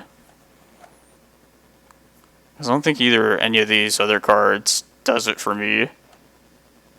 And I want to be able to Bog at instant speed, so this actually protects us from being able to draw into the Bog for 49 turns or whatever. Man, that was a disappointing once, though. I feel like Once Upon a Time has been betraying me recently.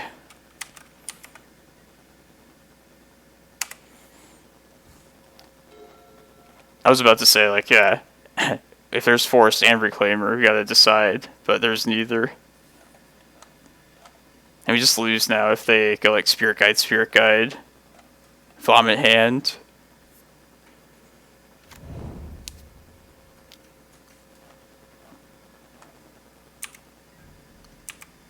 Oh, you're right, yeah. Therapy.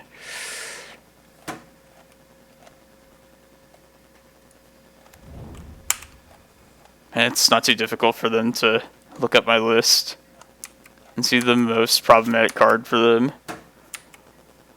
I hope you're wrong, Twivs.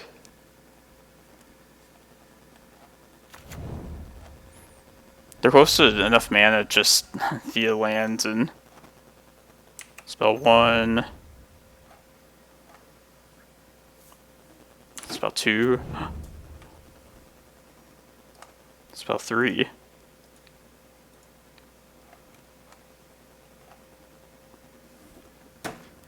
Spell 4. Wait, hold on.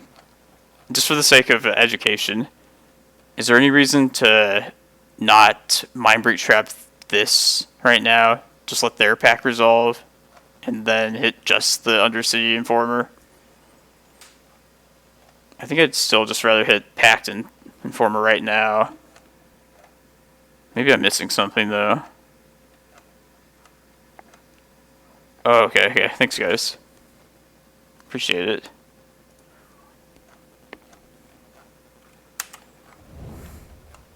Yeah, I forget, like, the drawback of that card. It's just death.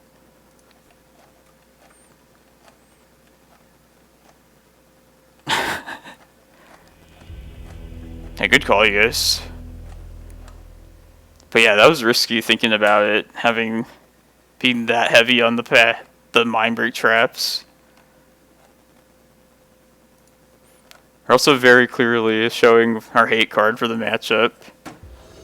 So I better know now what to play. We're on the draw too. Oh, man.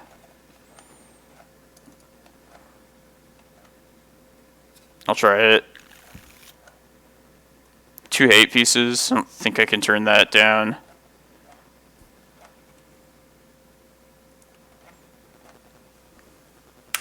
I could just get a green source to play the Reclaimer too. This does lose to Xantid's form pretty bad.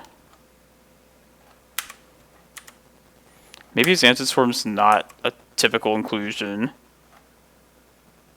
On green source. I've really only seen it from one player. And they like beat me with it pretty badly, but that's the only time I've seen it.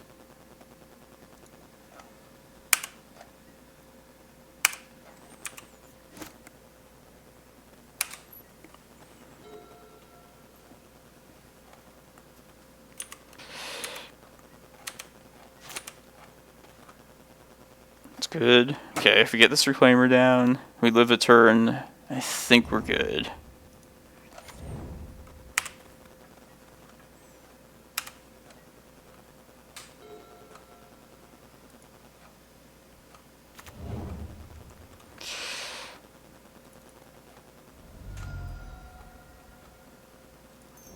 Oh god, here we go. Oh. Oh, you love to see that.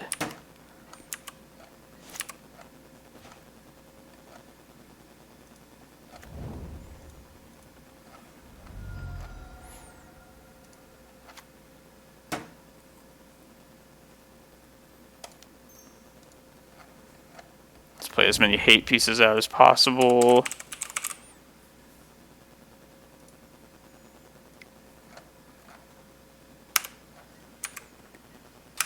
Now we just always hold Bojuka Bog up. I'll get Thespian Sage this next turn. And hopefully that'll be it.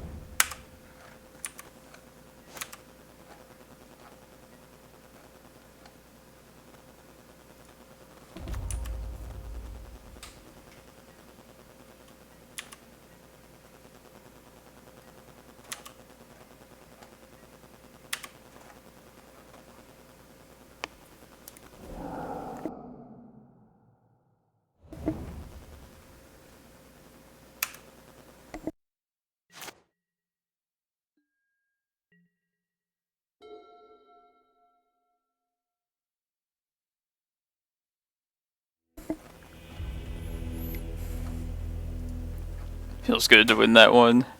Not gonna lie.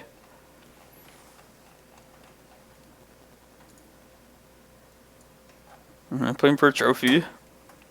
Be the first trophy of the season for me if it happens. Okay, yeah, that person was the trophy leader too. Do you think they can get to 60 trophies? That's like the new gold standard. Negator said it. I mean, they have the fast deck to do it. I mean, I guess if they had the time, they could just play all the time and... I mean, at this rate, I don't know how long this season has lasted, but... I feel like it hasn't been like 10% through yet. Maybe it has, I don't know.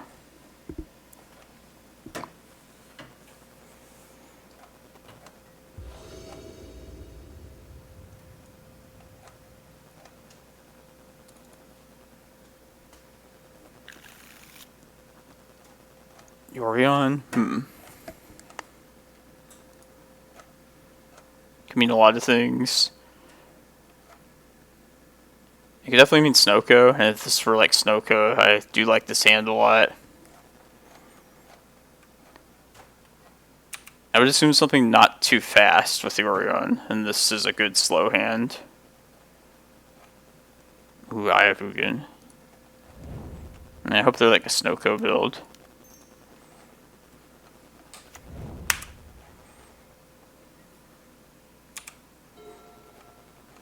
Yorion, oops.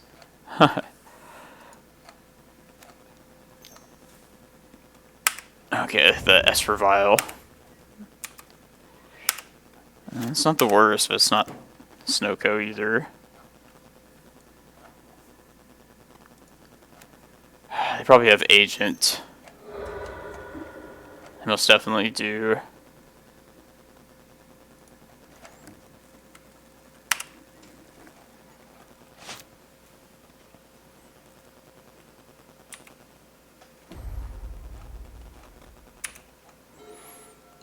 The Wastelands... I mean, I guess if they have 80 cards, they can get the full set of Wastelands there. I waited... I want to hold back on the Glimmers just to maximize the life gain. And I could see possibly... Yeah, maybe that was a mistake. Life Total might be an issue in this matchup, though.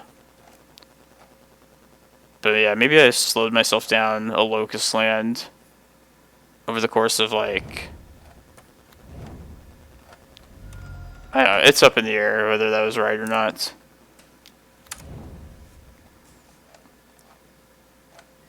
Like ideally, I'd like to play this Glimmerpost like 2 turns from now. I'll gain like 2 extra life. I don't know. But the more I think about it, yeah, I probably should have just played the Glimmerpost. You're right. I'm gonna say Ether Vial here.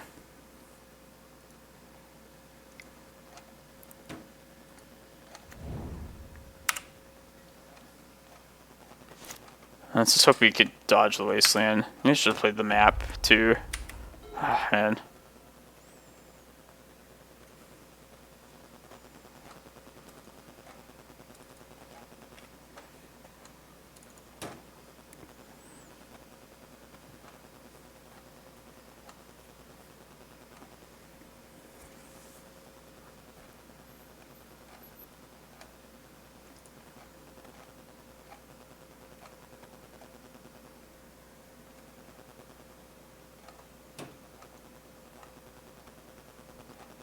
Just with the nature and build of like decks with Legacy these days, compared to how it used to be, I feel like the Cloudpost strategy used to be more powerful relative to these kind of decks.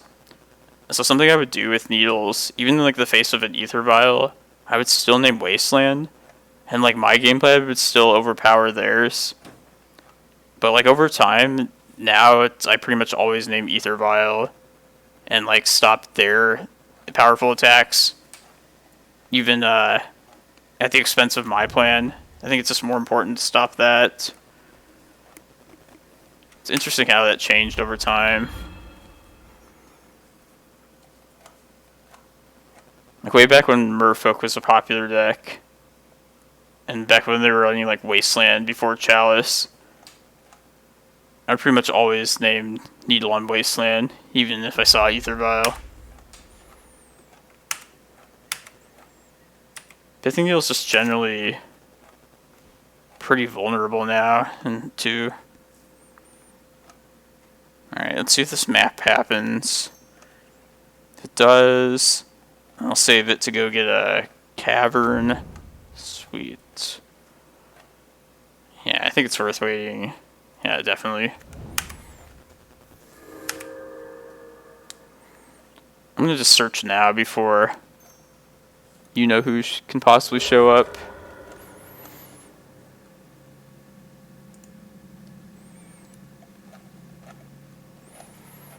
I mean, between Aether Vial and their 3 mana, they could potentially Recruiter, Agent next turn. It's the Fury. Luckily, Prime Time is a May search. Only one in the deck.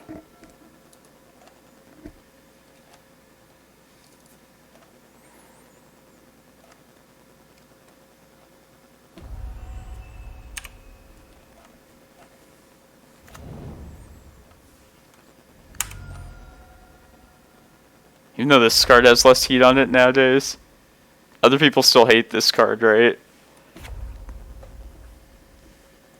I always thought this was ridiculous.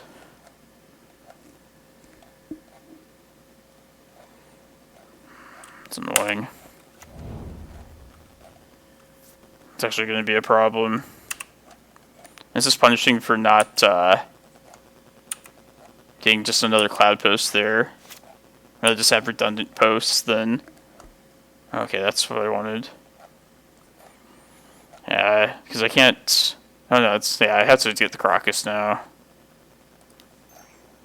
Unfortunately.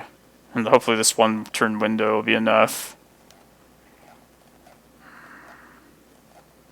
I might crop rot. That's kind of risky.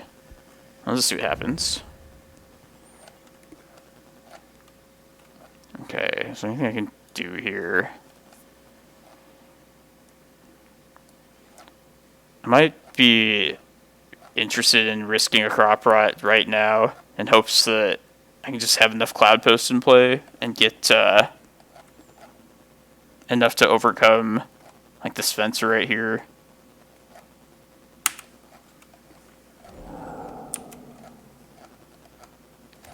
I'm still going to say Karakas.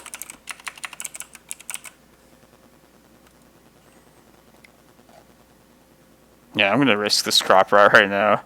For some Force of Fury, I could hold this back to crop rot whatever they target, but...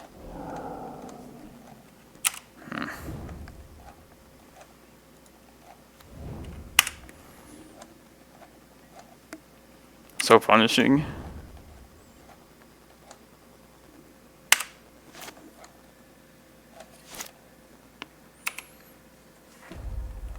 $13 damage.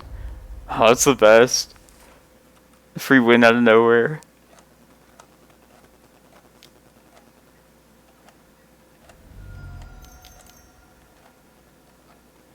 I really need some, like, pressure, I guess, if nothing else.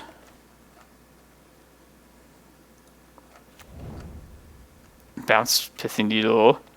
Wash, rinse, repeat.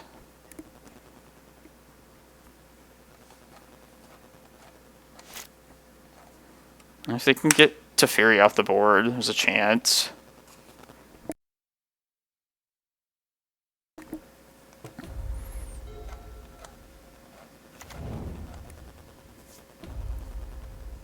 Okay, keeping it around.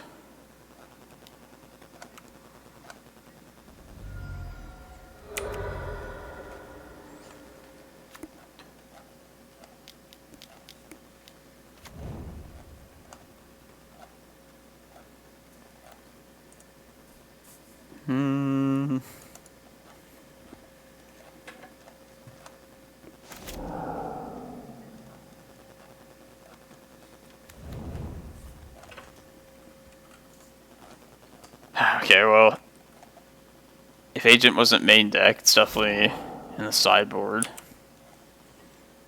Okay, just call it there. I'm gonna play that, why not? This is for the trophy. I think I can afford to here.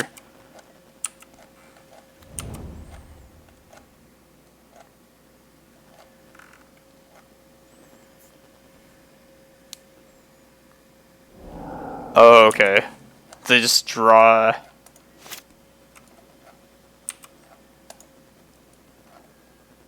Does this work against most other decks?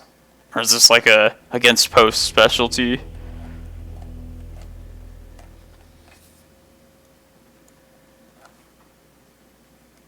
I suppose there could be back to basics, but I think Carpet of Flowers would be more important in this matchup here.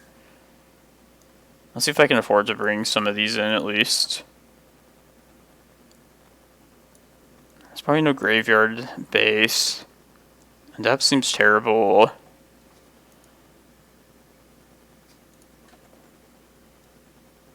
I probably am going to take the crop rots out. What's up, Mr. Lee? Yeah, it's unusual today. Took a break from the usual depths, or not the depths. Yeah, the vintage. I might stream some of it later. Not sure.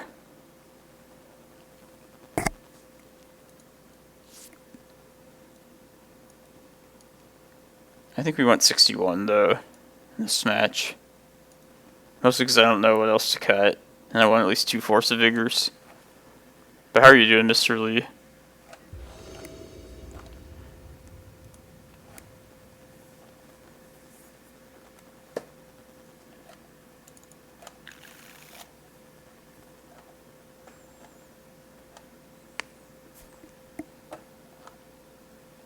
I'm gonna try this.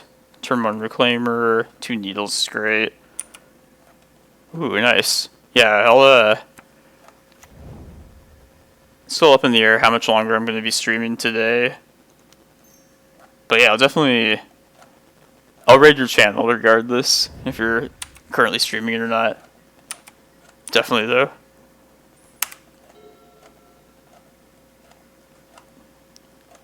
Yeah, I'll be watching the Super Bowl, but I can still get the morning Legacy Challenge done before it starts even.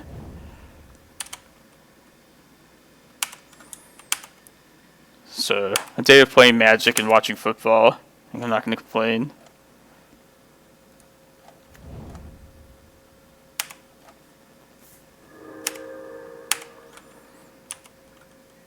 Football.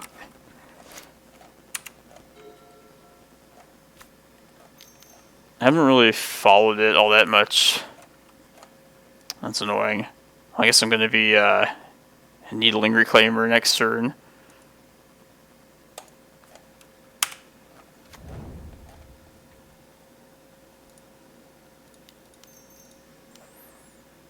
Yeah, I haven't followed it all that much, but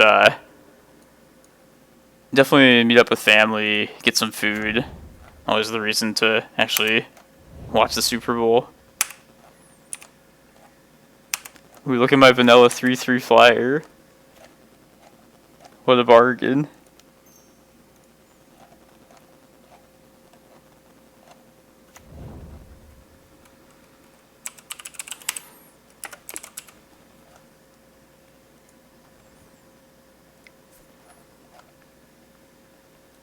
Well, I suppose I don't want Reclaimer to happen if I don't have it anymore. I'll bet the other one back and yeah, wait to see if I have to save it for like Teferi or either Teferi or Karakas. Yeah, I don't want to get wastelanded every turn though. So yeah, Mr. Lee, I'm probably gonna do one more league after this with. I don't know if you've seen me play this like Stompy Post kind of list, but I'm trying a variation of it next round with this Bounty of Skemfar card. So basically it gives us redundant rejuvenators, something like early to try and ramp that way. Been enjoying this deck, but it has like less gameplay options than the usual list. It's more just in-your-face threats. Other than Chalice, I'm thinking about whether I want to stream the challenge or not. Wasteland Haven. I should have just named. That was stupid. Yeah, I'm not playing smart. Yeah, there's no reason not to name that needle on Wasteland. Oh well. And if I find a forest, could get back into this.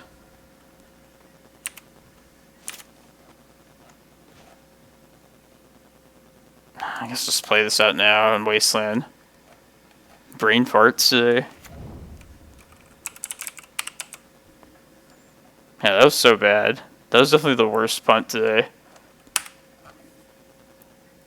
Have you played Vintage at all, Mr. Lee?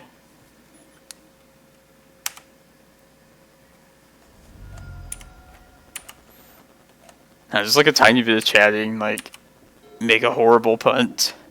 Can I get better at that? Fortune Clock. Maybe this kills him.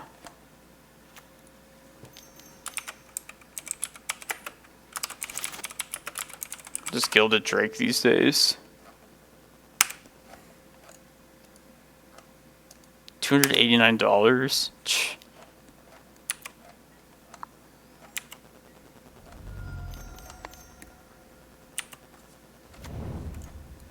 God, what nasty thing are they in the recruiter for? Agent, Fencer, and Fencer it is.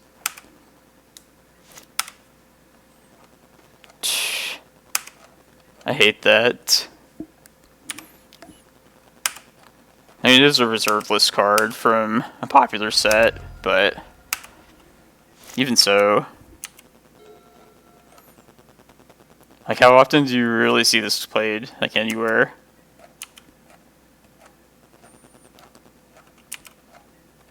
Nah, it's just, yeah, there's no reason to play that other needle out. I think I was thinking too much of their game plan, but whatever. It's in the past. I wish I could find that forest at some point.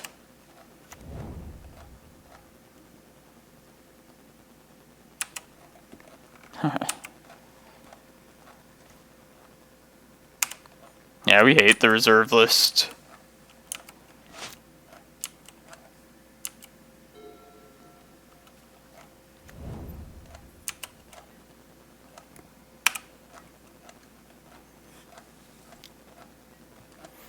Well, you know what? I won't play anything for them to steal. How's that? Charming Prince. This is a good player. Freaking Espervile. Beat Oops All Spells, but this is not a easy matchup by any means. But yeah, I definitely punted. Alright. So I'm gonna try out this other brew. Well, yeah, let's try this out. Not sure how it's gonna go, so if you want to see some stuff that might not win, but it's probably gonna be a ton of fun, definitely watch this. An hour and 19 minutes. Yeah, let's get this on Stompy Post. Playing our brand new card here. From, I guess they make a commander set with every expansion release now. I'm so confused with, like, where this card is from. Kaldheim Commander. Too many sets. Like, is this just like a precon deck that you could buy, or... Yeah, I don't like the looks of all these 3-drops, for one thing. Yeah, 3-ball's an option. It's, I I don't know how much we want to balance disruption against ramp versus like actual threatening cards. I should have made this like as a separate copy. Yeah, I'll make the original Stompy list and show you what that one was. It had like Thought Knots and Golos instead of all the rampers.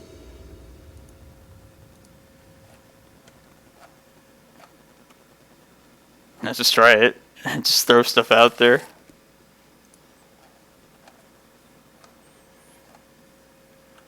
Good thing there's no, I not remember the name. The white creature that stops the CMC of non-creature spells being played. Good thing there's not one for creatures. Could really kill us with stopping 3-drops. Oh, it's the trophy leader. Oh, God.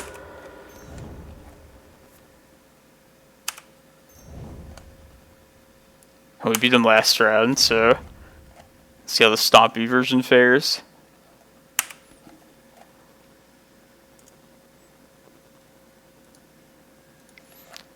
Don't you love Oops All Spells, Mr. Lee? Yeah, they don't know we're on a slightly different version.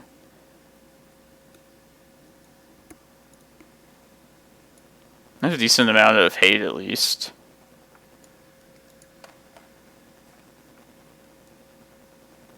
But a lot of times it's just not even enough.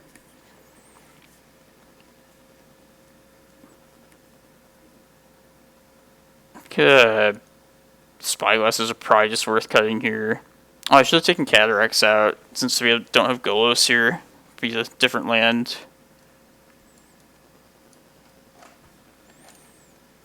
I guess it's not awful.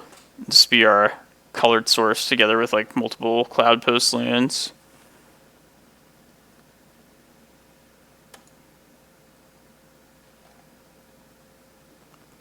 Oh, Ballistas can answer the Xanthid Swarms I'm kind of afraid of. Yeah, Spyglass hits Undercity Informer.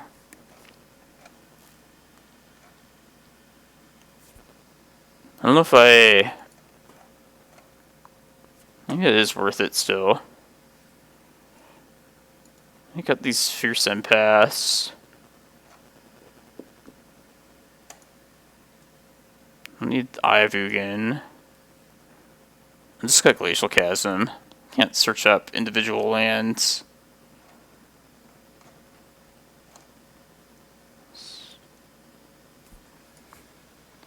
If I kept Prime Times, I feel like I just don't have enough ways to actually close the game out.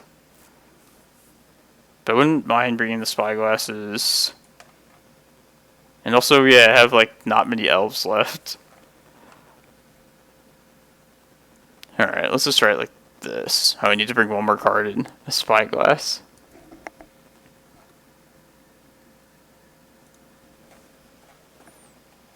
I'm going to try and lean on like the ley lines and Mindbreak Traps.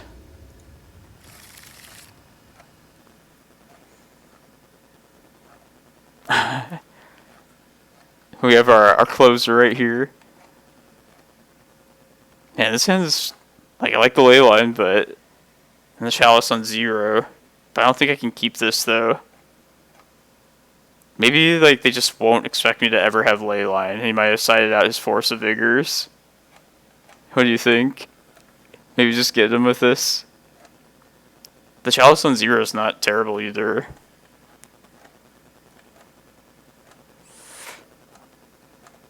Alright, let's just hope this wins. Maybe he looked up the last into playlist. And if I was like playing in a challenge, I would not play ley lines.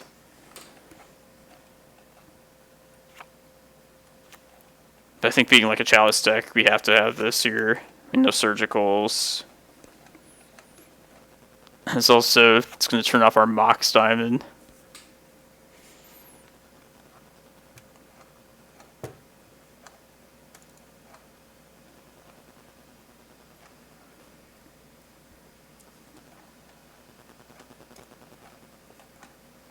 And considering we played him like 2 rounds ago, and one with Mindbreak Traps, probably shouldn't try and rely on traps too hard.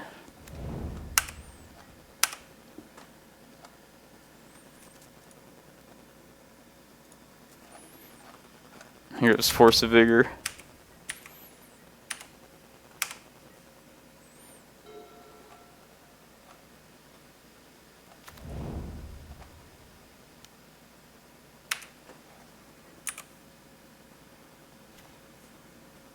Getting there.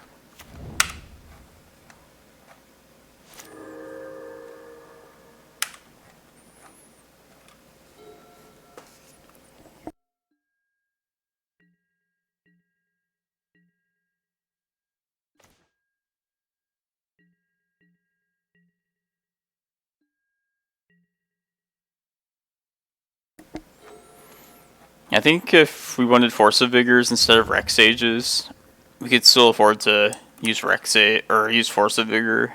I feel like green cards to play Force of Vigor are not as important as the number of like blue cards for Force of Will. Simply because like the timing's not as important. Also, as an example, more than half of our cards are green right here. Despite having like, is it 14 green cards main deck?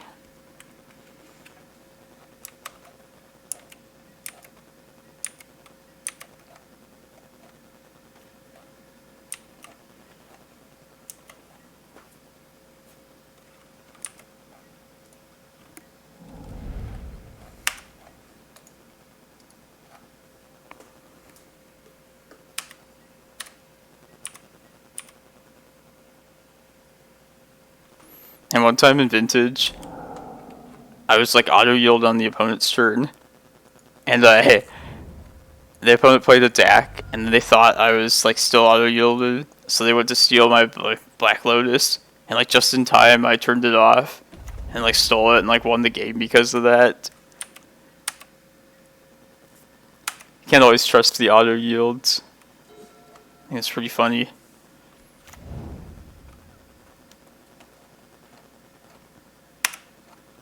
So they're gonna play. They're just gonna cast the Informer, aren't they? Man, wish I had new Spyglass.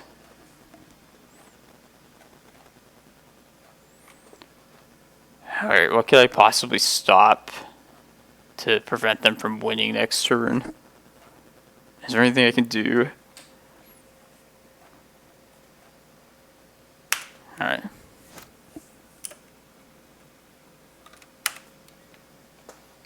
I was thinking if I could get like the Ballista out, I could have the ability to get rid of their bridge from belows.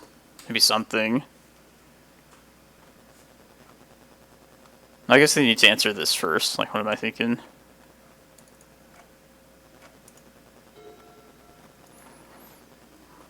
And we're relying on this for green kind of is rough right here.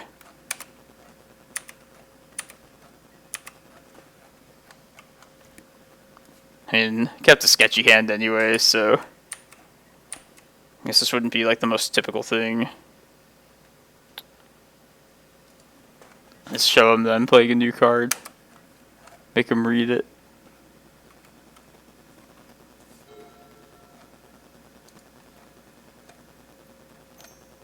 It's hard cast Force of Vigor.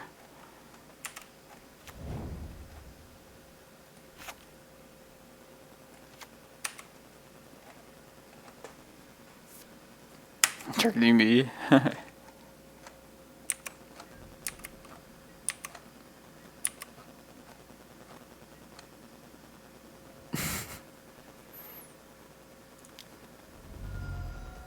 they can just cast like whatever they want. So I think they're on Beat Down with Spies, that plan.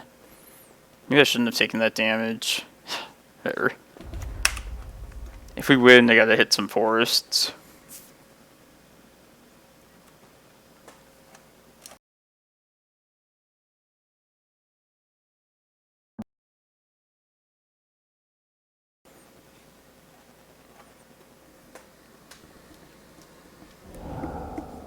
There's the forest.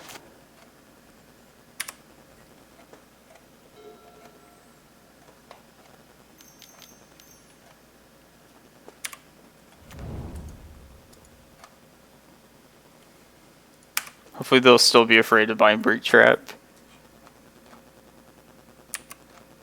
Yeah.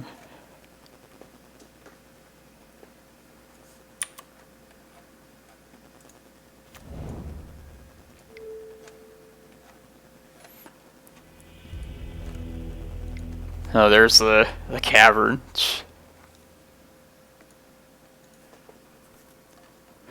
Not a good showing for Bounty of Skempar just yet. Hopefully we'll get to play some Magic eventually.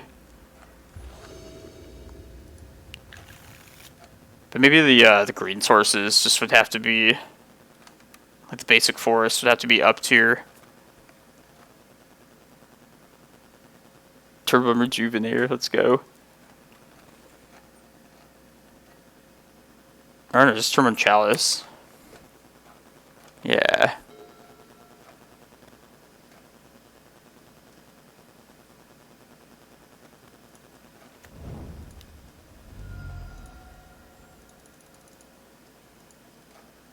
I don't know, I think I'm going to need multiple green sources.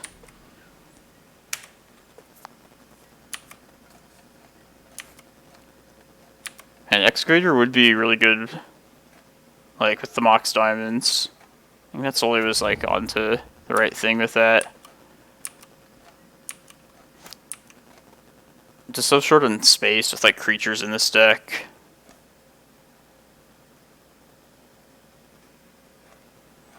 Alright, let's actually play the diamond out. And so if I hit a Vesuva, I could copy this Cloudpost here. Yeah, let's play for like the best possible upside. It's always the correct thing.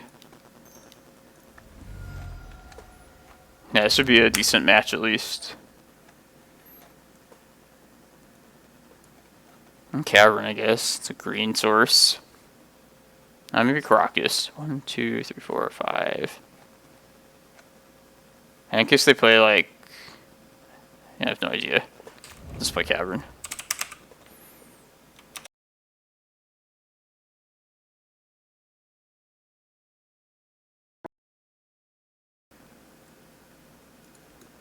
And Moto just crashes at the least opportune times.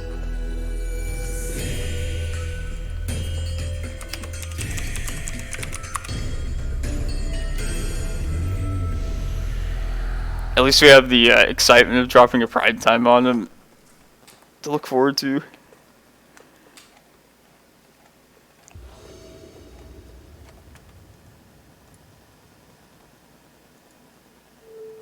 Giant.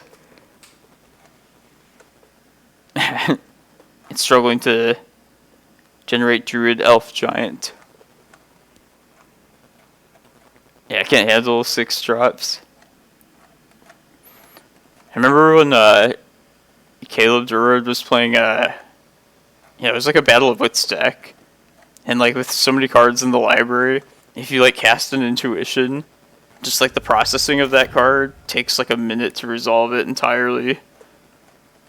Like each single card you select takes like 20 seconds.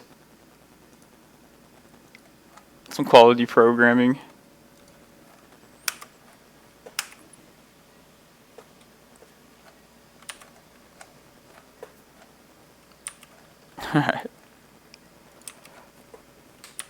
Does it do that for like any time you search through your library, or is that just Intuition?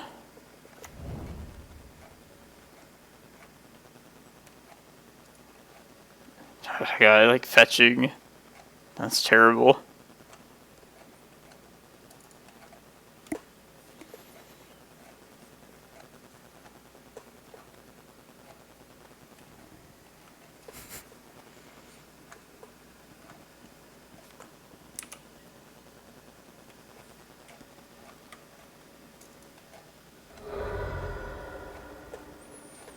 I hope they tap their port so I can balance port. Fuck. Yay.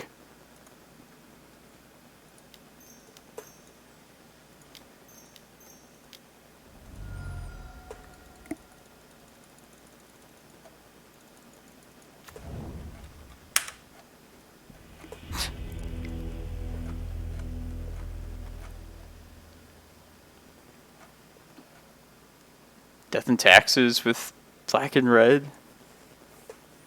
No idea. Some sort of Tybalt thing, I bet.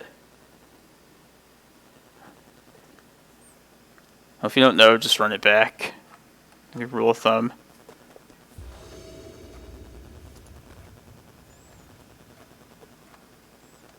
Yeah, so might actually get to put out some elves, some ramp here.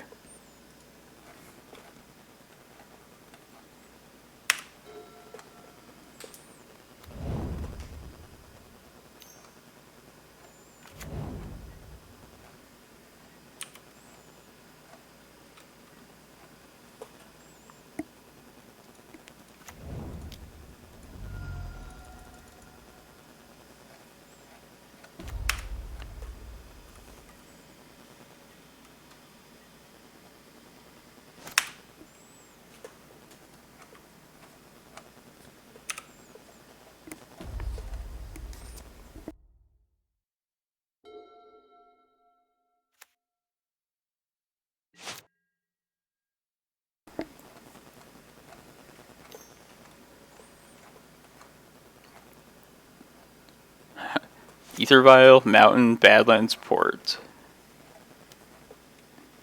Oh, it's probably just goblins, huh?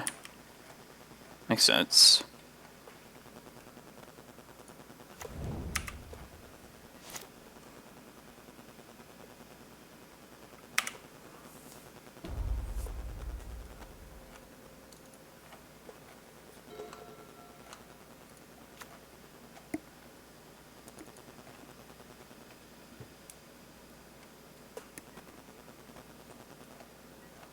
This is goblins though, it's so slow to start.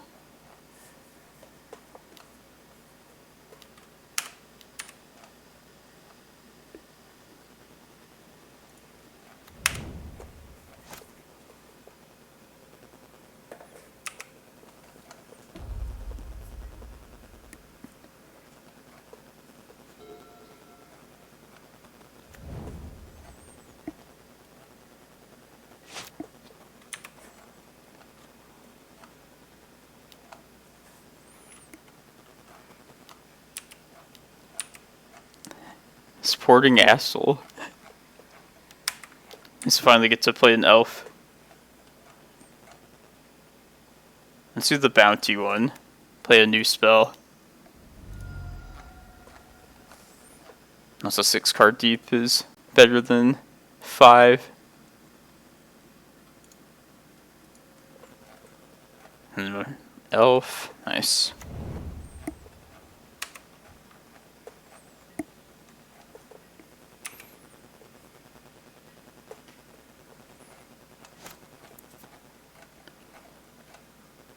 I'm wondering, like, if we stuck with these, like, 3-mana elf cards, if more fast mana, like Spirit Guide or even like Chancellor of the Tangle would be, like, better to just get this started, get it off the ground. Possible.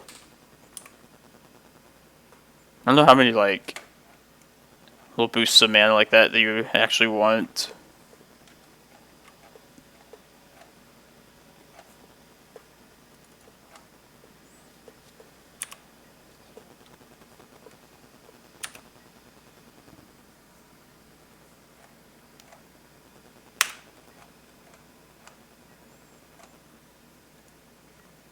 Matron, Prospector.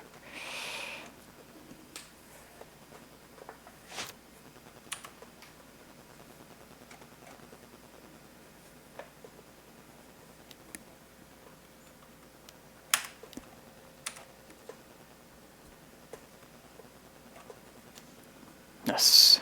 Get this Ulamog down.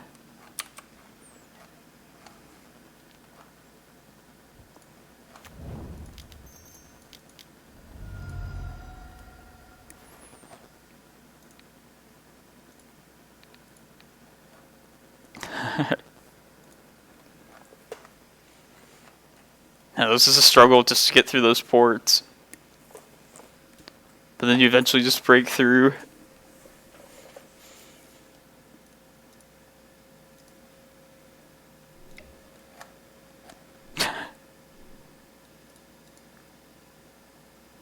me put back the original Stompy list. So I have both of these.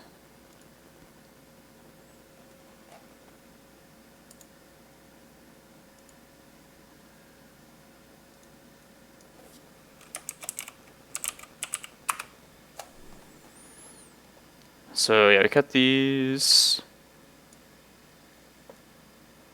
This.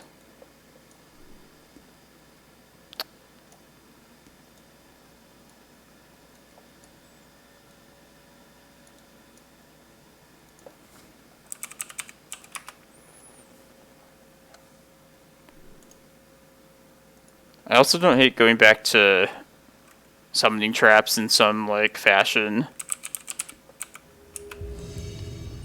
If like just for the fun, like the thrill of trying to hit something big and awesome off the top. Ballista.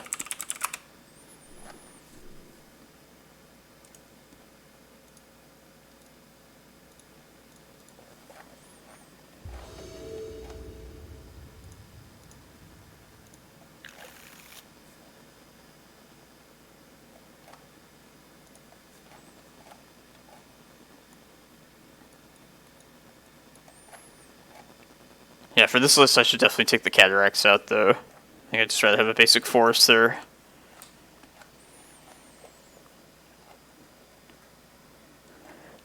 What's up, Matt? Just messing around with the new card here.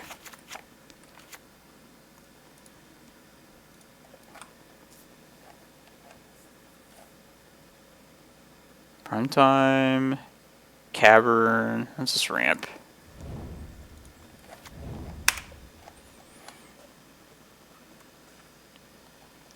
It's possible we could just go with more creatures, more elves with this, but not this card. Yeah, I guess these caverns are more leftover from the Goalless Thought Knot one.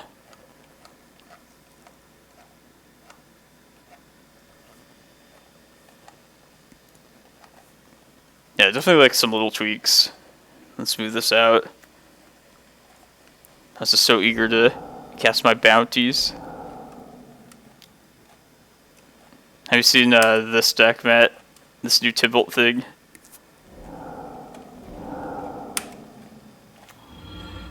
Return 1/7 mana Planeswalker. Pretty good.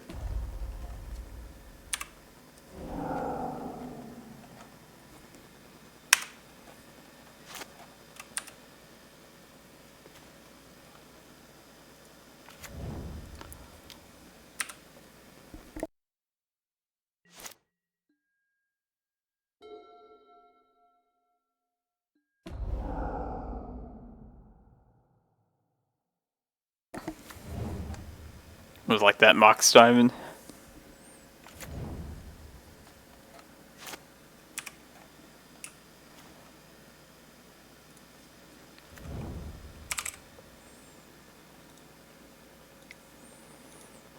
I hope we hit a Cloudpost, but I would also take a Forest at this point.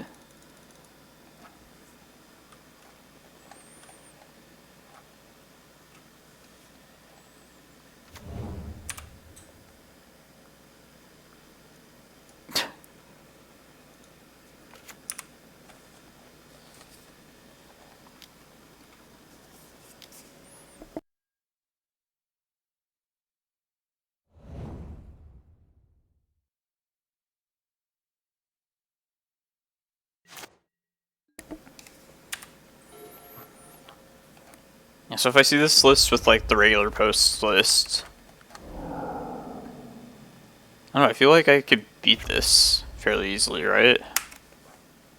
Like, what are they doing that could like screw me up? I don't really know.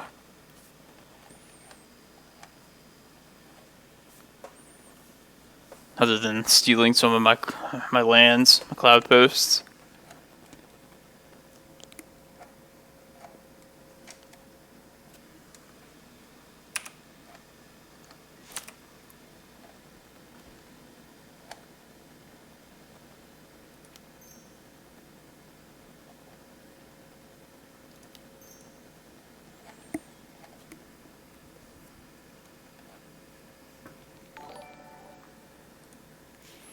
Hey, it's Animus Prime. Thank you for following. Yeah, it's Cloudpost.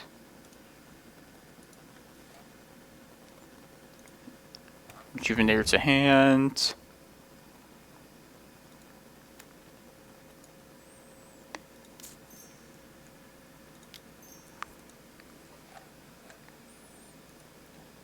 Yeah, I remember just seeing them consistently get Oko and this Tybalt out. Which are definitely great win conditions, but I think that's not too much for us to handle with a regular list. Pithing Needle be working overtime. Yeah. It's so crude having to just find Cloudpost off the top, not to search them up directly with Reclaimer. Top 5, top 6 cards. And Summoning Trap's top 7, right? I think it is. Call it the 5, 6, 7 deck. I'm stupid.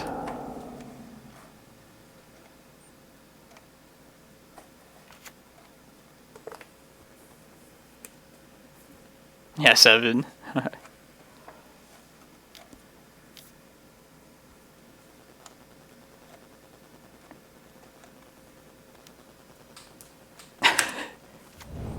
Backup win condition, the Spirit Guides.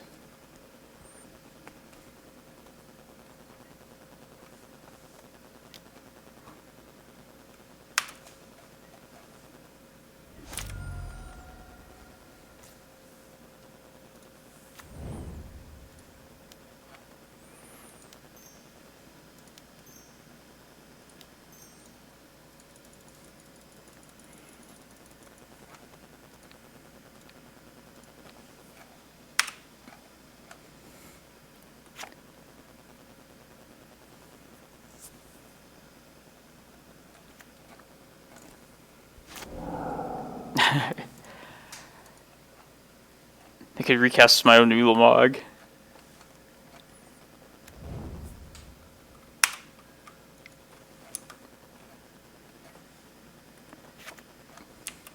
That cosmic imposter.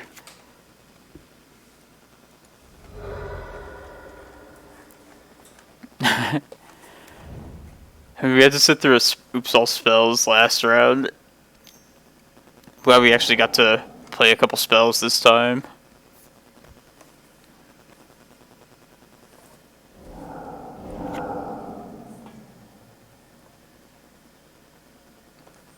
So I don't really get the timing rules of this. With this being an instant, like you normally wouldn't be able to play this at instant speed. That's kind of weird that lets you get around that. And just reading like the Cascade trigger doesn't really, you may cast it without paying its mana cost. Yeah.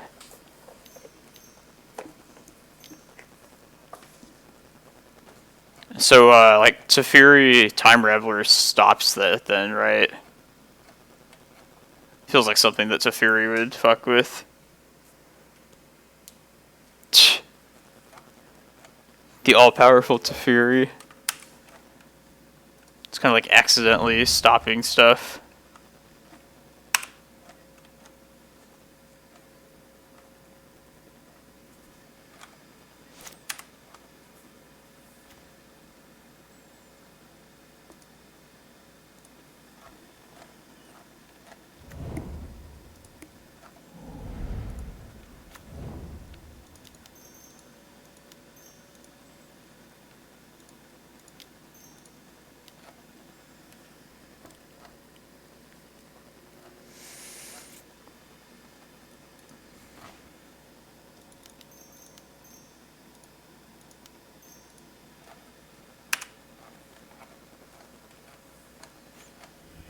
At least got to have some fun that round.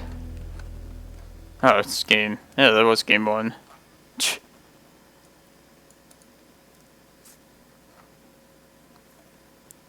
So they just generally never put it in as the Valky creature, do they? I guess that's the whole point of Cascade, is just to get the 7 mana one out of it. So there's no point in really like bringing in ballistas. I guess nothing really changes.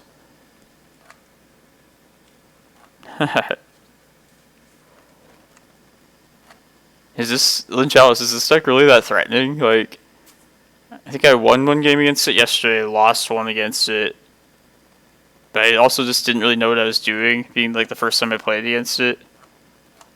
I feel like it just doesn't interact all that great with us. Yeah, I dropped from the challenge. Went pretty poorly. Try it again tomorrow. Yeah, so I hope everybody comes back, watches the Sunday challenge, take another stab at it tomorrow. Anyway, I saw some interesting opponents, interesting decks during the challenge. And despite the bad record, I did like the variety we saw for once. People experimenting with Kaldheim cards, I guess.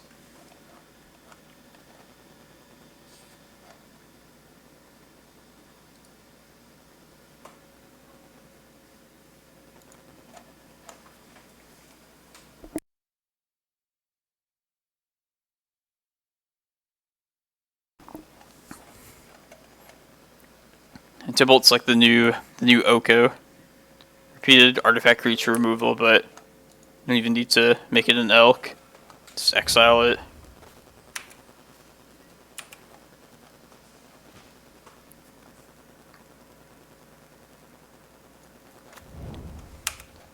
And already, like, the lists I've seen, like, it's pretty cool how they have so much variation. Like, some are more mid-rangey, kind of like old Shardless type one builds. Like, this one has Violent Outburst, Spirit Guides. And just some of the enabler cards, noticed her. It's interesting times, for sure. I don't know about playing Violent Outburst. I don't know if that card really does enough. I mean, I guess it's just how valuable you see getting Fifurian if you want more Cascade options.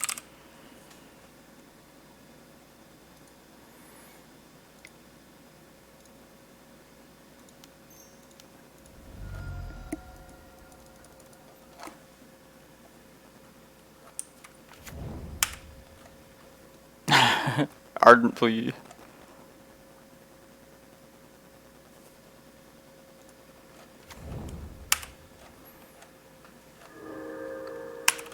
Yeah, I guess it's like the third best 3-mana Cascade spell. Too bad they couldn't somehow incorporate Bloodbraid Elf.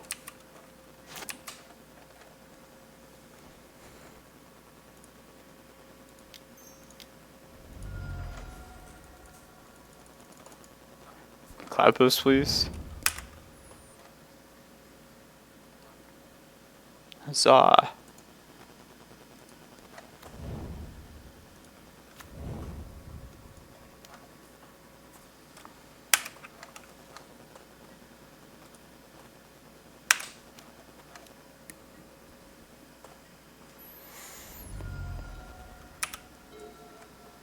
Oh yeah, duh. Some obvious deck building restrictions. Have to look more closely at these lists, see what's up with it. Yeah, this is going fast though. I think there's some obvious room to improve here with the list. Not sure I like it more than having just Thought Knot and Golos though.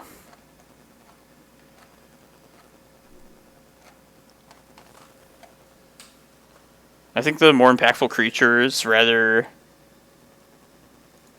than I think Bounteous Skemfar is probably just not good enough. Because either I could just drop the caverns, either just go with more straight green sources, I don't know, I think just being able to rely on the caverns and having more impactful creatures is the better thing to do, like, with this version. But yeah, it's just, they're all different brews.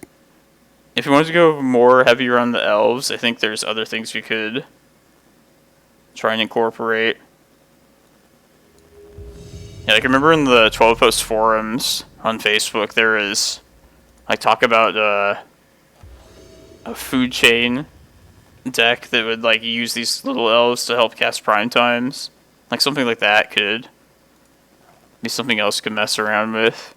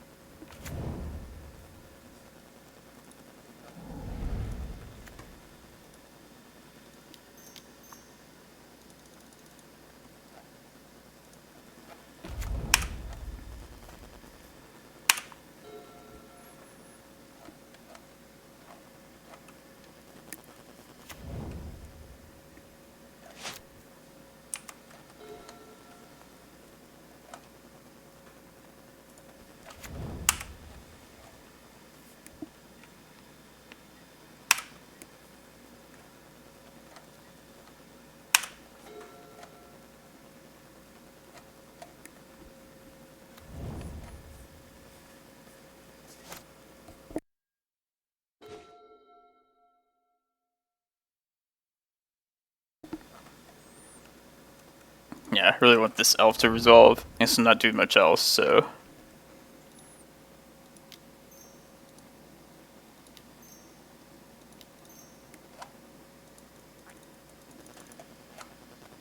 And another creature that could help add redundancy to these is Phyrexian Metamorph. Copy something that's already in play.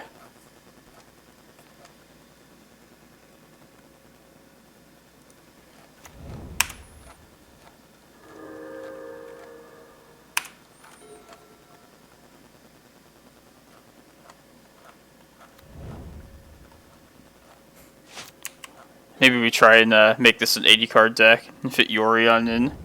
There's so many good options.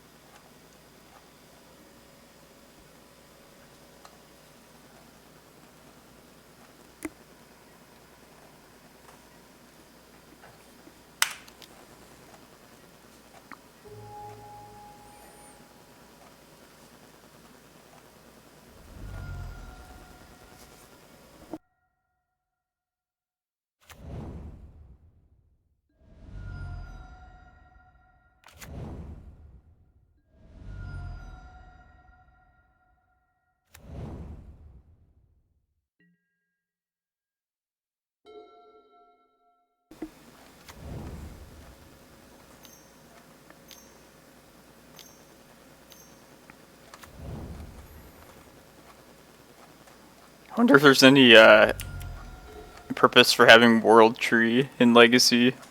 If anybody's like brewed with that.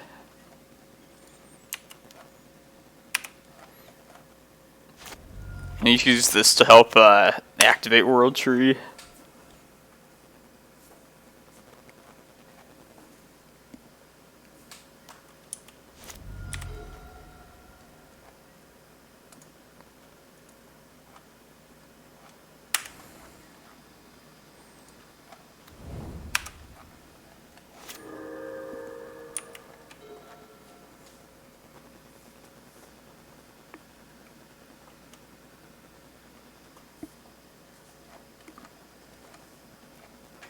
World Tree seems like it... I guess you don't see that like Primeval Titan Stompy deck all that much anymore. But a deck like that could probably use it. Maybe like the Reclaimer heavy builds. But then it's like, what would they pour colored mana into? Like Golos activations? I don't know. Not sure.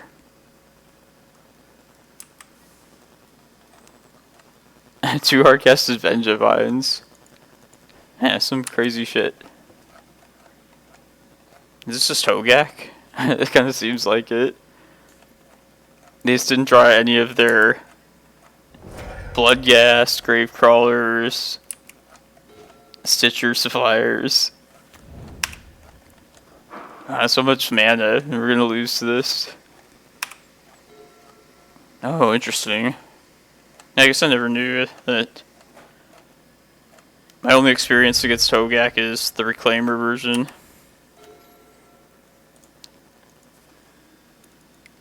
The old hardcast Vengevines.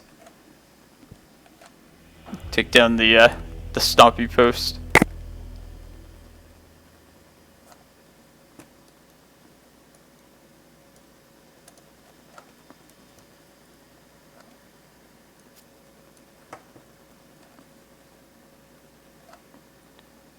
I'm just not gonna try and not worry about Altar of Dementia. I think this stuff would just be better.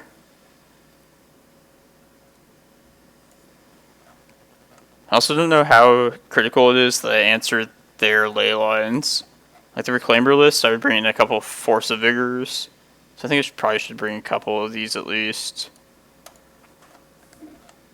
Maybe just... yeah, like maybe Green Sun Zenith would just be a lot better than Bounty here.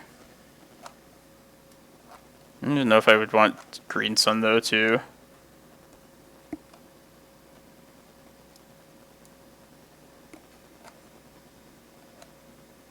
Nah, just fuck their ley lines. Let's just hope they don't do that.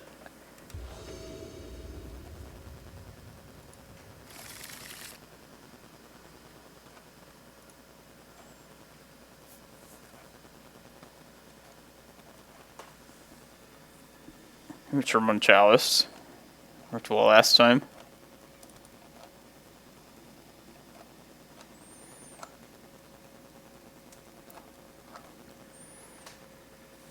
Put back this second Chalice.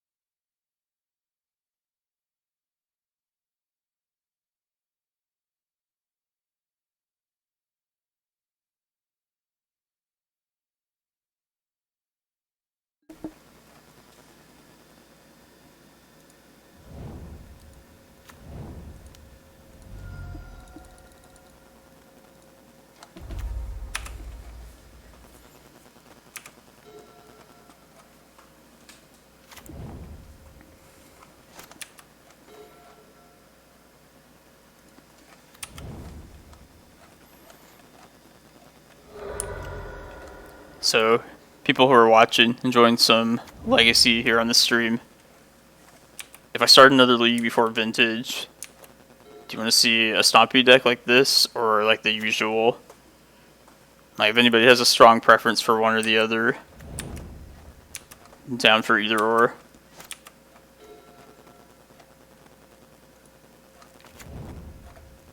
And if no one cares either, that's fine too. I can... if I stream the Vintage, I might try and get like a break in here before that starts.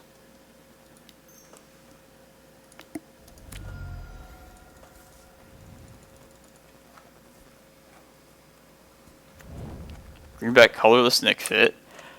I actually I was considering brewing with Nick Fit myself actually, with like a similar shell to the Post Reclaimer list. Instead of just like Reclaimer being found with like Green Sun Once Upon a Time, to somehow incorporate Veteran Explorer that way. Mess around with some other stuff. That's just all like brainstorm decks that I haven't actually tested out myself yet. Yeah, definitely a break. I don't know, I might, I don't know if I'm gonna stream Vintage, to be honest. I might record it, put it on the YouTube channel if it's worth watching. Maybe if I do well, I'll come back and stream it live, but I don't know.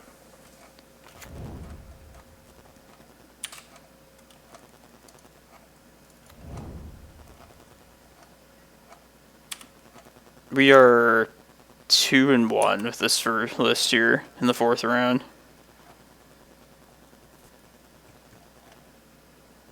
So yeah, it's yeah,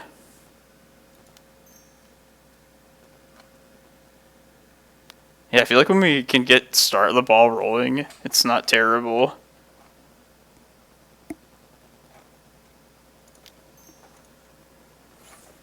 Some of these starts seem like, I feel like we run out of like gas pretty quickly though.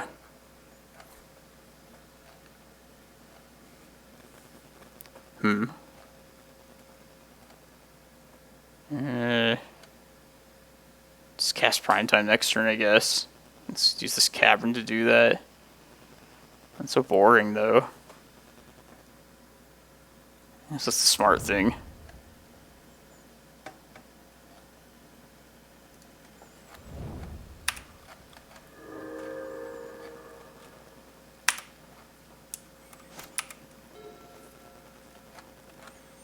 And Legacy Tron, hey, I wouldn't go that far. I feel like I think a reasonable amount playing this. Tron's not the most thinking deck. It's the Match the Pictures deck.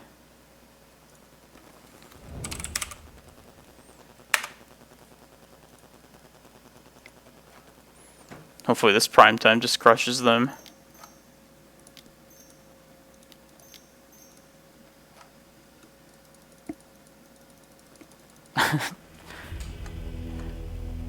Maybe you wouldn't even need a Prime Time in hand. Just start tapping mana for it and then they concede.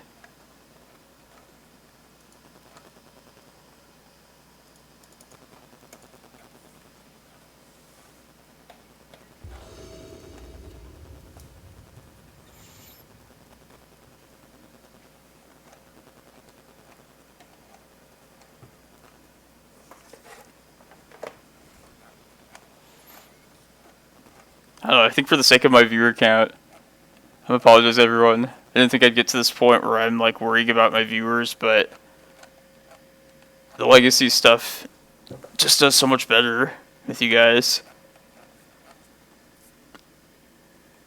So I don't know about Vintage.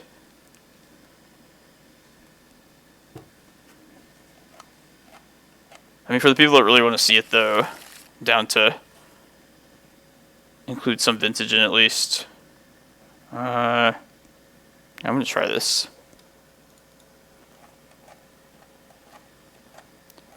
Just generally streaming challenges has not been my favorite thing. I don't like trying to squeeze in stuff in between rounds. And the Vintage rounds are gonna go quick too.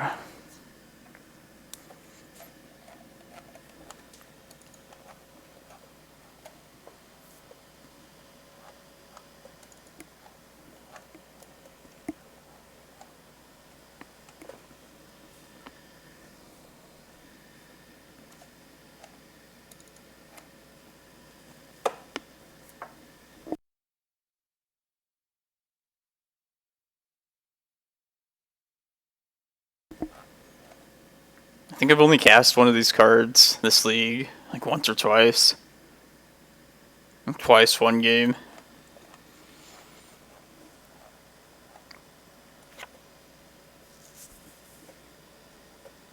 Yeah, I'm kind of, yeah,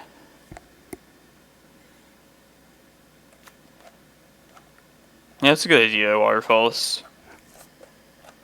Yeah, I think I might do that. Or if I just get too tired for it. Like, I'm new to the Vintage format, but I'm pretty committed to trying to get really good at this deck. The format's pretty wacky, too, so... Yeah, I'll start it for you guys that really want to see the vintage. Maybe I'll stream it till I like lose a round.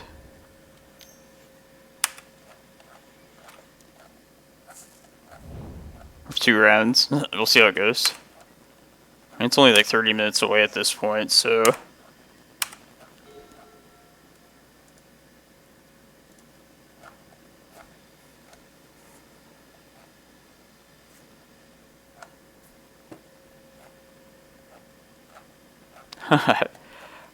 Yeah, it'd be, I guess that'd be bittersweet. No, I would never complain about going undefeated. Alright, just need gas, I think. And prime time is the most direct thing. That sucks, though.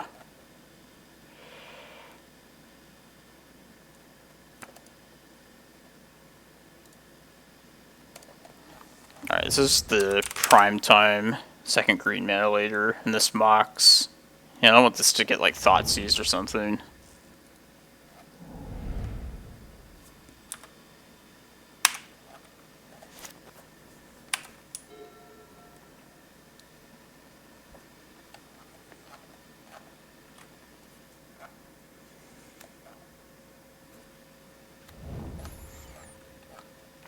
Yeah, I will say, I think this list is... It's doing better than I thought it would.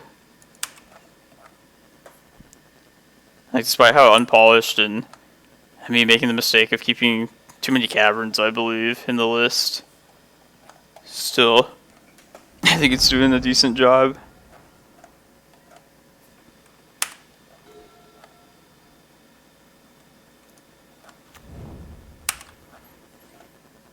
Cloudpost, please. It's the missing piece here.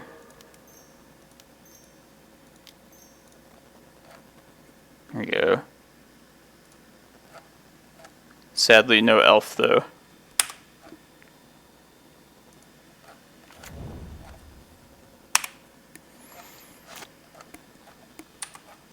Yeah, but, I know, Matt Soley pointed out this card and directed me to play, Fierce Empath. I'm glad, like, if you're watching this, that you know about that card, because that's definitely, like, on my list of cards that I feel like it could definitely incorporate into something like this. It's like a recruiter, our version of a recruiter. Be able to search up, like, Prime Times and Eldrazi in a single card, and an elf at that. And I was actually considering even, like, an empath for the regular list, too. If, like, for whatever reason I wanted to take some of the stress off of Eye of Ugin in order to find, like, a big creature.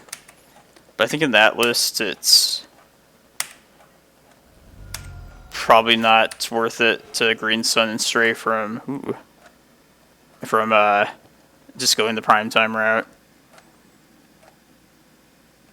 Oh, damn, nice. Bellur, that's another one, too. You could get, like, some of these 3-drop elves out. Nice, like, extra primetime version.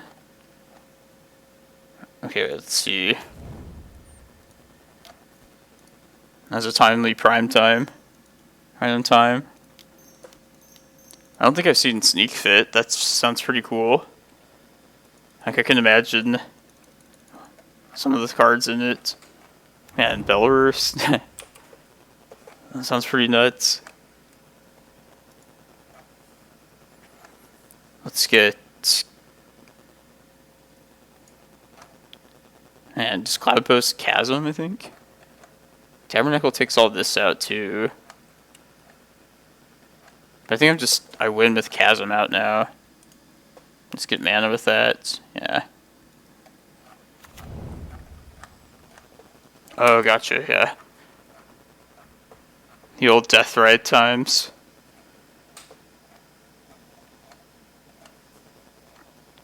And what was I doing during the Death Ride era? I guess if it was top at the same time, I was playing the old blue-green list. But Death Ride didn't really go in, like, post the times I tried it.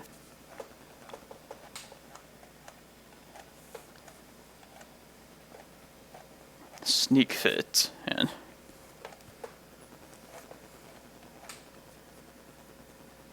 was like sneak attack an enchantment target off of Academy Rector, I'm guessing.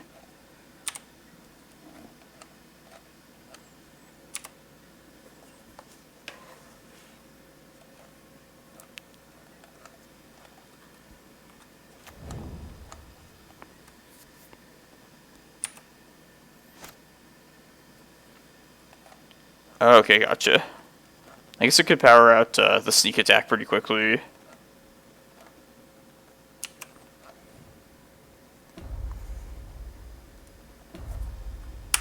Get our 20 mana here.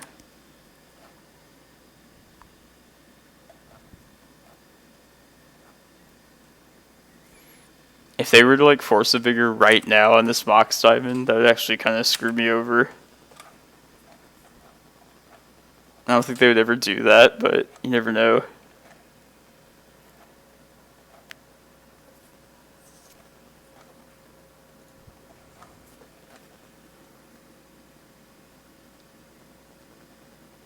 Let's get a Glimmerpost, I guess, to be safe. In case something fails here.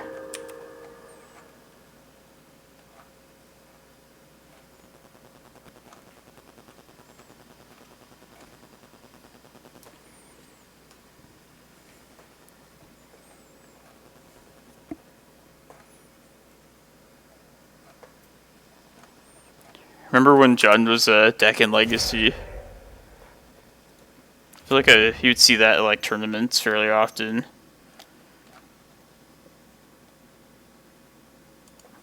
Liliana the Veil and Goyf.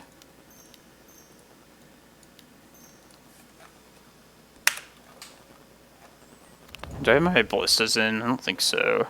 Nah. That's kind of annoying. I think Ulamog is gonna... Yeah, Ulamog definitely clears this up. Oh yeah, Mike and... Locally, yeah, he was like the Jund master. Remember him from, always on that deck.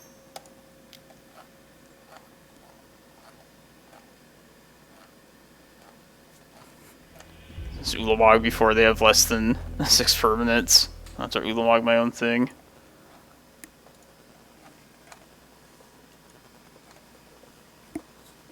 It's like the reverse of the the league last round with the usual list.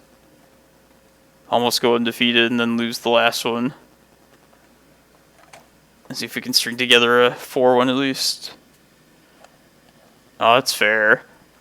I know some people were like kind of committed to Deathrite just being like a pillar of the format. Or at least they wanted it to be. I honestly didn't really have much of a problem with Deathrite.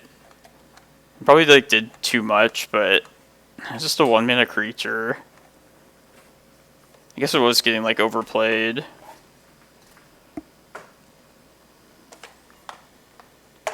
Probe was like the card that I hated a lot more.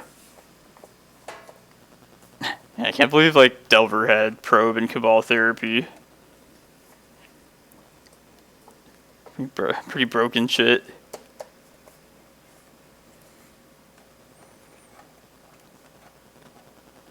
Dreadhorde.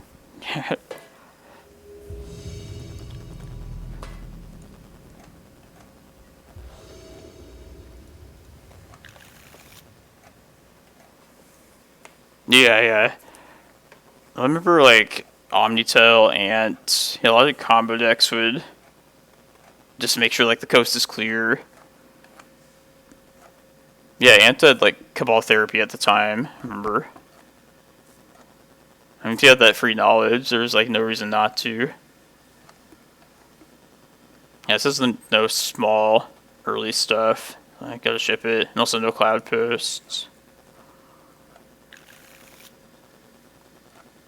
Let's try this. I don't think it's gonna get much better going less than this. And if I get rid of one of these extra Mox Diamonds.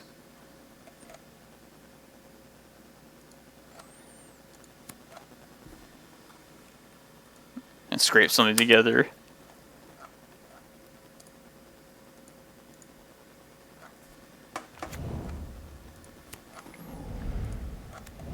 I do like these Mox Diamonds, though, for powering out these kind of things. Not perfect.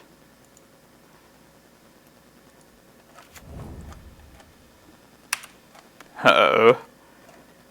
Another post deck. Oh yeah, I'm on a green Cloudpost.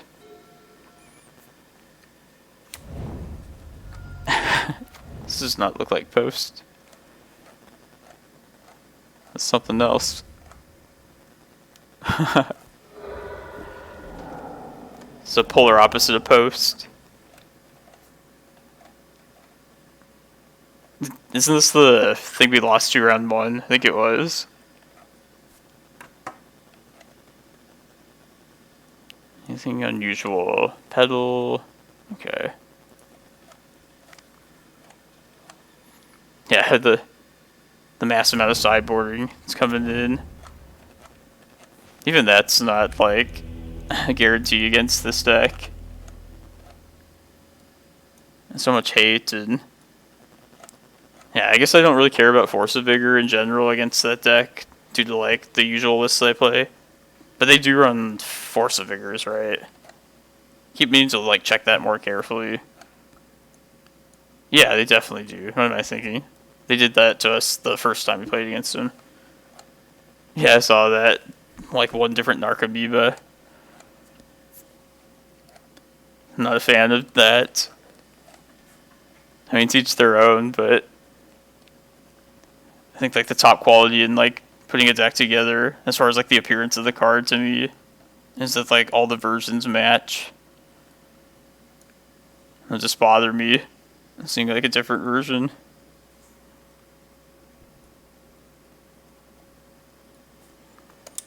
I think I decided the first time we lost this deck that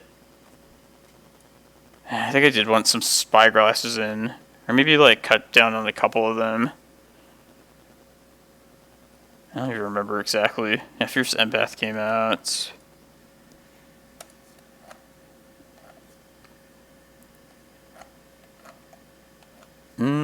Old Border. Like, if I was going to play the Time Spiral cards, like, I kind of hate the future look frame ones, honestly. Like Goyf, Narcomoeba, I like just the regular frame more. Despite, like, the future sight ones being the original.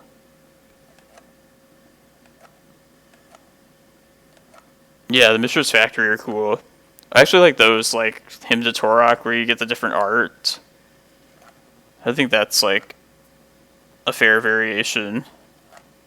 And Mistress Factory in, like, particular. Like, at least they look similar, but look good together. And talking about card versions. I've got 2 of these at least. It does something, but not a whole ton. Oh, is there a new, like, remastered set coming out? I haven't heard about this. Oh, I'm going to have to read it up on this.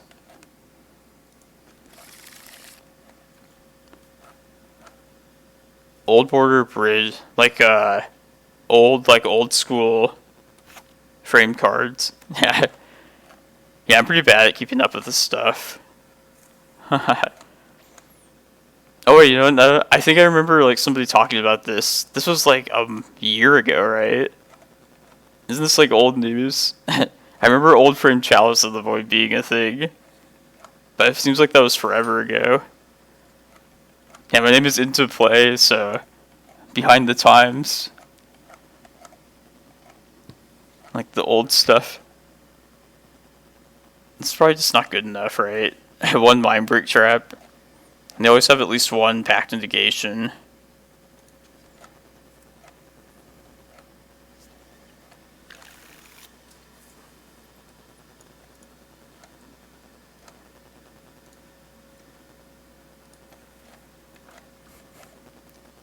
So I guess like the Slayline Mindbreak Trap, it's just like a guessing game for them if they have the right answers to the right hate. Good old magic.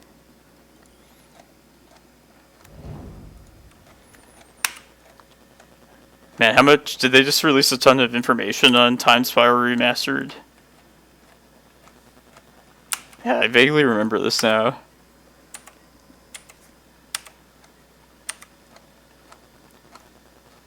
Back when top was legal, I had wished they had made like a old frame like Judge Foil Sensei's Divining Top. I think that would have looked really nice. But they banned it instead.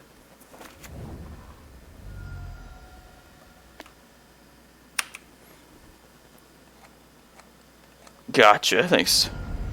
Oh, thank you.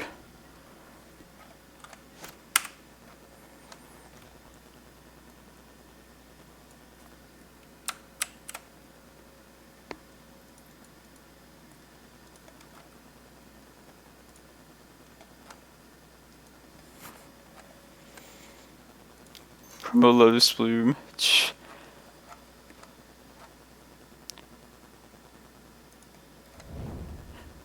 What is it about that, like Time Spiral? I wonder why they went back to that particular set.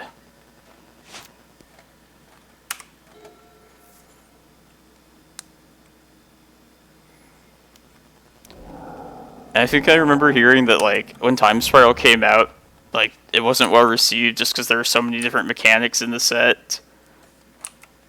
But now they're just flipping it up, going to that.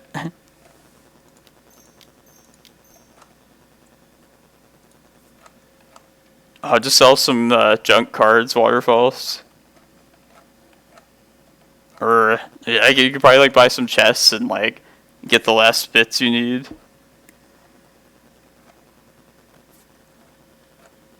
Oh, okay. That's pretty cool. Because I guess there were some pretty good cards in that block for sure. I actually loved the Time Spiral block.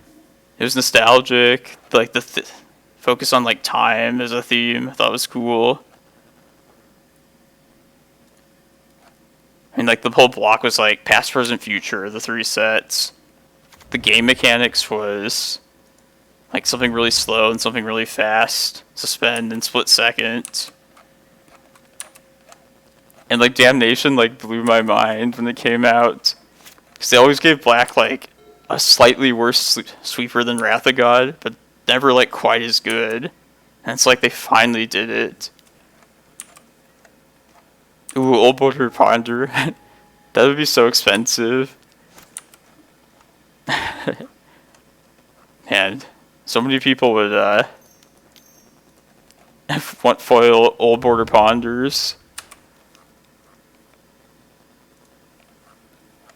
Can't imagine. What am I hoping to dodge against this Informer?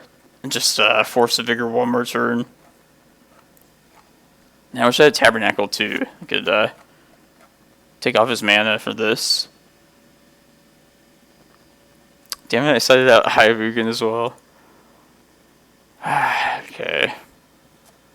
Well, in that case, I guess Cloudpost. Maybe I should just turn on any possible cards that I might draw into. Just Karakas. Has some effect otherwise.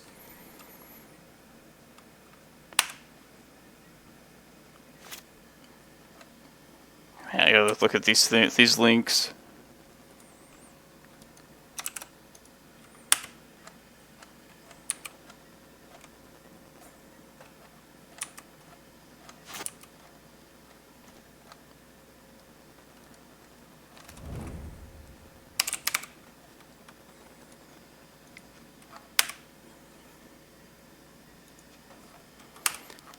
Supposedly the Rise of Eldrazi set was like a ton of fun to draft, from what I hear. Hey Ragnarok, thank you for following. Hope you're enjoying some fun stuff here between these challenges. I don't know, Cloudpost, I guess.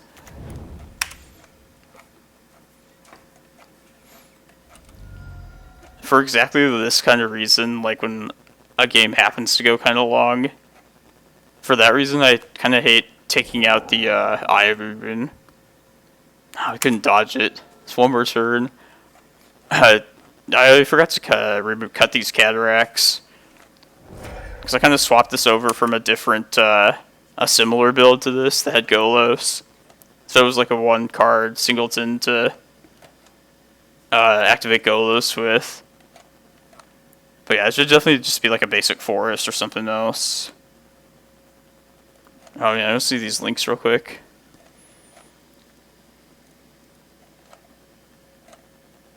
Man, I wish I had that Eye of Ugin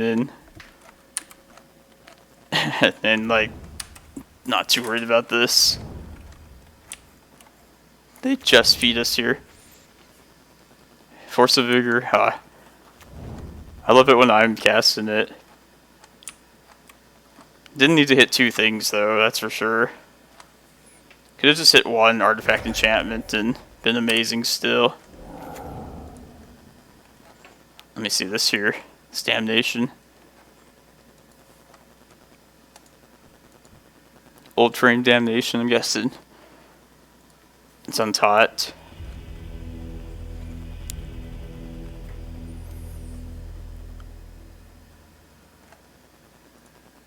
I wonder if it's this... Maybe Google Chrome just is not an effective browser these days. Or my computer is just shit. Probably that.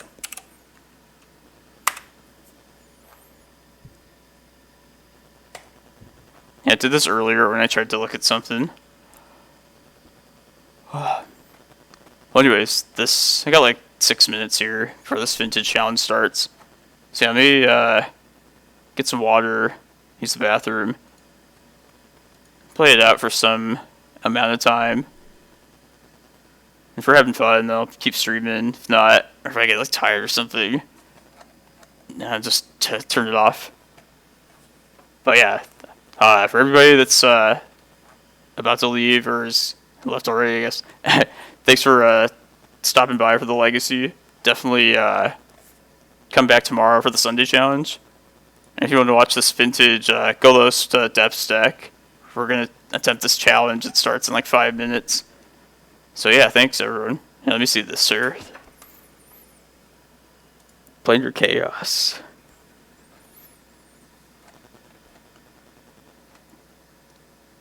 Yeah, I have no idea why it's like messing up like this. I got all my parts from a new computer, but I need to deliver it to my friend to assemble it for me. I don't know if he has the time for it, but I feel like it's just a couple weeks away. It's fucking Cox internet, Cox cable. It doesn't want me to like web browse and play Moto at the same time. I hate Cox. It caused me so many problems.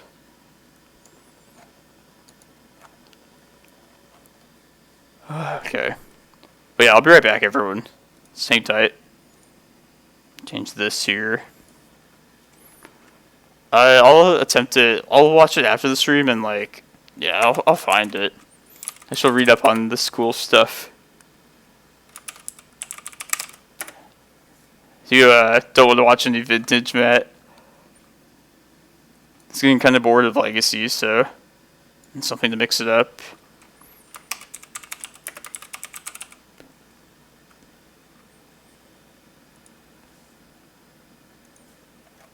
Alright, be right back. Sounds good.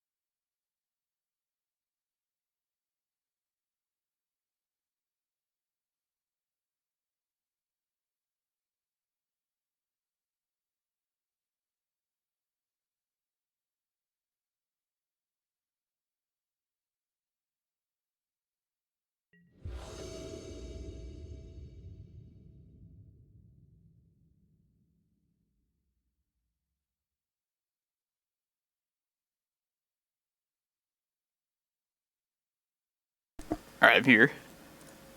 Playing Bryant Cook. I wonder what he plays in Vintage. Underworld Breach. I figured something like Storm, like, and maybe PO. I don't know if PO is a deck anymore. I feel like I haven't played against it through a couple challenges. Maybe it is though. Like that deck was like all the shit like last time I touched Vintage.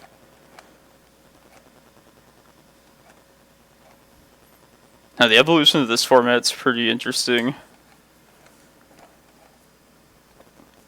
I can't say I'm like experienced at all with it, but I feel like the times I paid attention to it, it changed quite a bit.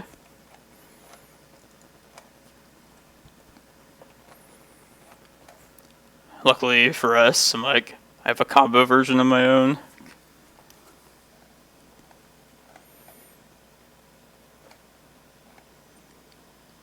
I think this can get better than this. This doesn't come down till the third turn. Yeah, this is much better.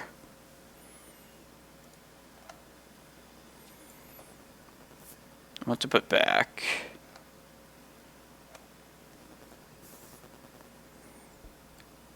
So, probably just the Stone Coil. It sucks that I don't have like another like non-workshop mana source just yet to get the mana to make stage at depths, but at least Lodestone gives me some disruption. So I'll put the beater back.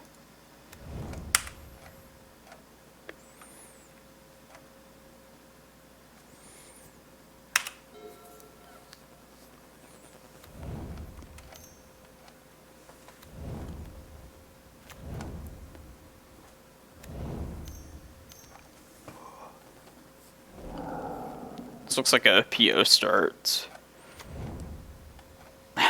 Both Citadel. Jesus.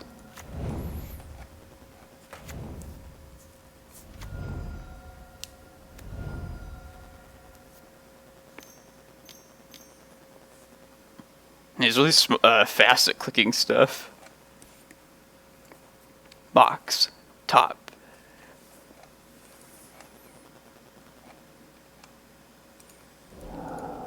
People concede at this point, I'm pretty sure. 17 life, yeah.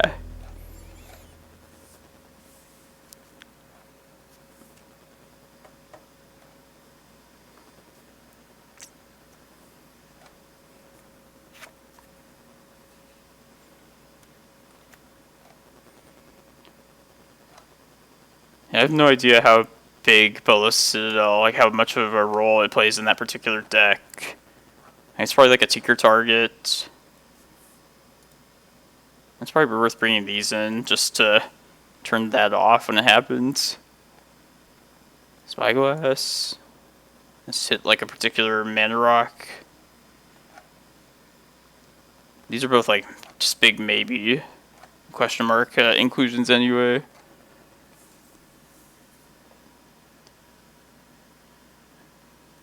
Let's just go out on a limb and just hope that he's not dependent on graveyards. I don't think PO typically is, so it's a safe cut there. And then either Urborg or Inventor's Fair probably be the last cut for me.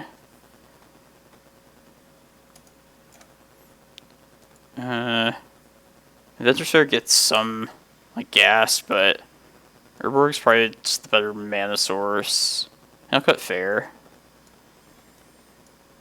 Maybe Spyglass isn't even actually worth it, but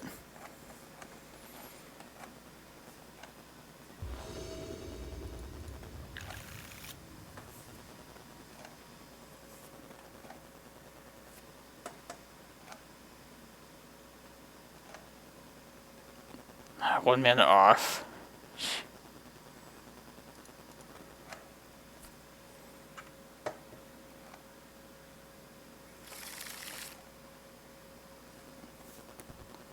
I'm gonna keep this.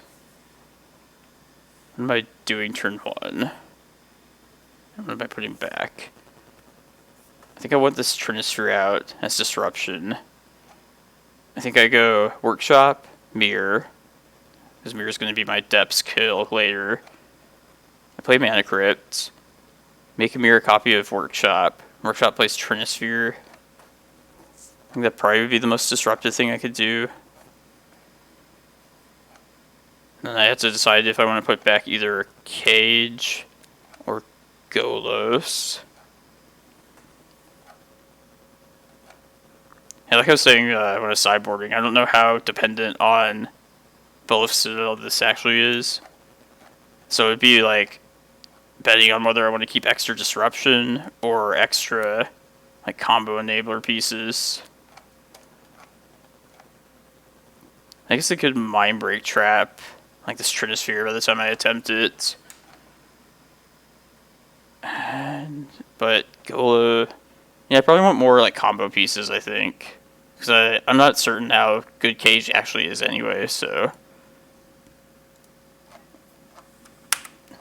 we shall see. The most important thing is just to get this Trinisphere out. I want to get this Smear out too. I'll play into Mindbreak Trap. Whatever. Can't have every answer.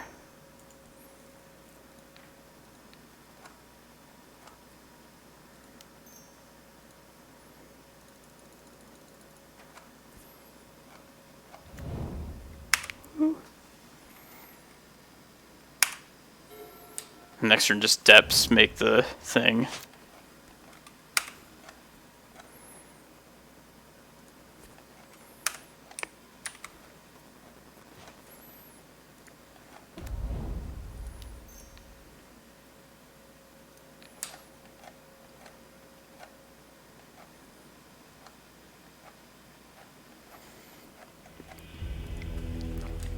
My win is faster at least. Good old interactive vintage.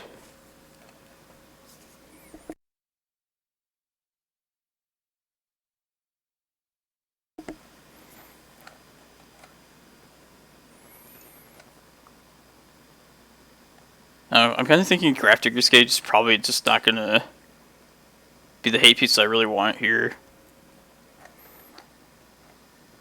Funny enough, I'm running these archive traps in place of Mindbreak traps for the first time.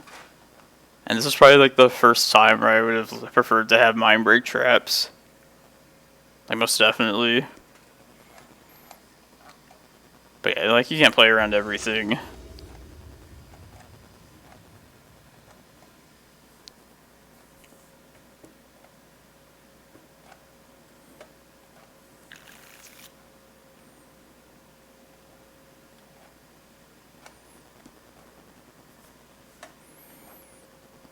Alright, on the draw, I have 4 mana in hand.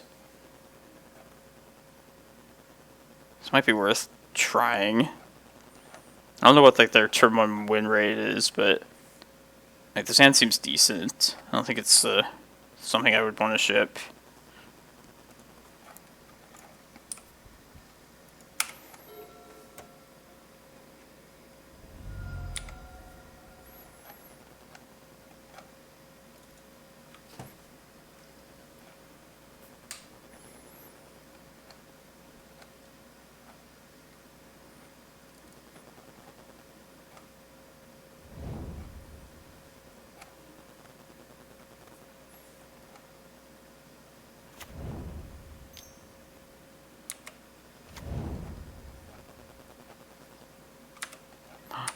We live? Wow.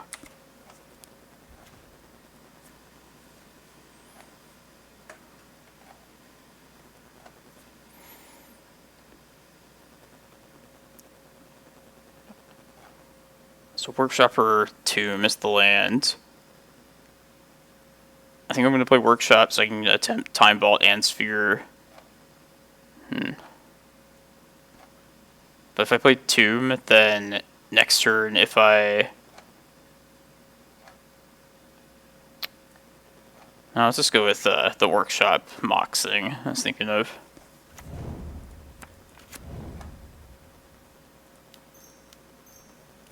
Like, I'm too short on, like, activating stage and playing Golos, even if I wanted to do that next turn.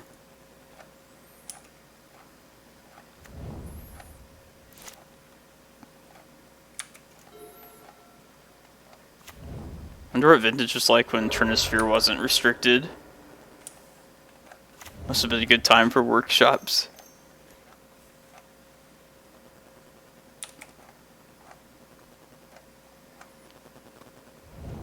Seeing Demonic Tutor get cast is like the one thing that makes me kind of regret playing like an artifact deck sometimes.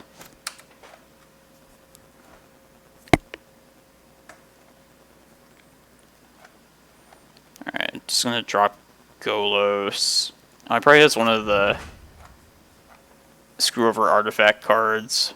Really hard card.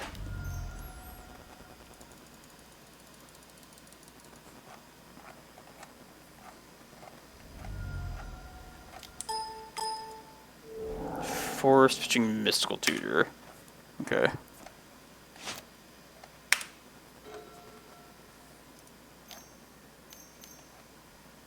PO. Tinker. Blightsteel? Fuck. I still have outs. Could draw a Mirage Mirror. Take infinite turns. Let's Golos do it for me. Buys me a turn.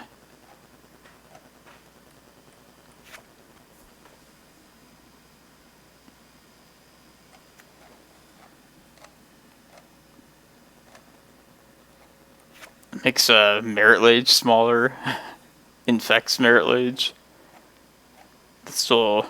I think Golos is the attempt at least. Yeah, I get it to guarantee it here. Yeah, I think I need to do that.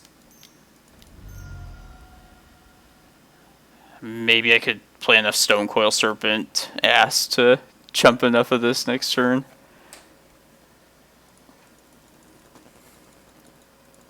Let's prolong this game as long as possible.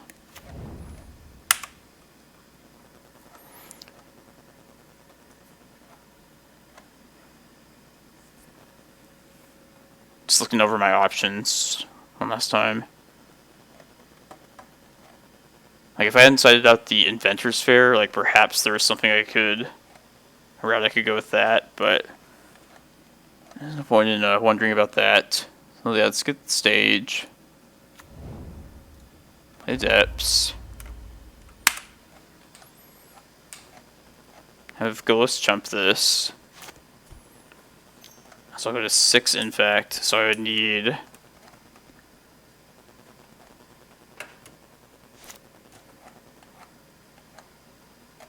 I don't think I can make a single big enough Stonecoil.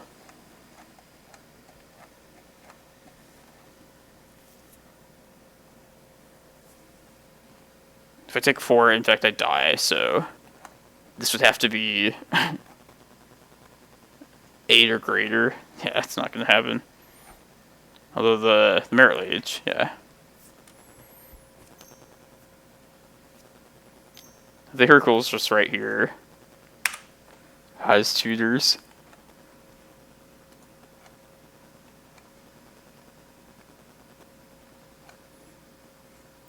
Don't you wish you could just like see what the card they searched up sometimes? Black tutors just conceal it entirely.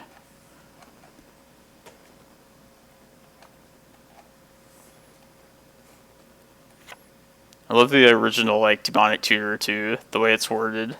It's like search your library for a card and take it into your hand. Take it.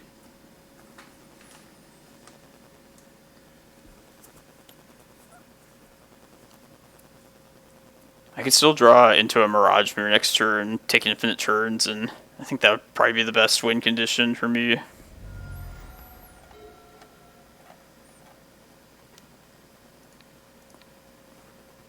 Poor Golos.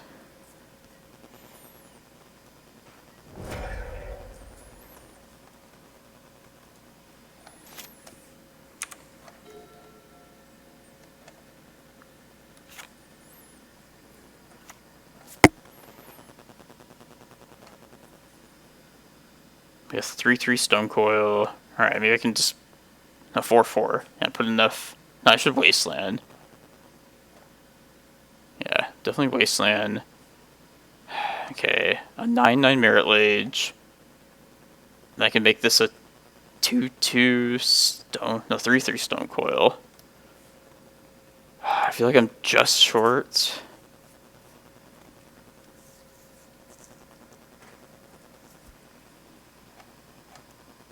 Yeah, I wonder how important it is to Wasteland here. He tutored for something. Like, what could they possibly play? 1 extra mana, or it costs 1 more. So it'd have to be like a 1 mana spell initially, if I don't Wasteland. Let's just do the obvious thing first, at least. Oh, what if he like searched up Chain of Vapor? I should probably Wasteland. Alright, yeah, I think I need to Wasteland. And I'll do it while he's tapped out so he can't like gush that or something.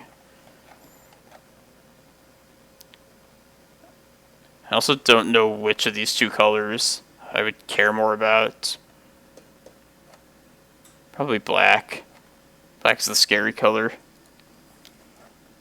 But this is like definitely gonna happen.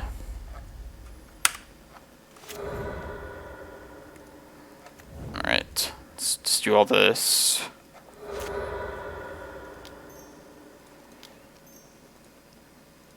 After the game, if people like want to critique or tell me what I should have done, that'd be cool.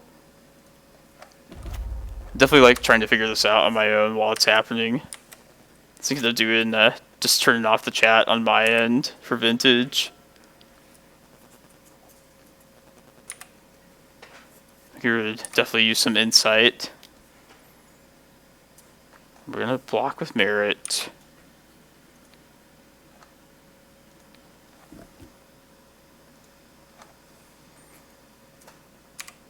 Deal 12 to him.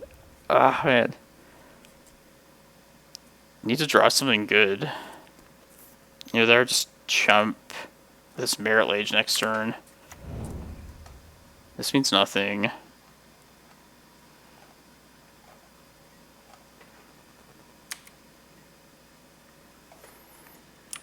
Come on, Mirage Mirror.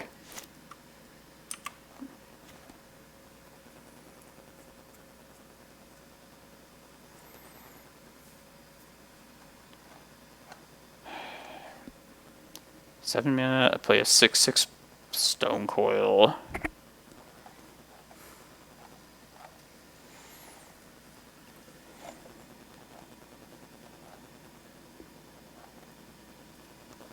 Alright. Combat math. Let's figure this out. Need to be the most efficient at dealing damage while also surviving this. I might as well just play this as big as possible. Like, it's the only thing my mana is going to do.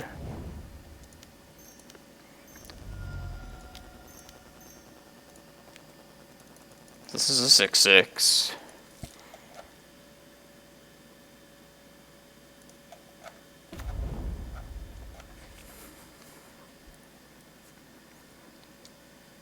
So I basically have to keep Merit Lage. That's like the end result of this spec. Okay, that's pretty simple. Or I could swing with Merit Lage and have both of these block that. But if I do that... Okay, if you use at 5... I apologize. I'm used to people that like think this is obvious. I don't do this kind of combat math often, so... It's also a question of like whether I want 2 creatures or a single one left to attack him back.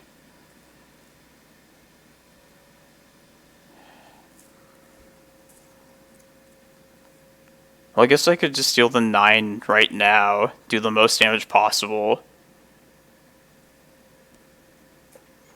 and then use the serpents to... Oh, I think Swarfels. Yeah, I think so. I think we just do the most damage right now. Is the end result I'm getting at. And he can't play another spell without another land, so...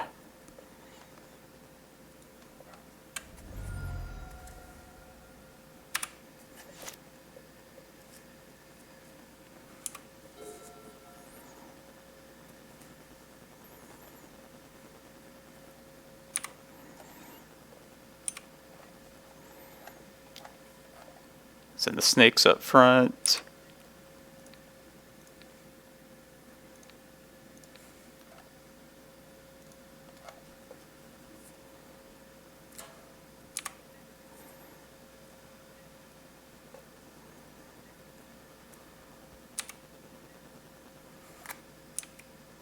Yeah, let me just skip my turn with my time vault right now.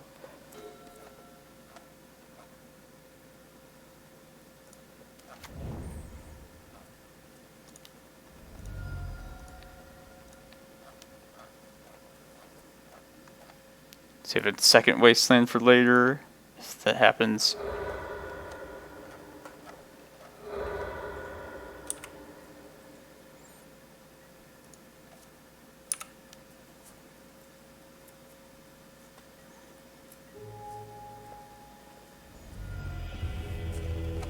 Oh man, that was intense. I don't know if that was like super obvious, but yeah, thanks Waterfalls. I think I was right to just push as much damage as possible right then. Man, how often do you see Blightsteel versus Merit Lage though? And Merit Lage like gonna possibly die? Oh man, Stone Coil is like super useful there too. Good stuff. Alright, well I'll stick to my commitment that I'll at least play this out on stream until I lose a round.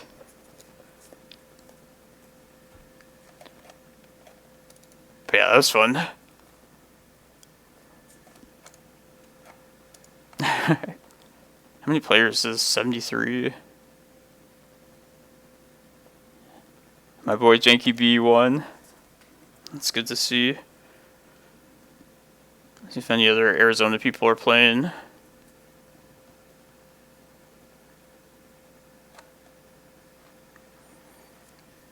I was thinking that game, like the very first turn I had 4 mana. I played Time Vault and Sphere. And I was actually considering if I wanted to spin instead of play Time Vault, spend the 2 mana on like a 2/2 Stone Coil. I mean, I guess that's like a hindsight thing, but maybe like playing a small creature out would be a better use of my mana than just getting the Time Vault out there. But I guess Time Vault just sets me up for a win later if I draw the Mirage Veer.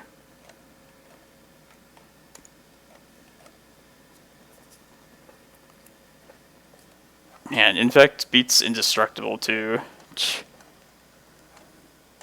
Alright. Oh, I'm gonna change some laundry that I forgot about like 4 hours ago. But Vintage goes quick, so yeah, definitely watch me play this out until I lose one of these rounds. Thanks everyone, and yeah, stick around.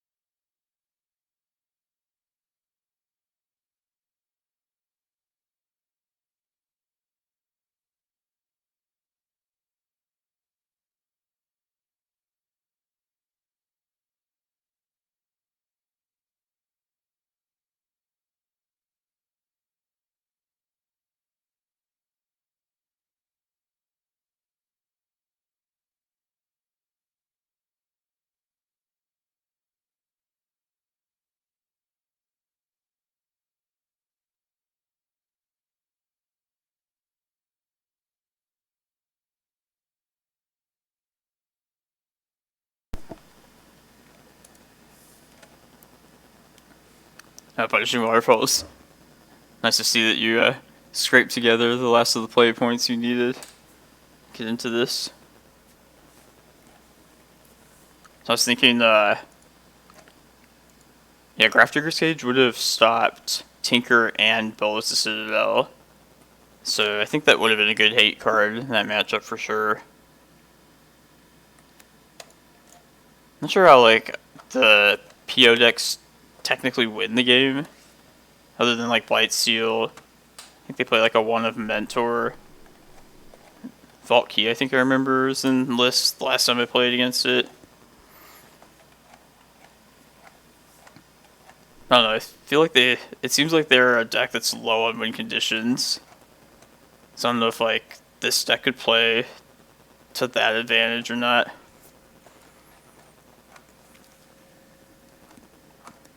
Yeah, definitely, I'm probably going to make streaming this Vintage Challenge on Saturday a more regular thing in the near future. It's fun, like, just trying to figure this out, learn this format, learn this deck.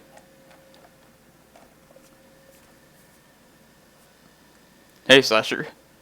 How's it going? Are you in this, Oh, you're not playing in this? I think you should get back on the combo shops. Don't mess with the stacks shops. Oh, that's fair. I'm kind of worried about that for Legacy tomorrow. I'm kind of tired now, and if I just want to stay in bed, I might just do that. I did enjoy Legacy, even though, like, it did poorly in the event. The matchups were pretty fun today. I would like to do well in one, so... Yeah, the last game was pretty crazy. Beat PO, beat Tinker into Blightsteel, had to jump with the Merit Lage.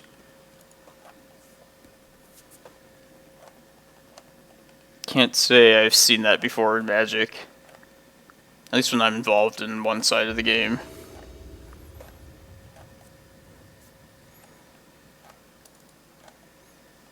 Playing against a hammer.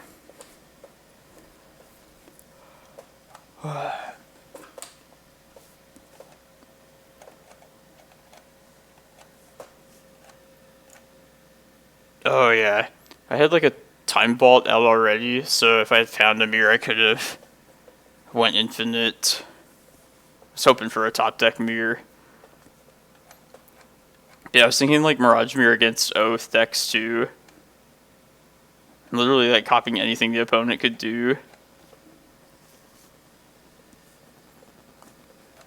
I'm gonna keep this because it has the combo. It's a pretty sure sign of keeping a hand of this deck. At least I think. And I think I'm gonna go Tomb, Sapphire, Mirror, and then play Depths next turn, make the thing. Turn 2 Merit Lage.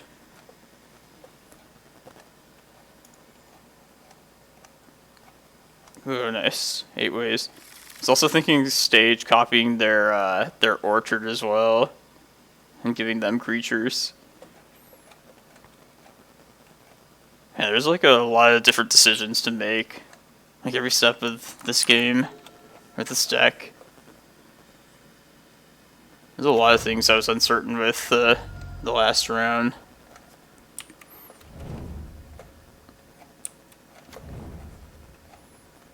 Pretty used to like fatal missteps though, like from the post deck. Kind of like the same thing. Jesus.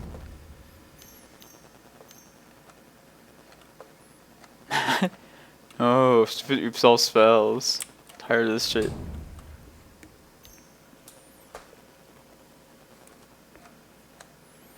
I know it's... Yeah,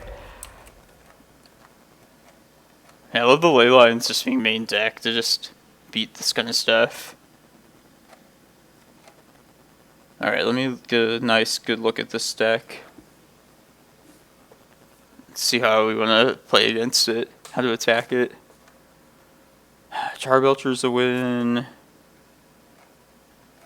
Oops, all spell stuff. Force of Vigor. Chain of Vapor to bounce. Tinker. And probably another Blightsteel. Okay. Therapy, dread return. Okay. Alright.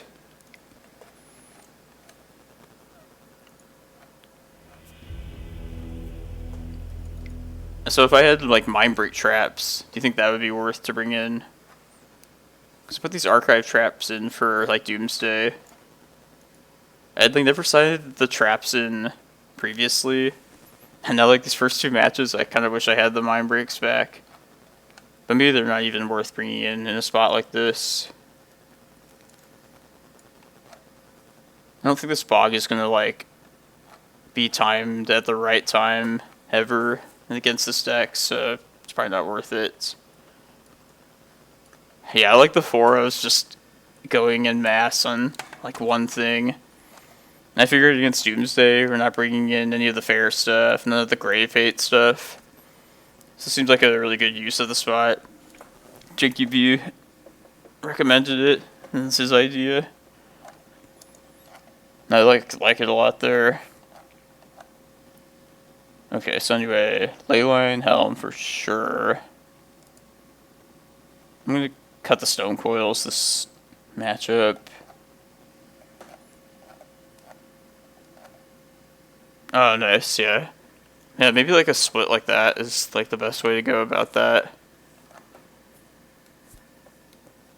I don't think Tabernacle would be of any use here.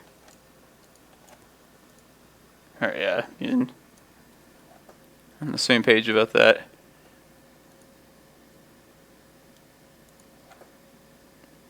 And when Leyline stay in, I need Urborg and Inventor's Fair. Urborg to hardcast Leyline if I need to. Inventor's Fair to search up Helm. So that... The Spyglasses, like, pretty much only stop Informer. And they don't stop the spy part of it. Yeah, yeah, we have, like, pretty different lists. Like, I know you run, like, the full set of needles, which I was thinking to just go and max out instead of these traps. Going full on needles. Yeah, I'm going to try and not have to stop Informer, but not Spy. I'm going to try like this. I don't know if Bog is ever going to be worth that, but we'll see. It's another black source to hardcast to Leyline. Oh, Charbelcher, yeah. Oh, well.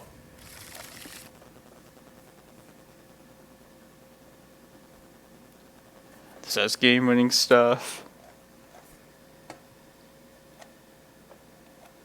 Let's see. Sapphire, Emerald, and they have Mindbreak Trap, I'm sure, so I might as well emphasize the Grafdigger's Cage. Or make it not the third spell past that.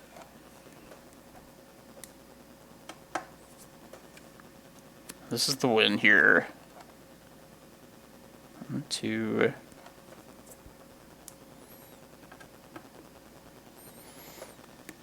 I guess it doesn't matter if it doesn't really matter if I play Academy or Workshop first turn.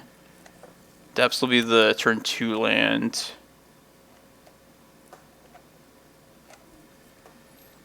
I guess I'll just play Academy. There's only one of it, so just play it while it's here.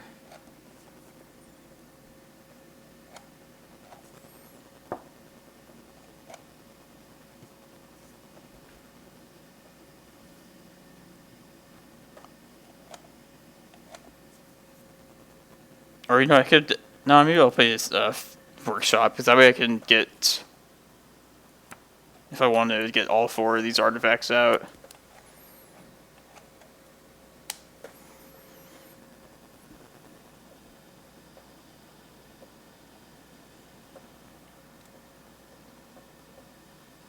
There's no way to play Mirror and Cage, just the first 2 spells. I have to play on Mox at least.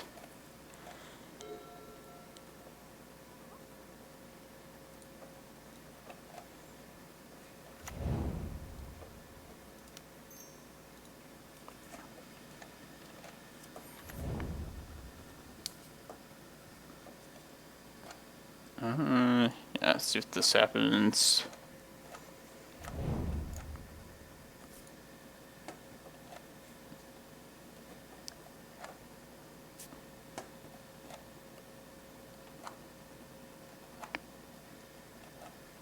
It's probably worth playing around Mindbreak Trap for this mirror, I think.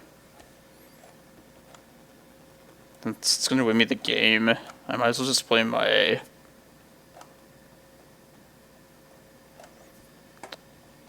I'm gonna play the Depths out, I guess, because I know I'll need that.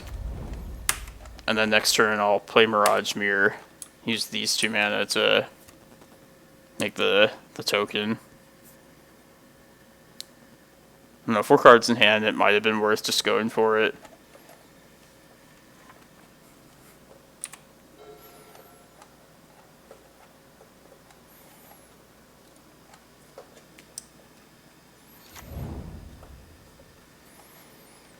I think between Vintage and Legacy, I play against this deck so often today. I'm not sick of it the way I am of like Delver, Oko, or whatever, but... Oh man. Alright, let's just attempt this here. Yeah, Academy.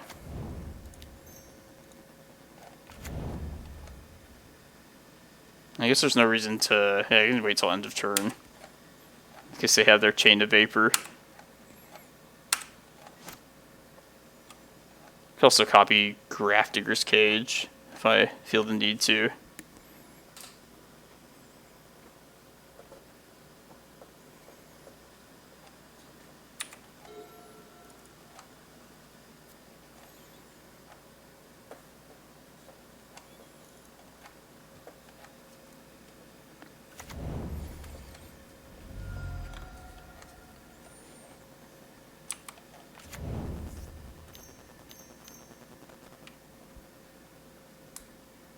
Like Sapphire? What?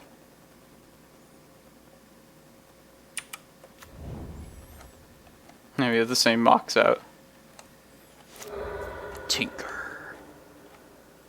In case they get like a... Yeah, they might get like a... I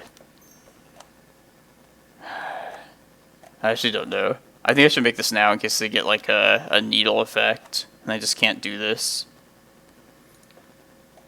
I might die from this, but that's my logic. Let it be known.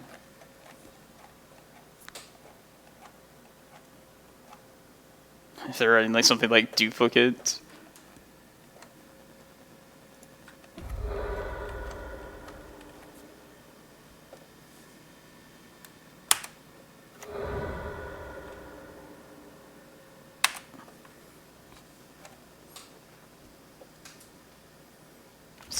Okay, yeah, Citadel. That makes sense. But they can't... Yeah, they can't cast spells from their library, so that's good. Caged in the Citadel.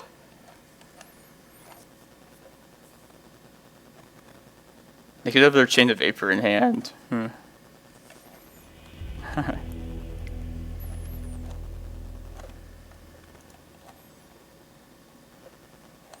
Okay, yeah, let's bring the Spyglass in for the Belcher. That's a good a point to make. Maybe I can get away with just having a single one to fare for if I want to.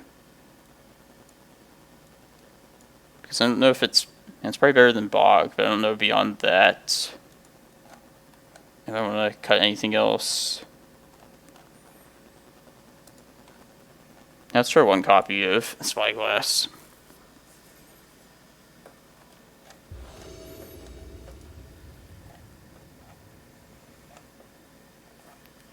I think on the draw I need to mull down to Leyline though.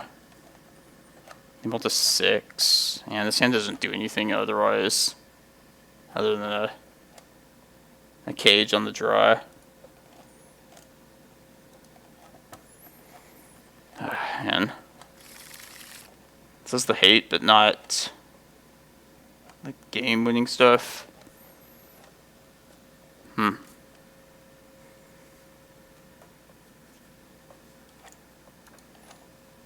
also don't know if this is going to be worth it.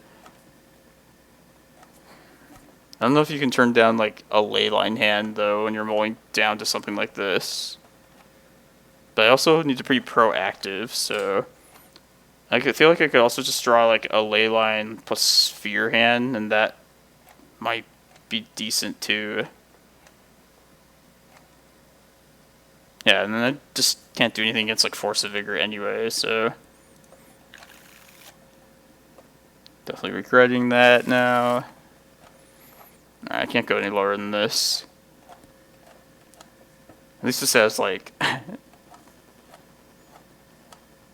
oh, I'm a dumbass. God, oh well, that's my lesson learned. God. Well, the legacy one has Force of Vigor.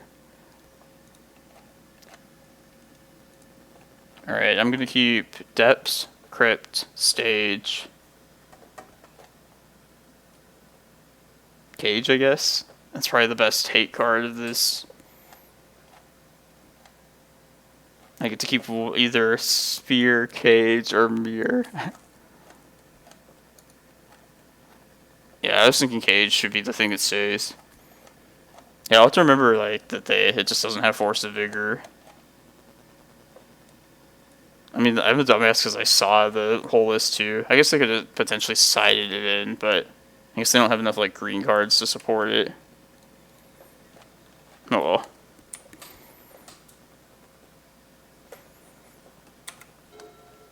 Probably have some sort of bounce spell for ley lines anyway.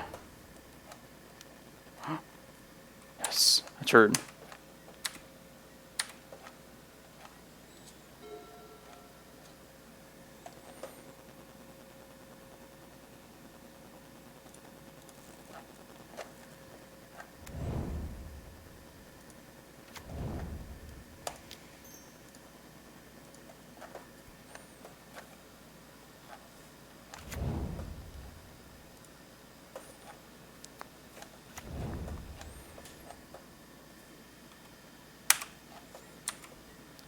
If I want to, I could get an Agazim, the Undercrypt, for my stage.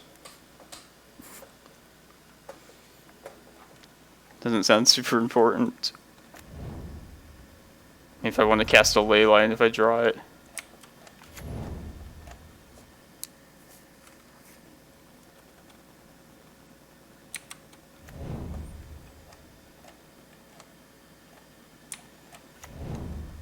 Yeah, I might as well make the correct play. Am I dead now?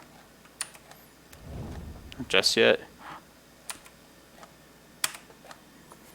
Alright, let's do that.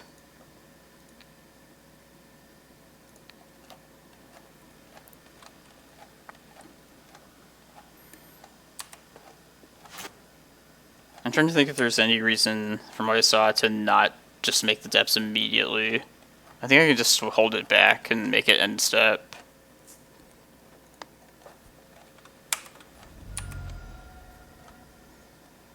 Ooh. Damn it. 1 mana off.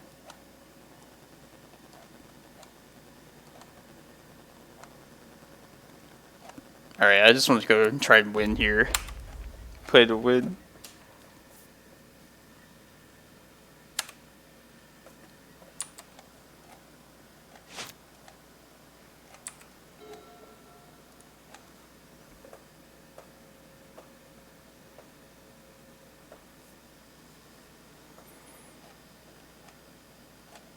You know, I guess I could flip to hit Narcomoeba as a blocker. Oh no, they can't. Cage. Keep forgetting how good Cage is.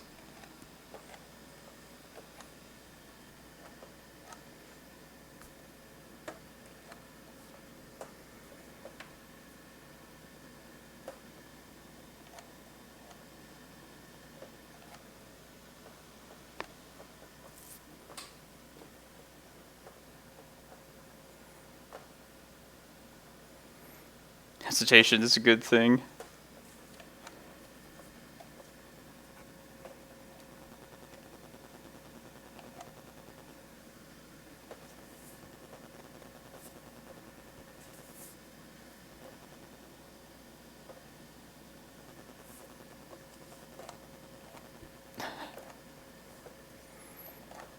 Thinking like, what could they possibly do? Bounce cage, just win. That's definitely.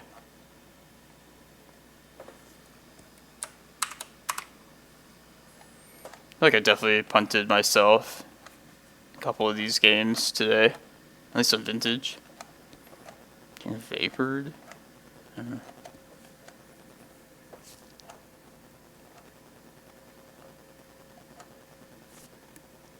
Is this game 3? I don't even remember. This feels like game 2. Or no, it's definitely 3, yeah.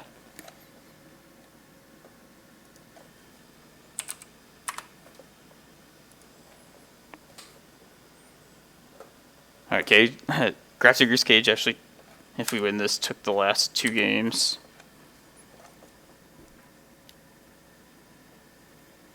Yeah, he was, I was kind of confused at first, too. It's like, well, why is he telling me he has Chain of Vapor right now? His mind tricks. He's a powerful wizard.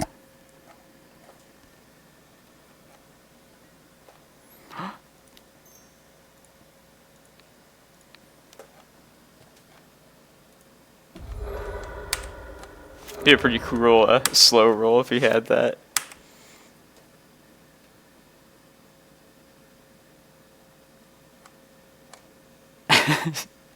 Go on. It's okay.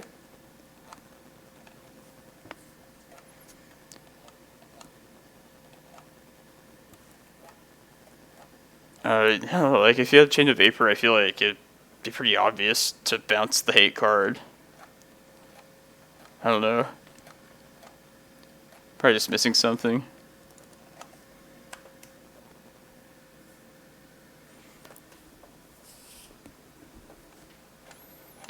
If you did Chain of Vapor right here, still cast Trinisphere, maybe that buys me enough time to get back into it.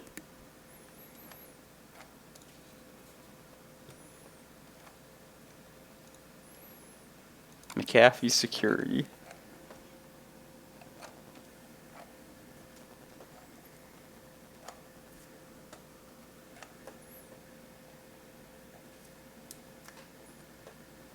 Yay.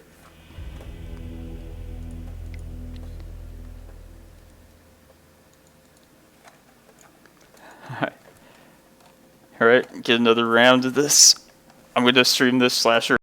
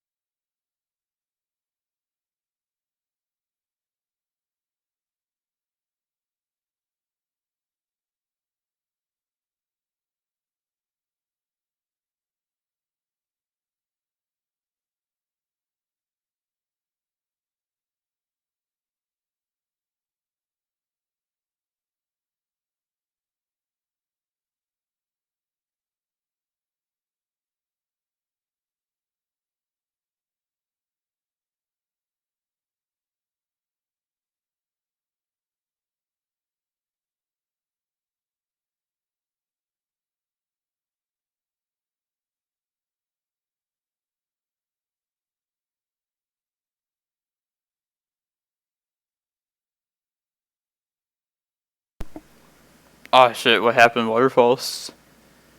I punted a bit too, but it didn't cost me this last round.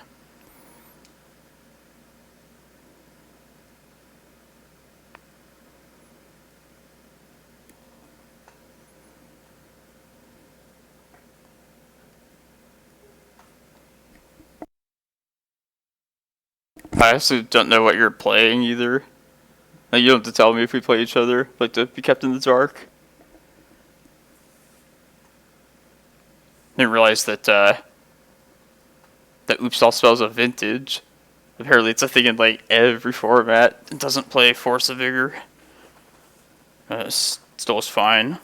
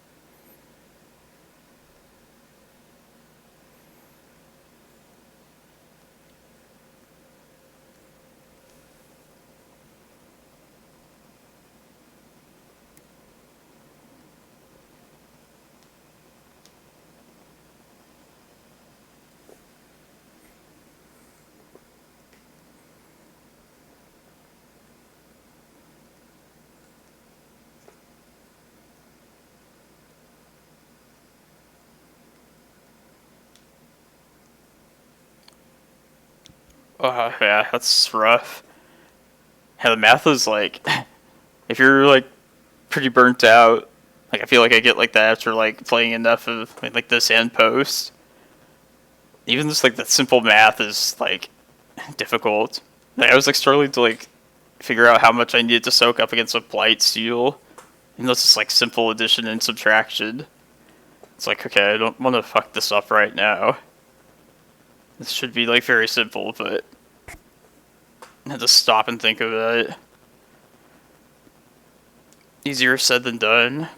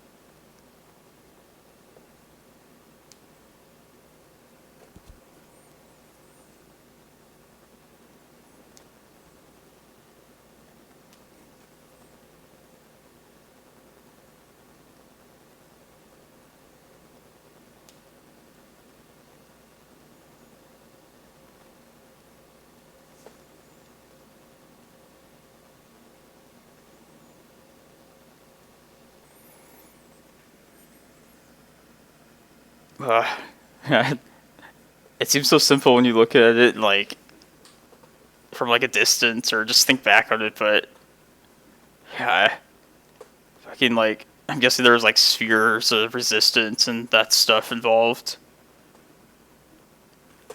Yeah, I feel like the math is even though it's like pretty simple math between like the decks I play here and like the two different formats, it's completely different. I don't think in these numbers. It goes like 1 mana, 2 mana, 6 mana. But vintage 3, 6. Oh, man.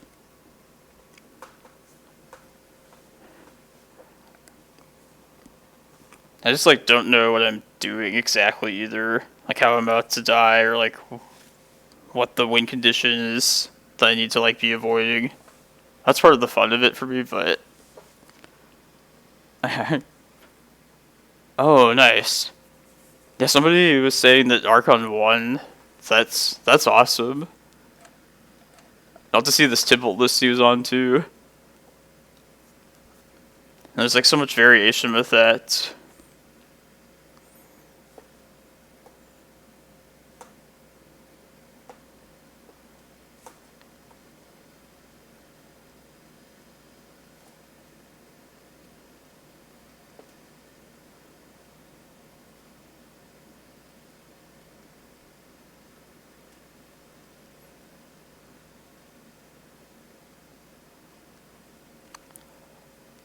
So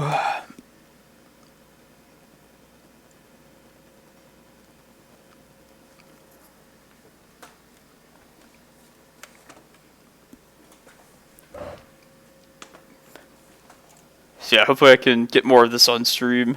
Let's play this out until I win, or until I lose. But yeah, I might just record it on my own after I end the stream. If for those of you that like want to see more of the vintage, you can watch it afterwards. But yeah, I think I'm eventually gonna make this vintage challenge the more regular thing on Saturday.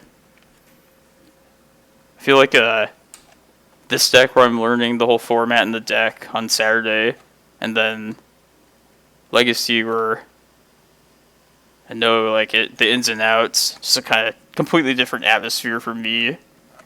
It'd be a good way to mix it up. At least for me, it's a good change of pace to try some different stuff. But I think like Legacy is just getting more stale than like I want to believe. I feel like the list is pretty solved, and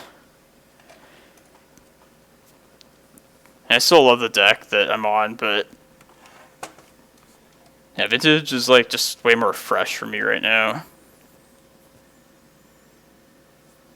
I'll have to watch his Archon stream though, the VOD. I did see some spice today in Legacy, which was promising. But it might just be like the recent new set, people going nuts with some new stuff. Before it like reverts back to Rug Delver, Snowco, typical stuff.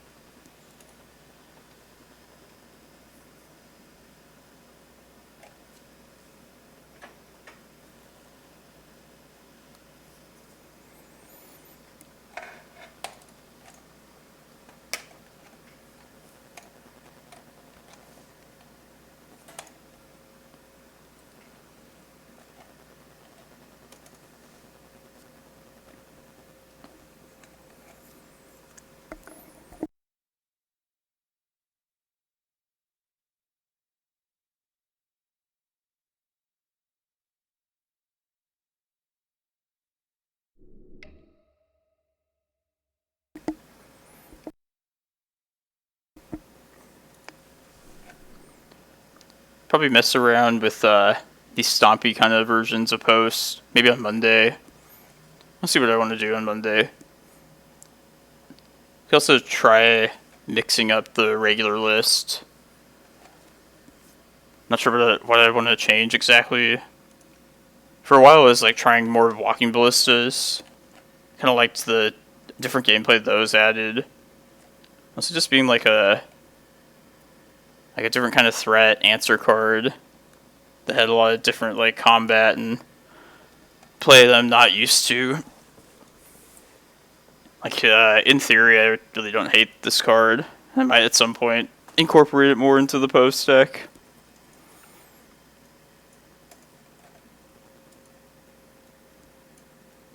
Yeah, these are like the surgicals in the board.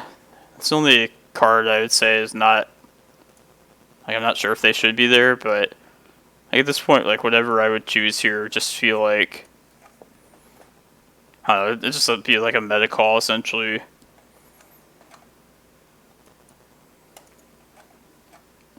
Yeah, we had 53 players in the Legacy challenge today. Like that was kind of low, so it's possible that like Wizards will see that and maybe people are growing tired of the format. I don't know. Like Archon winning with that is pretty sweet though. It's a good thing for the format.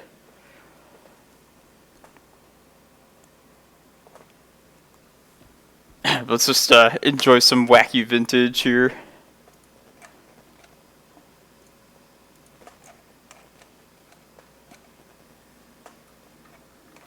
I feel like this format rewards like risk taking. I like to do that. Just throw it out there.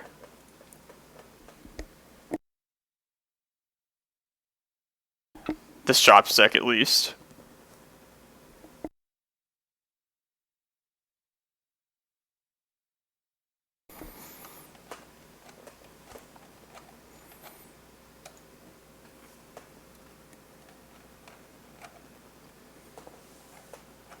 once this is done, once I lose, I turn the stream off. I kind of want to try and finish this written primer that I know I keep saying every single week, but life happens. And I feel like I devote my free time mostly to the stream. But I do want to just finish writing it. Mostly it's just a thing, like a goal of mine to complete. It'll be a really good read, so yeah. Just gotta put the effort in, you know?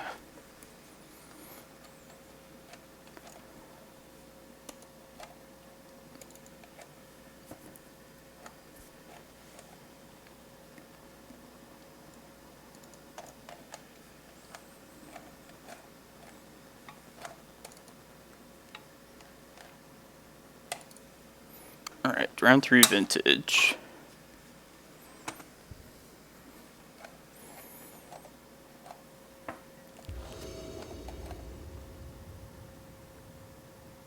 Non-basic land, we're on the play.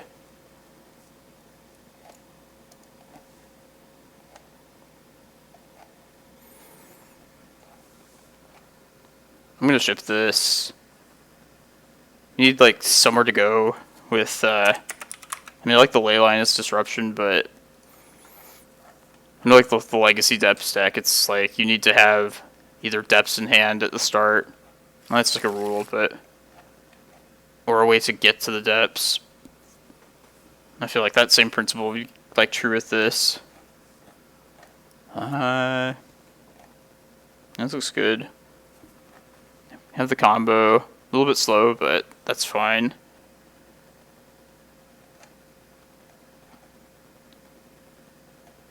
So I think I want to play... What do I put back? Probably a workshop.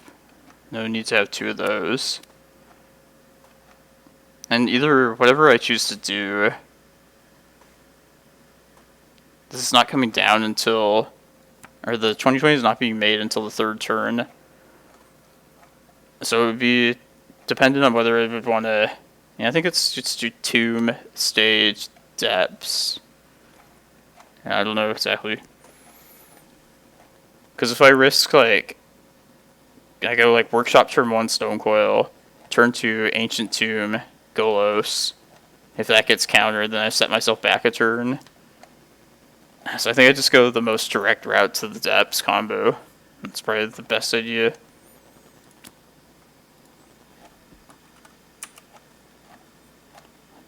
I don't know if it's going to be worth waiting an extra turn to play this out for 1 more power.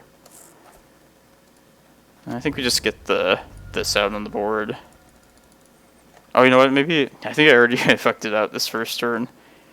I probably should have just played the stage out in case I draw like a Mana Crypt or something next turn.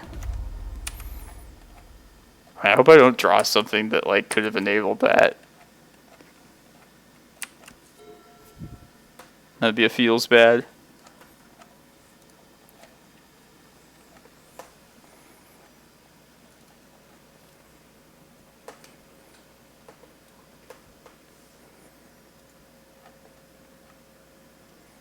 I really like the Stonecoils in the main deck, though.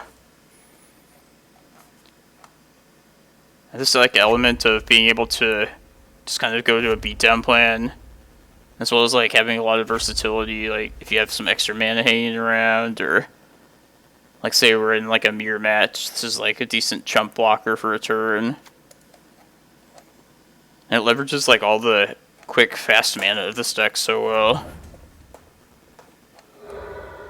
Okay, well, we're rewarded here for not playing one of the more important cards out. So that's good. Rather that get wasted than Stage or Depths.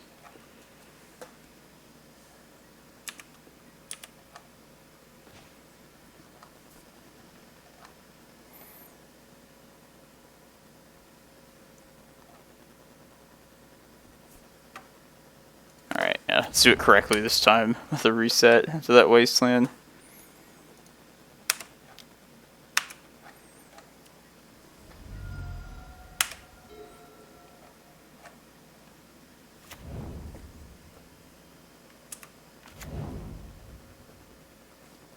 Looks like some sort of shops list.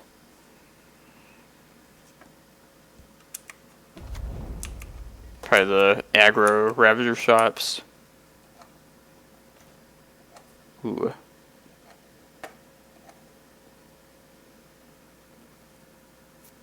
Because of that, yeah, let's try and win that way. I think that's probably the safest win. Just because they can't interact with other artifacts well. I don't have the second mana though, so...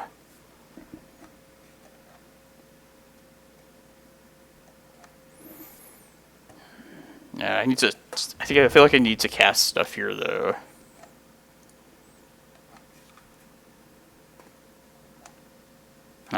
This is the most efficient use of my mana here. And if I draw like a Mox or something like that next turn, I can pull this off.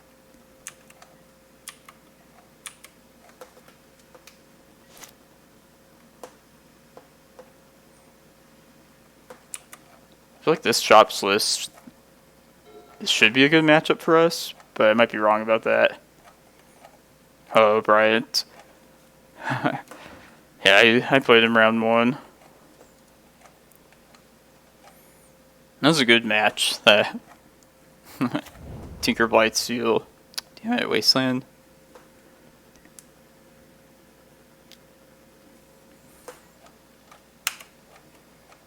It's definitely the most difficult element of this year.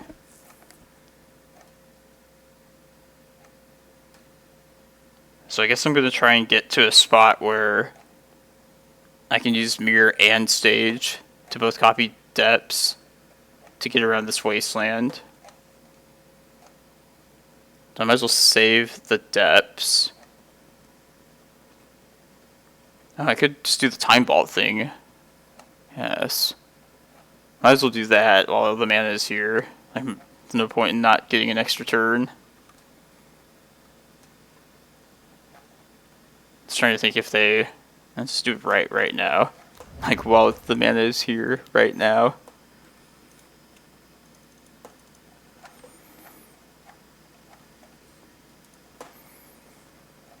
I feel like against like an artifact based deck, nobody's gonna think to like, oh, Wasteland in their attack step, so they can't put their Time Vault out. Maybe non-basic land is an expert though. I have no idea.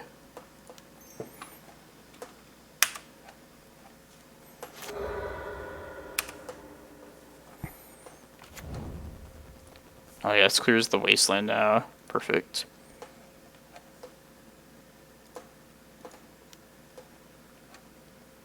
I don't have another mana source to take another turn next turn, but I could draw one.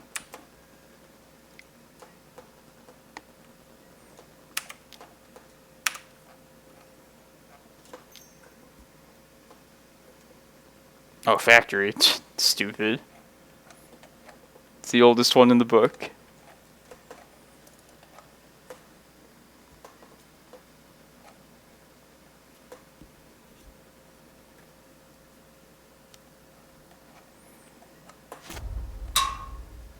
Alright, this draw is important. Hey! Did it.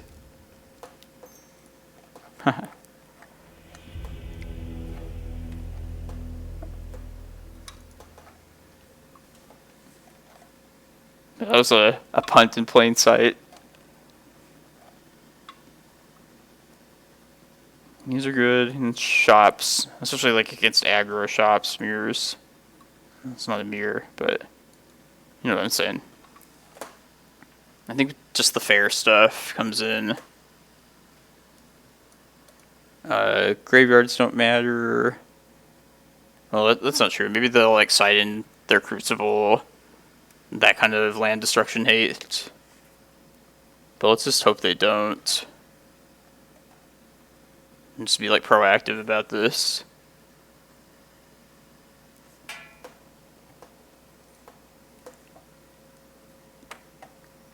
Yeah, I feel like at this point when I side like this, I want to either cut Urborg or Inventor Sphere. I think Urborg just helps the mana more for like comboing off with depths. Also these like dismembers. Yeah, I feel like that's probably just better. Inventor Sphere, I guess, mostly for the searching up the helm, which I've removed here. Maybe I'm supposed to side out some like sphere effects, but on the draw at least. I mean, it can't be any worse than ley lines though. No, maybe I'm wrong. Very well could be wrong.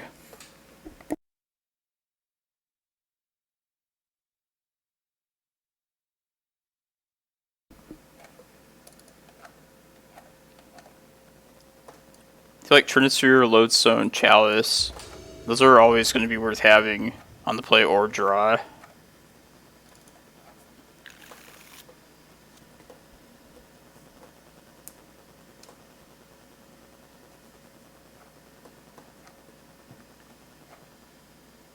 think this is probably going to be worth keeping.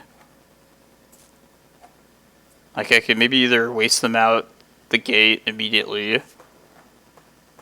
Yeah, this has like a pretty decent amount of disruption. Let's try it. I'm kind of thinking of getting Golos down, getting Karakas, and then maybe getting some multiple bounces out of this. But it really helps if we get another draw here before we make a play.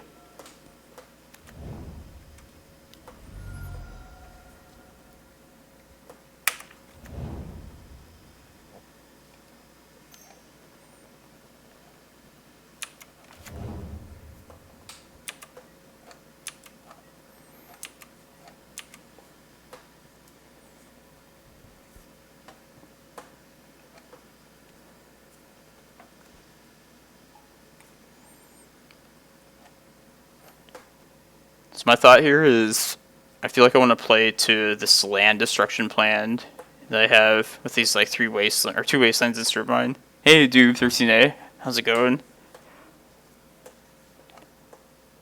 Alright, so I could, well, the land would have to be wasteland. I waste Ancient Tomb. I Black Lotus for black. Because I think Soul Ring getting out there. I maybe don't want to blow the Lotus here yet.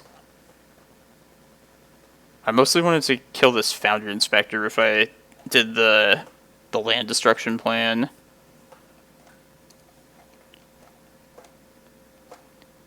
It's kind of a shot in the dark, just hoping they can't follow this up, but like, I know from experience, like from Stompy decks, that these can get kind of clunky if you like take them off a initial mana source.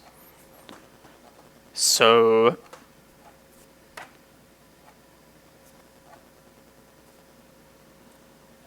yeah, I think I'm gonna play the Soul Ring out off of the Black Lotus and dismember Foundry Inspector. Wasteland Ancient Tomb. A little short of mana for this Golos, but just a couple turns then, and that doesn't even account for if I draw like a Mox or something.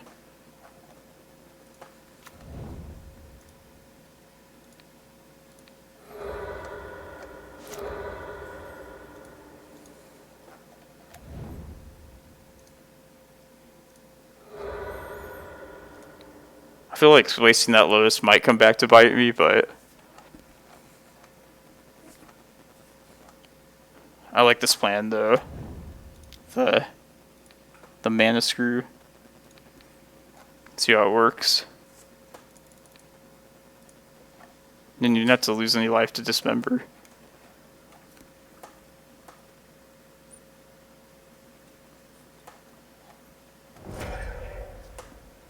We each have a Soul Ring.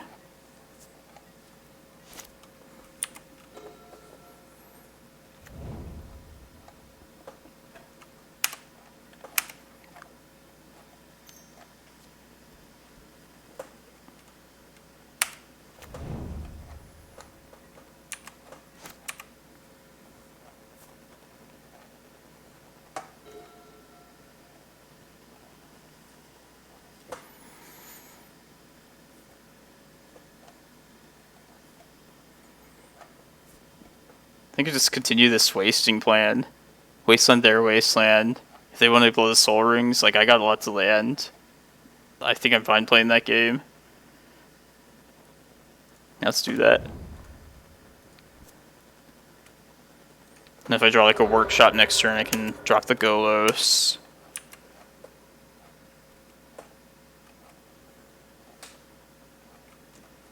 Like I feel like they're crippled right now.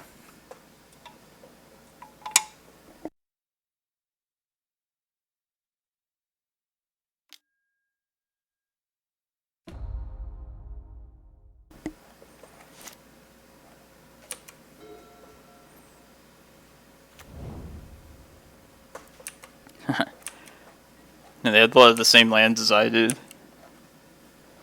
That's silly.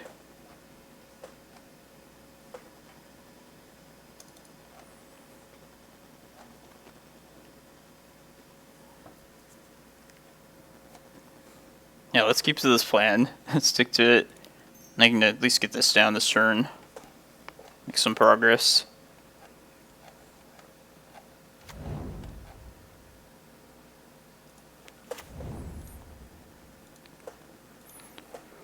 I think I would have been interested in changing up this plan at any point if I drew another mana source these like last couple turns. For the record.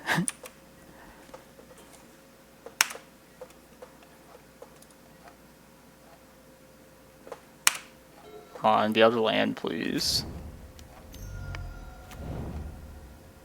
It's not terrible.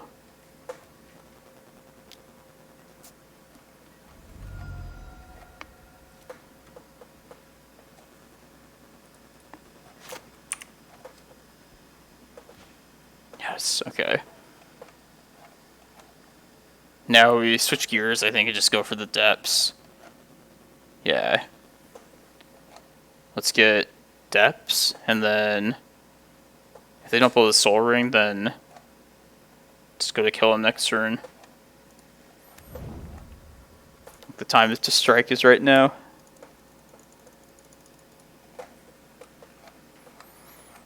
Could also potentially go get Karakas and keep this going, but I think we just put the pressure on right now. Now they bumped it to 2, so I'll have the soul ring for sure. Okay. I think they fear Time Vault after the first game.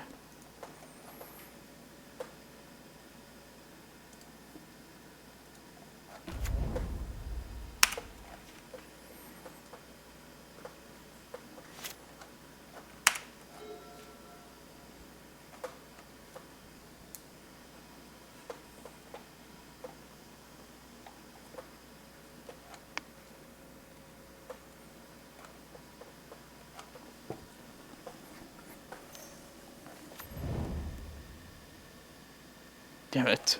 They're gonna say soul ring, I bet. And run into me with their car with the revoker driving.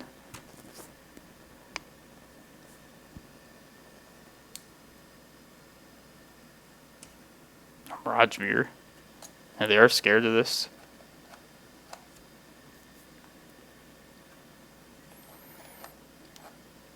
I think I just throw the robot man in front of this car, as this could like hurt me pretty bad later. Like among the other things I could have. Yeah, let's do that.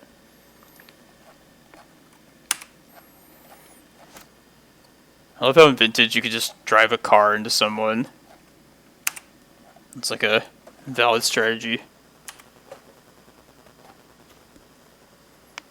Alright, let's go, go, go. Depths.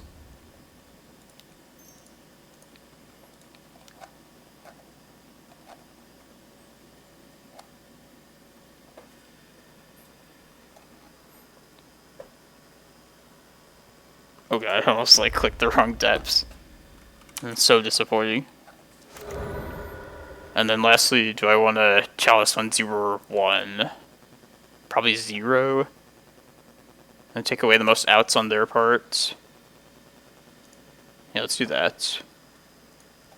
I don't know what outs there could be, honestly, but they missed their land drops, so maybe they're short of mana or something. I do not know.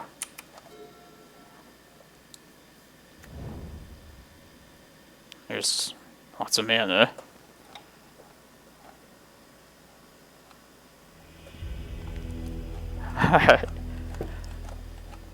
Alright.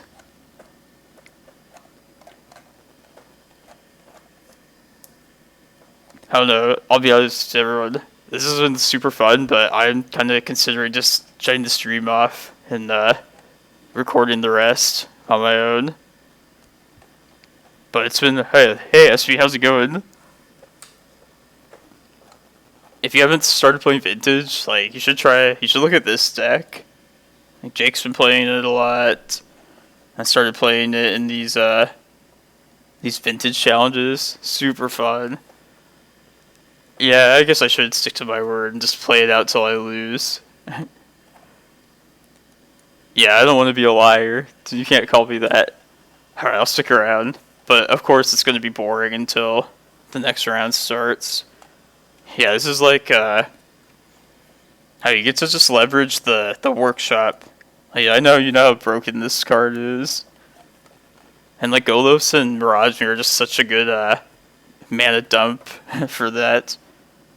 I'm loving this. Super, yeah, it's been like 3 very different rounds. Hope everyone's enjoying this, because, yeah, I'm gonna start streaming this deck more. Probably Vintage for sure on Saturday, and this event in particular. And then Legacy on Sunday, as the usual thing. But it's just fun just, like, being, like, a novice at this format. But I think, like, yeah, we can have a lot of fun and tune the list, figure things out. Honestly, I couldn't tell you, SV. I think we are bad against Doomsday, and also, oh, Rug, that kicked my ass. A lot of, like, the fair green decks, they had, like, Collector Force of Vigor. I feel like I struggle against those. Bug and Rug. Just such a pain in the ass. So, Doom 13. Vintage and Legacy both use all of the cards. Okay, it's called someone. So Vintage and Legacy both use all of the cards in, like, Magic's history. But in Vintage, it's a slightly bigger card pool. You have, like, the, like, top cards, like, ever printed, like Black Lotus. But these powerful cards, you get to only run a single copy in your deck of. Legacy is more like, you don't have, like, those ridiculous cards, but everything's either just a 4 of, or you just can't play it at all. So these, yeah, just having, like, a single copy of a lot of these super powerful cards just changes the format entirely. Like, the mana acceleration is ridiculous in Vintage. But I feel like the games, there's a lot more variance in Vintage with cards these powerful. And I should note that, like, in Vintage, the list of cards that you can only have it run a single copy of, it's different than the list in Legacy that you just can't play at all. So, like, one big difference in Vintage is this, like, Mishra's Workshop card, which, yeah, for all power level reasons, like, I feel like you shouldn't be able to run 4 of them, but you can. But, of course, this in Legacy you can't play at all. Or another big difference is Brainstorm in Legacy. Like, you can play 4 of those in Legacy, but you can only play 1 of those in Vintage. So yeah, if you, like, enjoy, like, the most powerful cards in Magic's history, or if you know all the old stuff, if you're, like, an MTG noob, it probably would take some time, like, looking into this and, like, watching, like, streams and all. They're pretty different, but yeah, I know, like, a lot of the people that play both these formats, like, we've been playing Magic for a really long time, and some of these cards are, like, from way back when, like, we started playing. But yeah, definitely, as you start playing more Magic, if you really enjoy these kind of formats where you construct decks, Definitely look into Legacy and Vintage. Like, I think if money was not an issue, Legacy would probably be the best format for everyone, or for most people. People just play like Modern and Pioneer because it's the only ones they can pay for. Cardboard is expensive for some reason. Yeah, so I'm pretty brand new to Vintage, which is going to be a Saturday thing, but my Sunday stream is going to be Legacy. And this deck I've just been like playing for a really long time. So I go from being the student on Saturday in Vintage to the teacher on Sunday in Legacy. Although I've been doing pretty bad recently in Legacy, but I turned it around eventually. It's been a good mix so far. Oh man.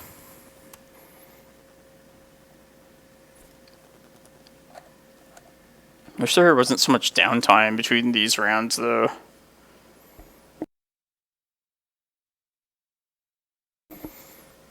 Hopefully I explained Vintage and Legacy, like differentiated them well enough.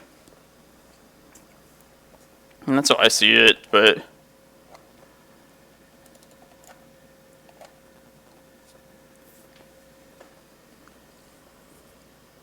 oh nice, 7th edition. Yeah, that was about when I started playing. It was like 7th edition and I think Apocalypse had just came out. Played with like friends in junior high. I think my favorite time of like playing Magic in your history is like once you know the rules and you start like experimenting and building different decks. And that's probably like the most fun time.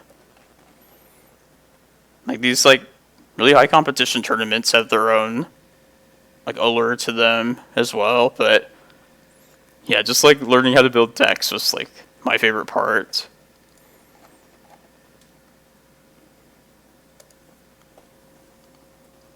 Waterfalls went to game 3 against Bryant Cook. That was janky B.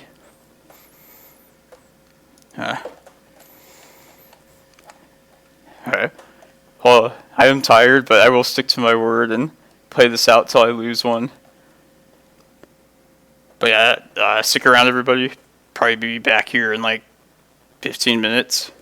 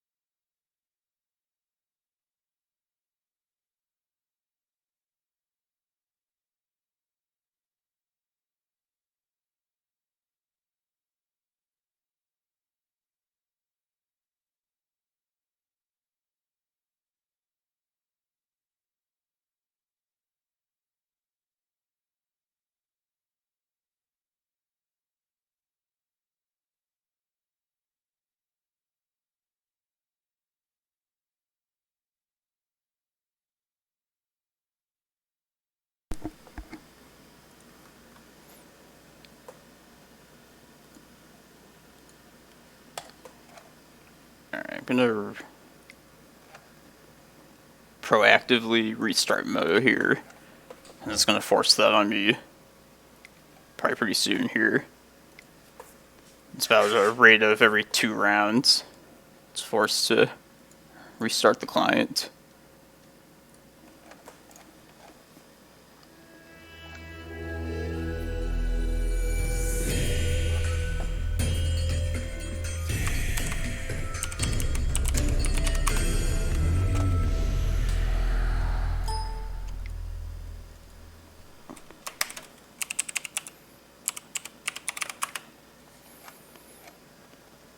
Seriously?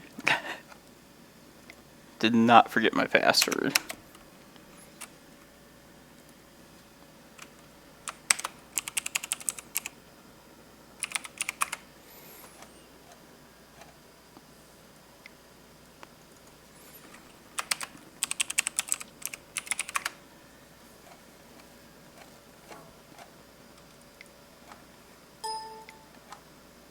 How shitty would it be if, like, this is how I lost my first round?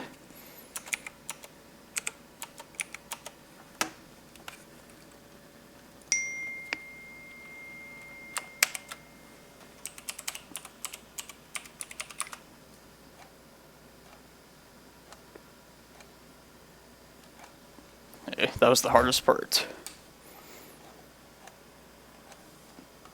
And I feel like you know when you start playing like a new deck for the first time, or early in like you're trying that deck, you kind of like play it more carefully and think about more things. Compared to like decks that you've played all the time, you start to like autopilot them. It's kind of how I feel like about this compared to like the Legacy usual. I feel like just having to like try and learn every new situation. That's pretty refreshing. But if I were to play this for like a year, just like start making auto decisions and maybe just doing worse because of that.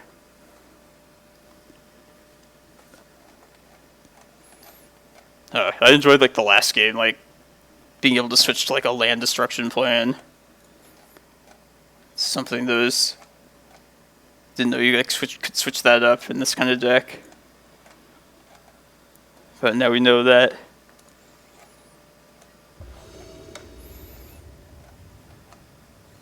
And play again. Nice. Moto needs to load. It's tired. Just like me. Oh, I'm gonna keep this for sure.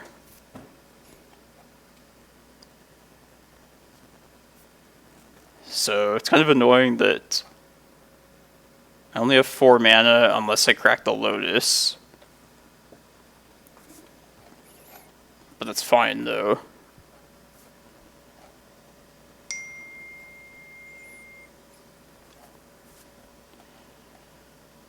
So if I crack the Lotus, then I don't have the mana to activate the stage that I would want to search up with the Skolos the second turn to make the 2020. But I don't have any like 5th mana source without the Lotus at the moment anyway. So I think I'm gonna just play the Golos out via Workshop and Lotus. And then just hope next turn I get the last mana source I need. Even if it takes like a couple turns, it's not the worst thing to just get that out there. Also, maybe this Leyline will just win the game. That's always a reassuring thing about Leylines and openers.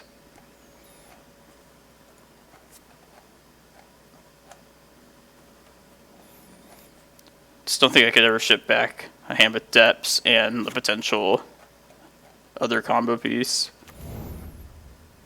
And you have Workshop, so just missing a tiny little bit.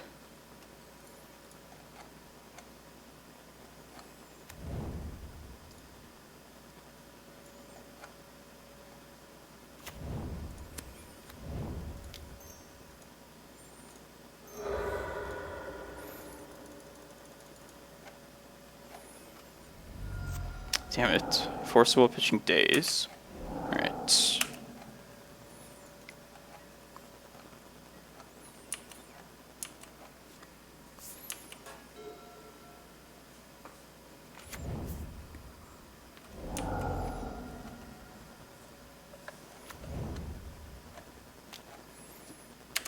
Ah, not the dreaded green. Love green in Legacy, but don't want to see it here.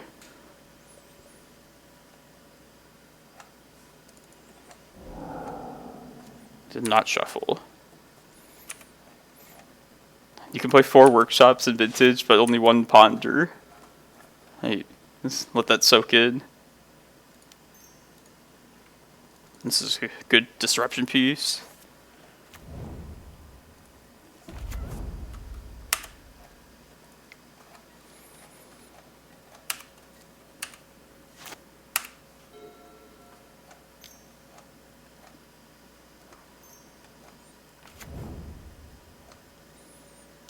The spot that I'm in right here, just like relying on my top deck. And that's a pretty typical thing of these kind of Stompy-esque type decks. But I'm going to play Chalice on 1 here. They likely have Swords to Plowshares, not to mention like stopping recall and that kind of crazy shit. It's not bad.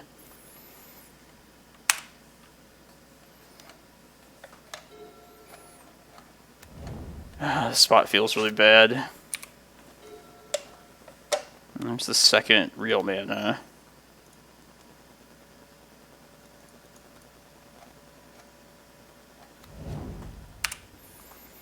So now if we can just hit our, find our Thespian stage, just go make it.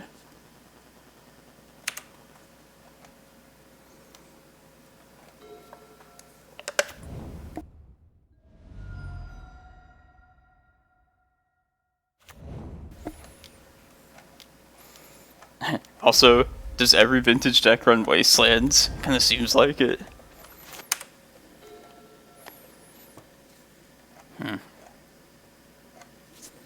Stupid Oko. Trying to think if there's anything I can... I mean, I can't just make the 2020 here in the face of this Oko. And then their Wasteland is going to be able to respond to this. But I'm still going to attempt... Definitely going to play it out right here while they're tapped out. I don't have the mana to activate it anyway, but... This could give me some pretty good value later. I live that long. This feels kind of over though.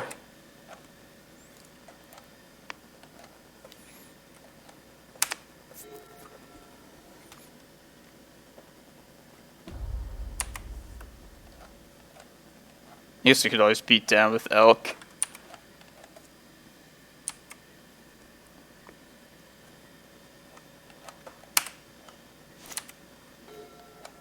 Ooh.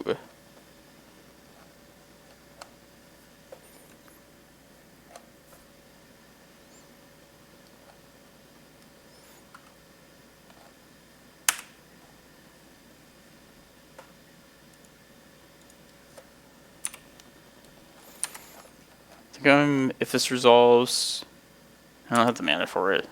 Never mind. Short 1 mana because of the sphere. But say if I did have the mana, I think I would choose to search up a Thespian stage. Just keep the threat of making this. Play to that, at least.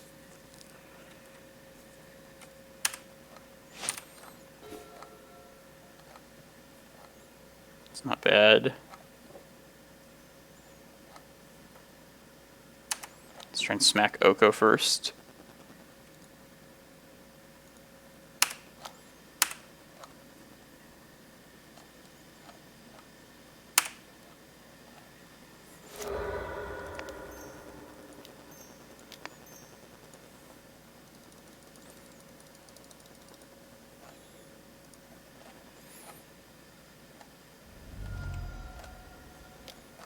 Felt like it was time for a Force of Will.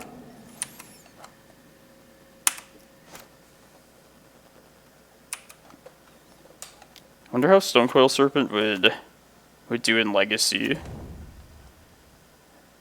I mean, this card is the same thing there, so it doesn't seem that terrible against Oko, against Abrupt Decay. I guess there's not really many decks that can just make that much mana that you would need to like utilize it.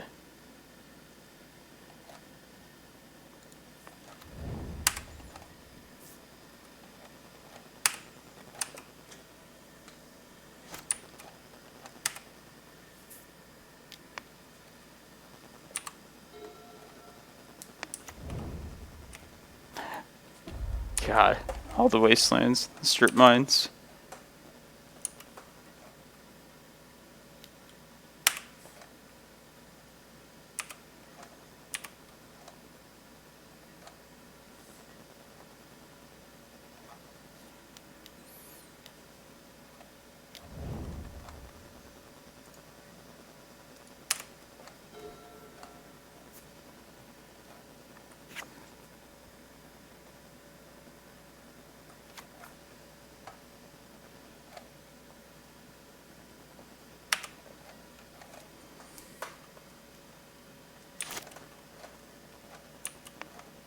I think it'd be worth it just playing that out as a 2/2.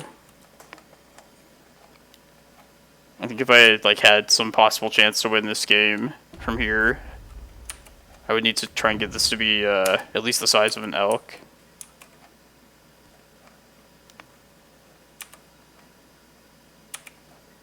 But maybe, like, while one of the land destruction lands was tapped was, like, the time to try something. Who knows? I'll just play this out to the bitter end. I didn't think I'd be playing this long. This is just game 1, too, so... 3...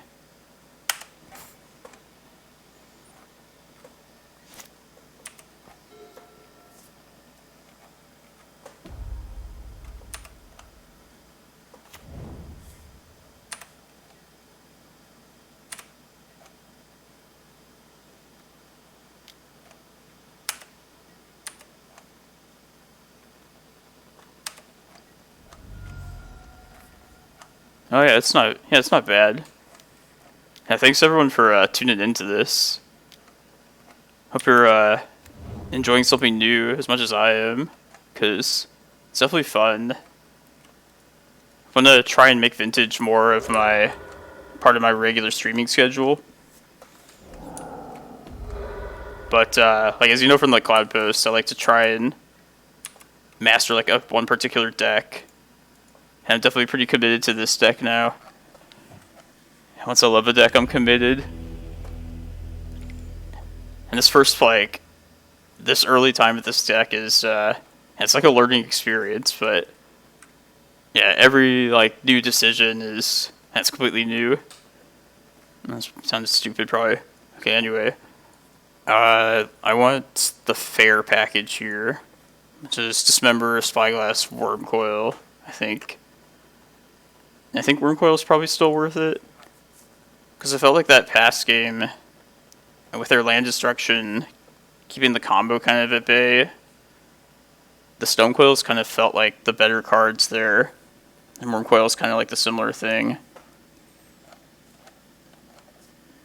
I think Post is fine. It's, I think Legacy, I didn't want to admit it, but I feel like Legacy's maybe just getting stale for me, or maybe I need to switch up something in the list just to make it more fresh. Like, I feel like I'm pretty much solved the Post list the way I, like, want it right now. But, yeah, something has to change with it. Haven't really, like, altered the list in a while, so... yeah, I might try something to spice that up at some point. I did enjoy Legacy earlier today. Thought there was some interesting new stuff I hadn't seen before. So there was that, and that was a ton of fun. Then we lost to combo decks, which is a thing that happens. I'm going to cut the Graveyard Hate. I think that wasn't useful at all there. And I guess Inventor's Fair. And this package seems to come out a lot when graveyard doesn't matter. And then you're basically bringing in fair stuff, graveyard stuff, or anti-doomsday stuff, for lack of anything better at that spot.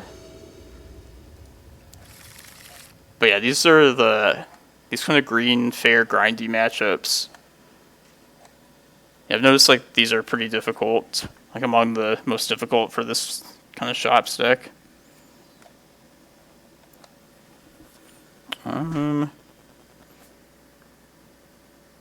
Is this good enough? The mana is a little bit awkward. This is the only threat in this opening hand. I have like the enabler part of the combo, but not the more important Dark Depths parts. I think I'm gonna ship this. This seems a little slow. Yeah. I think we can get something more explosive. I think we have to go aggressive with this deck, which I'm fine with doing. Yeah, let's just go for like a big Stone Coil and hope that's good enough. Maybe that's terrible, but eh. What are we gonna put back? Probably a Mox. That would take us off 2 mana between the Mox itself and the Tolarian Academy. I guess we don't know that they are going to play something that we need to dismember. And like our current hand, once we get the Stone Coil down, it's not really screwed over by Collector Roof at that point. So I'm kind of thinking dismember here. I mean, we're talking like a giant Stone Coil. Like really big.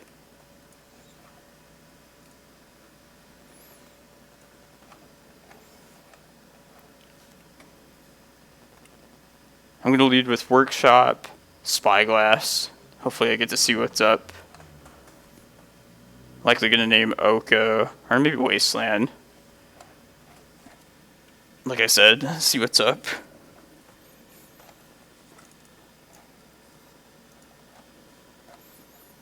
Plus, if we draw into any of our, like our Worm Coil, anything that can like make use of all this mana we're gonna have access to, I think this is a fine place to start for a 6-card hand.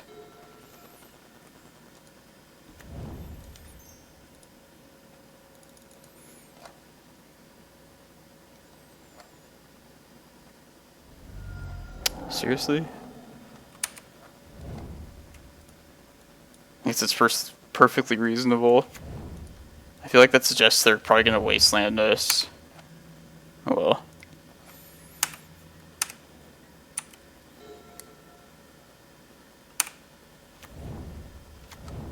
Damn it. This isn't looking so big now.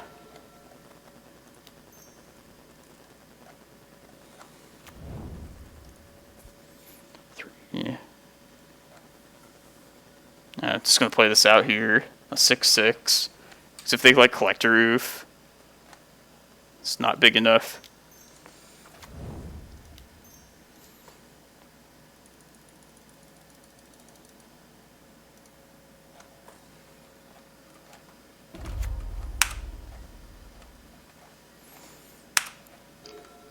Alright, all in on the snake. Come on.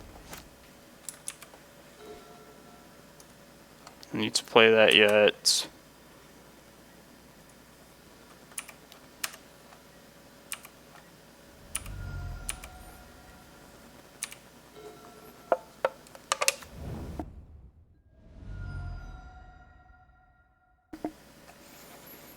I think something bad is going to happen. That's not terrible. It's a lot smaller than this snake.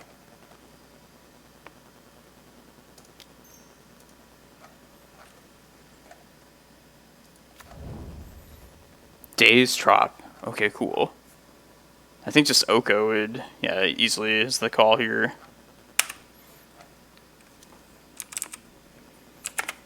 Oko has infected every format of the game.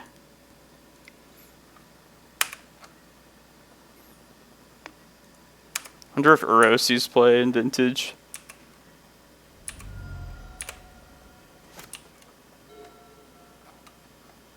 Yeah, that's true. He's banned many places.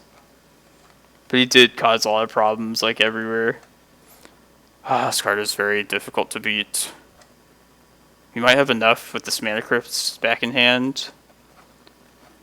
The math, okay. So we gotta save, like, half of the stuff this next turn. And then save half of that later. But yeah, Academy is pretty good for this. This is just, 2 for each.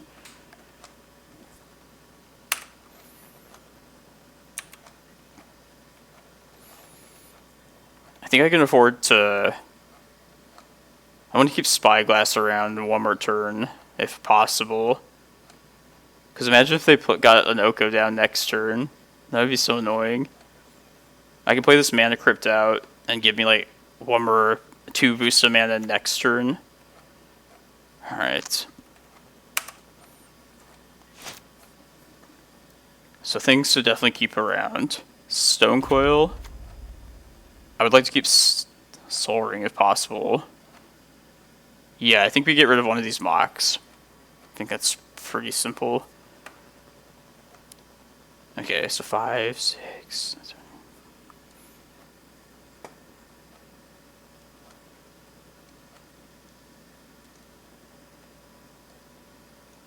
Oh, they do lose Sapphire, huh? And I'm gonna force them to chump here. Okay. 5... sorry. 5, 6, 7, 8. So I keep 4 things. Spyglass, Stone Coil, Soul Ring, Mox Pearl. Okay.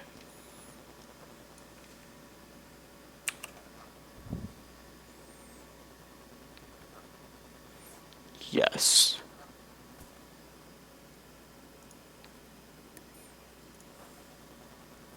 Stone Coil, definitely.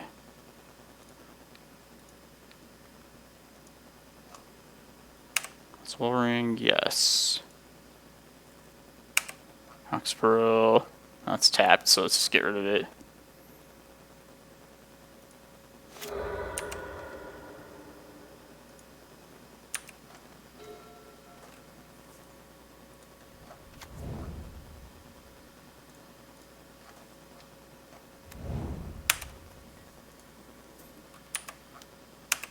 Probably just generally better to hold that in hand, make them scared, but whatever.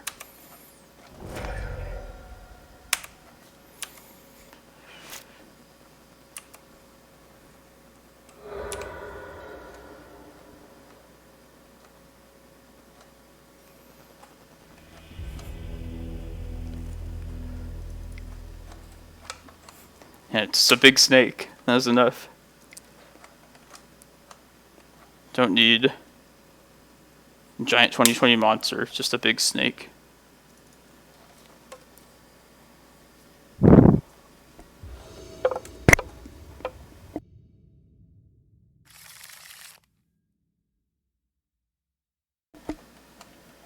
Yeah, there's so many abilities. They're all like very useful too. I think I want to keep the theme of the last game going. So there's a big snake, the Academy, and I think Chalice on 1 is going to be a good start here too. Yeah, let's try it. These kind of like fair matchups are like where Stone Coil I find just like really shines. Alright, even if I can't activate it, I just want to beat with it. Tabernacle, whatever game we lost, still seemed pretty useful anyway.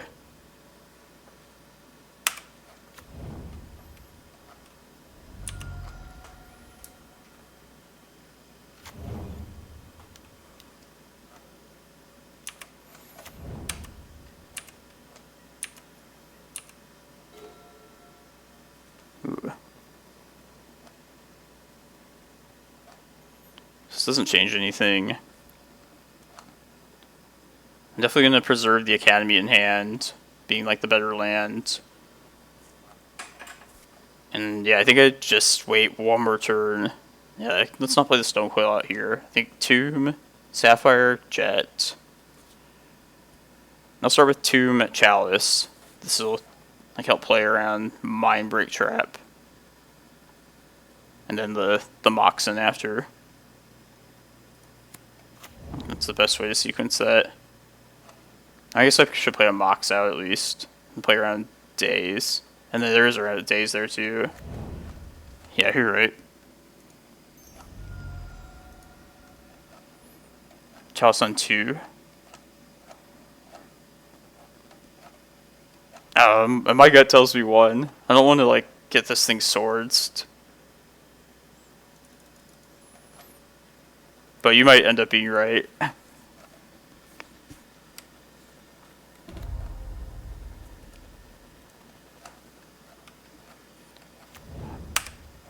feel like this might have been the turn where they were really vulnerable.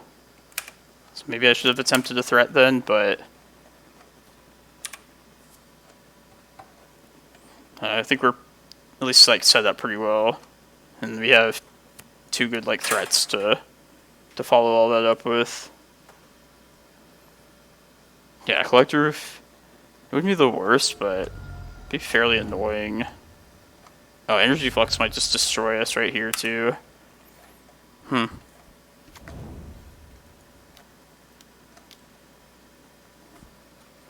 think it's annoying too. All this annoying stuff.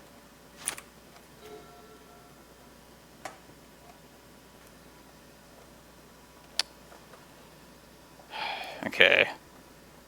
So I can't get 5 mana this turn. Most I can get is 4, because this enters tapped. I feel like I shouldn't wait all that much longer though with like playing the Stonecoil out. Is like a 4/4 going to be worth it? I think so. And plus they've paid some life to this library. Another question I need to ask is if I want to play the stage out or the Academy this turn. Or even the Tabernacle if it comes to that. I think I just play the stage out, so in case I do draw like depths, then the win is like just right there for me.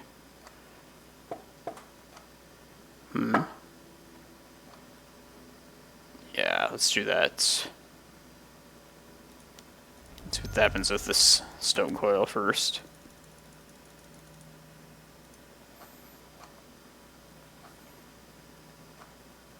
Damn it. Oh well. I fear no days. Can't have too many dazes. I should have played Tabernacle there. Oh well.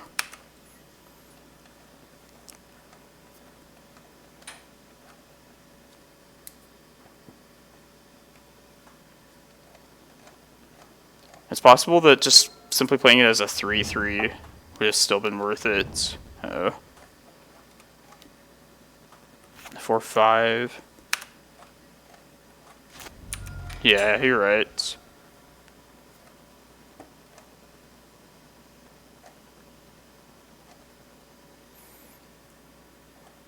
Okay, Lotus.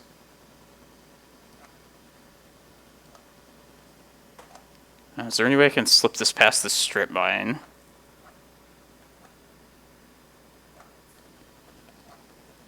So I do have all the mana to just stage and depths.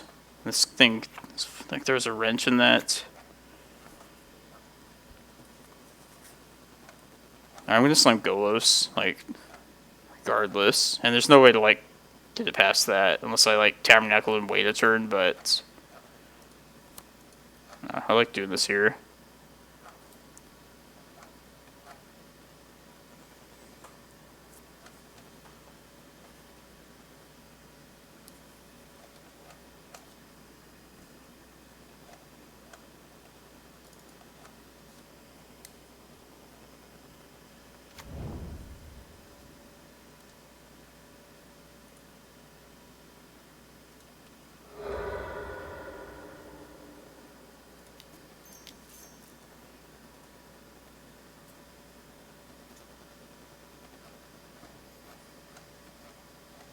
One spell. That is a thing. Yes.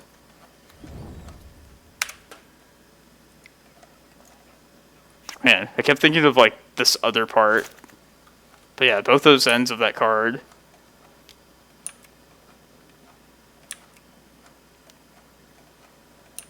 Was that literally the thing I could undo? Well. Yeah, you probably could undo it. Well.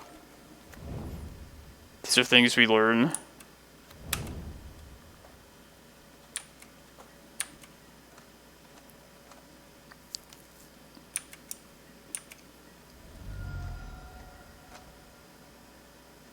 Alright, well, let's just figure out if there's something we should do with the stage. Last thing. A shot in the dark here.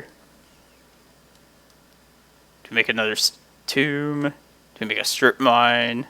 I don't think it matters.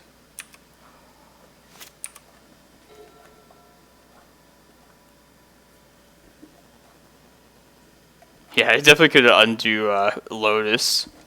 Just mana, it lets you undo that. But yep, punting. Alright, I think I have to just cast this. Just slam.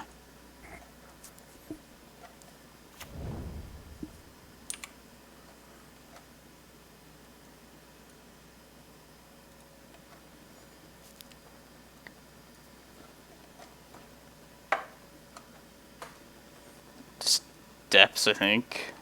I have to chump next turn. Just thinking, like, for the future. Like, if I had Bojuka Bog here in deck, would this be worth it against the Scoif?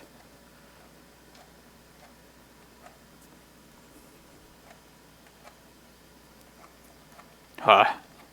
Yeah, I bet you're right. I'm sure you're right. Should have made a strip mine. Oh. Oh, you know what else I should have done? I could have gotten an Urborg right there. And cast this Dismember. Well, I've been punting this whole vintage event so far. I feel like this is the time where it caught up.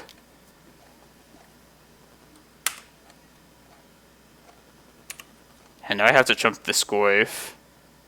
Alright, it doesn't even die. It's a fort. I can do combat math. It's okay.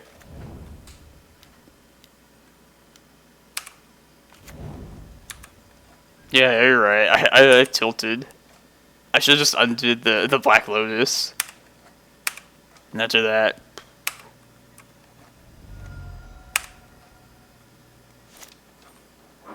I wish to keep my Golos. Save the black mana.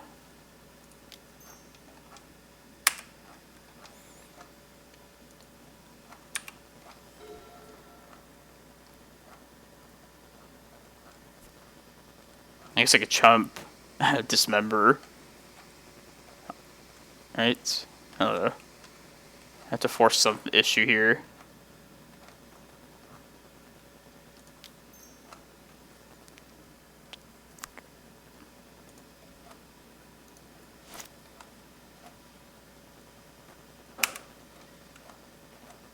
I think I'm just dead.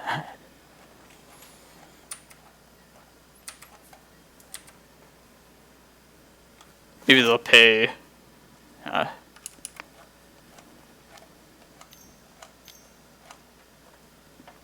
think the opponent would have figured something out and beat us, though, even if we did that.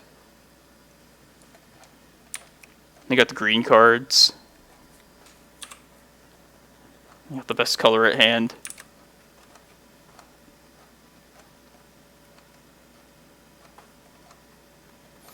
We're about at the 9-hour mark of the stream, so... Oh,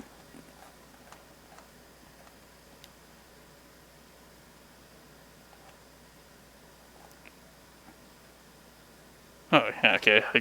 Yeah, I'm just dead then, because I can't jet dismember. I lose 2 anyway. I see. Yeah, that was definitely a punt.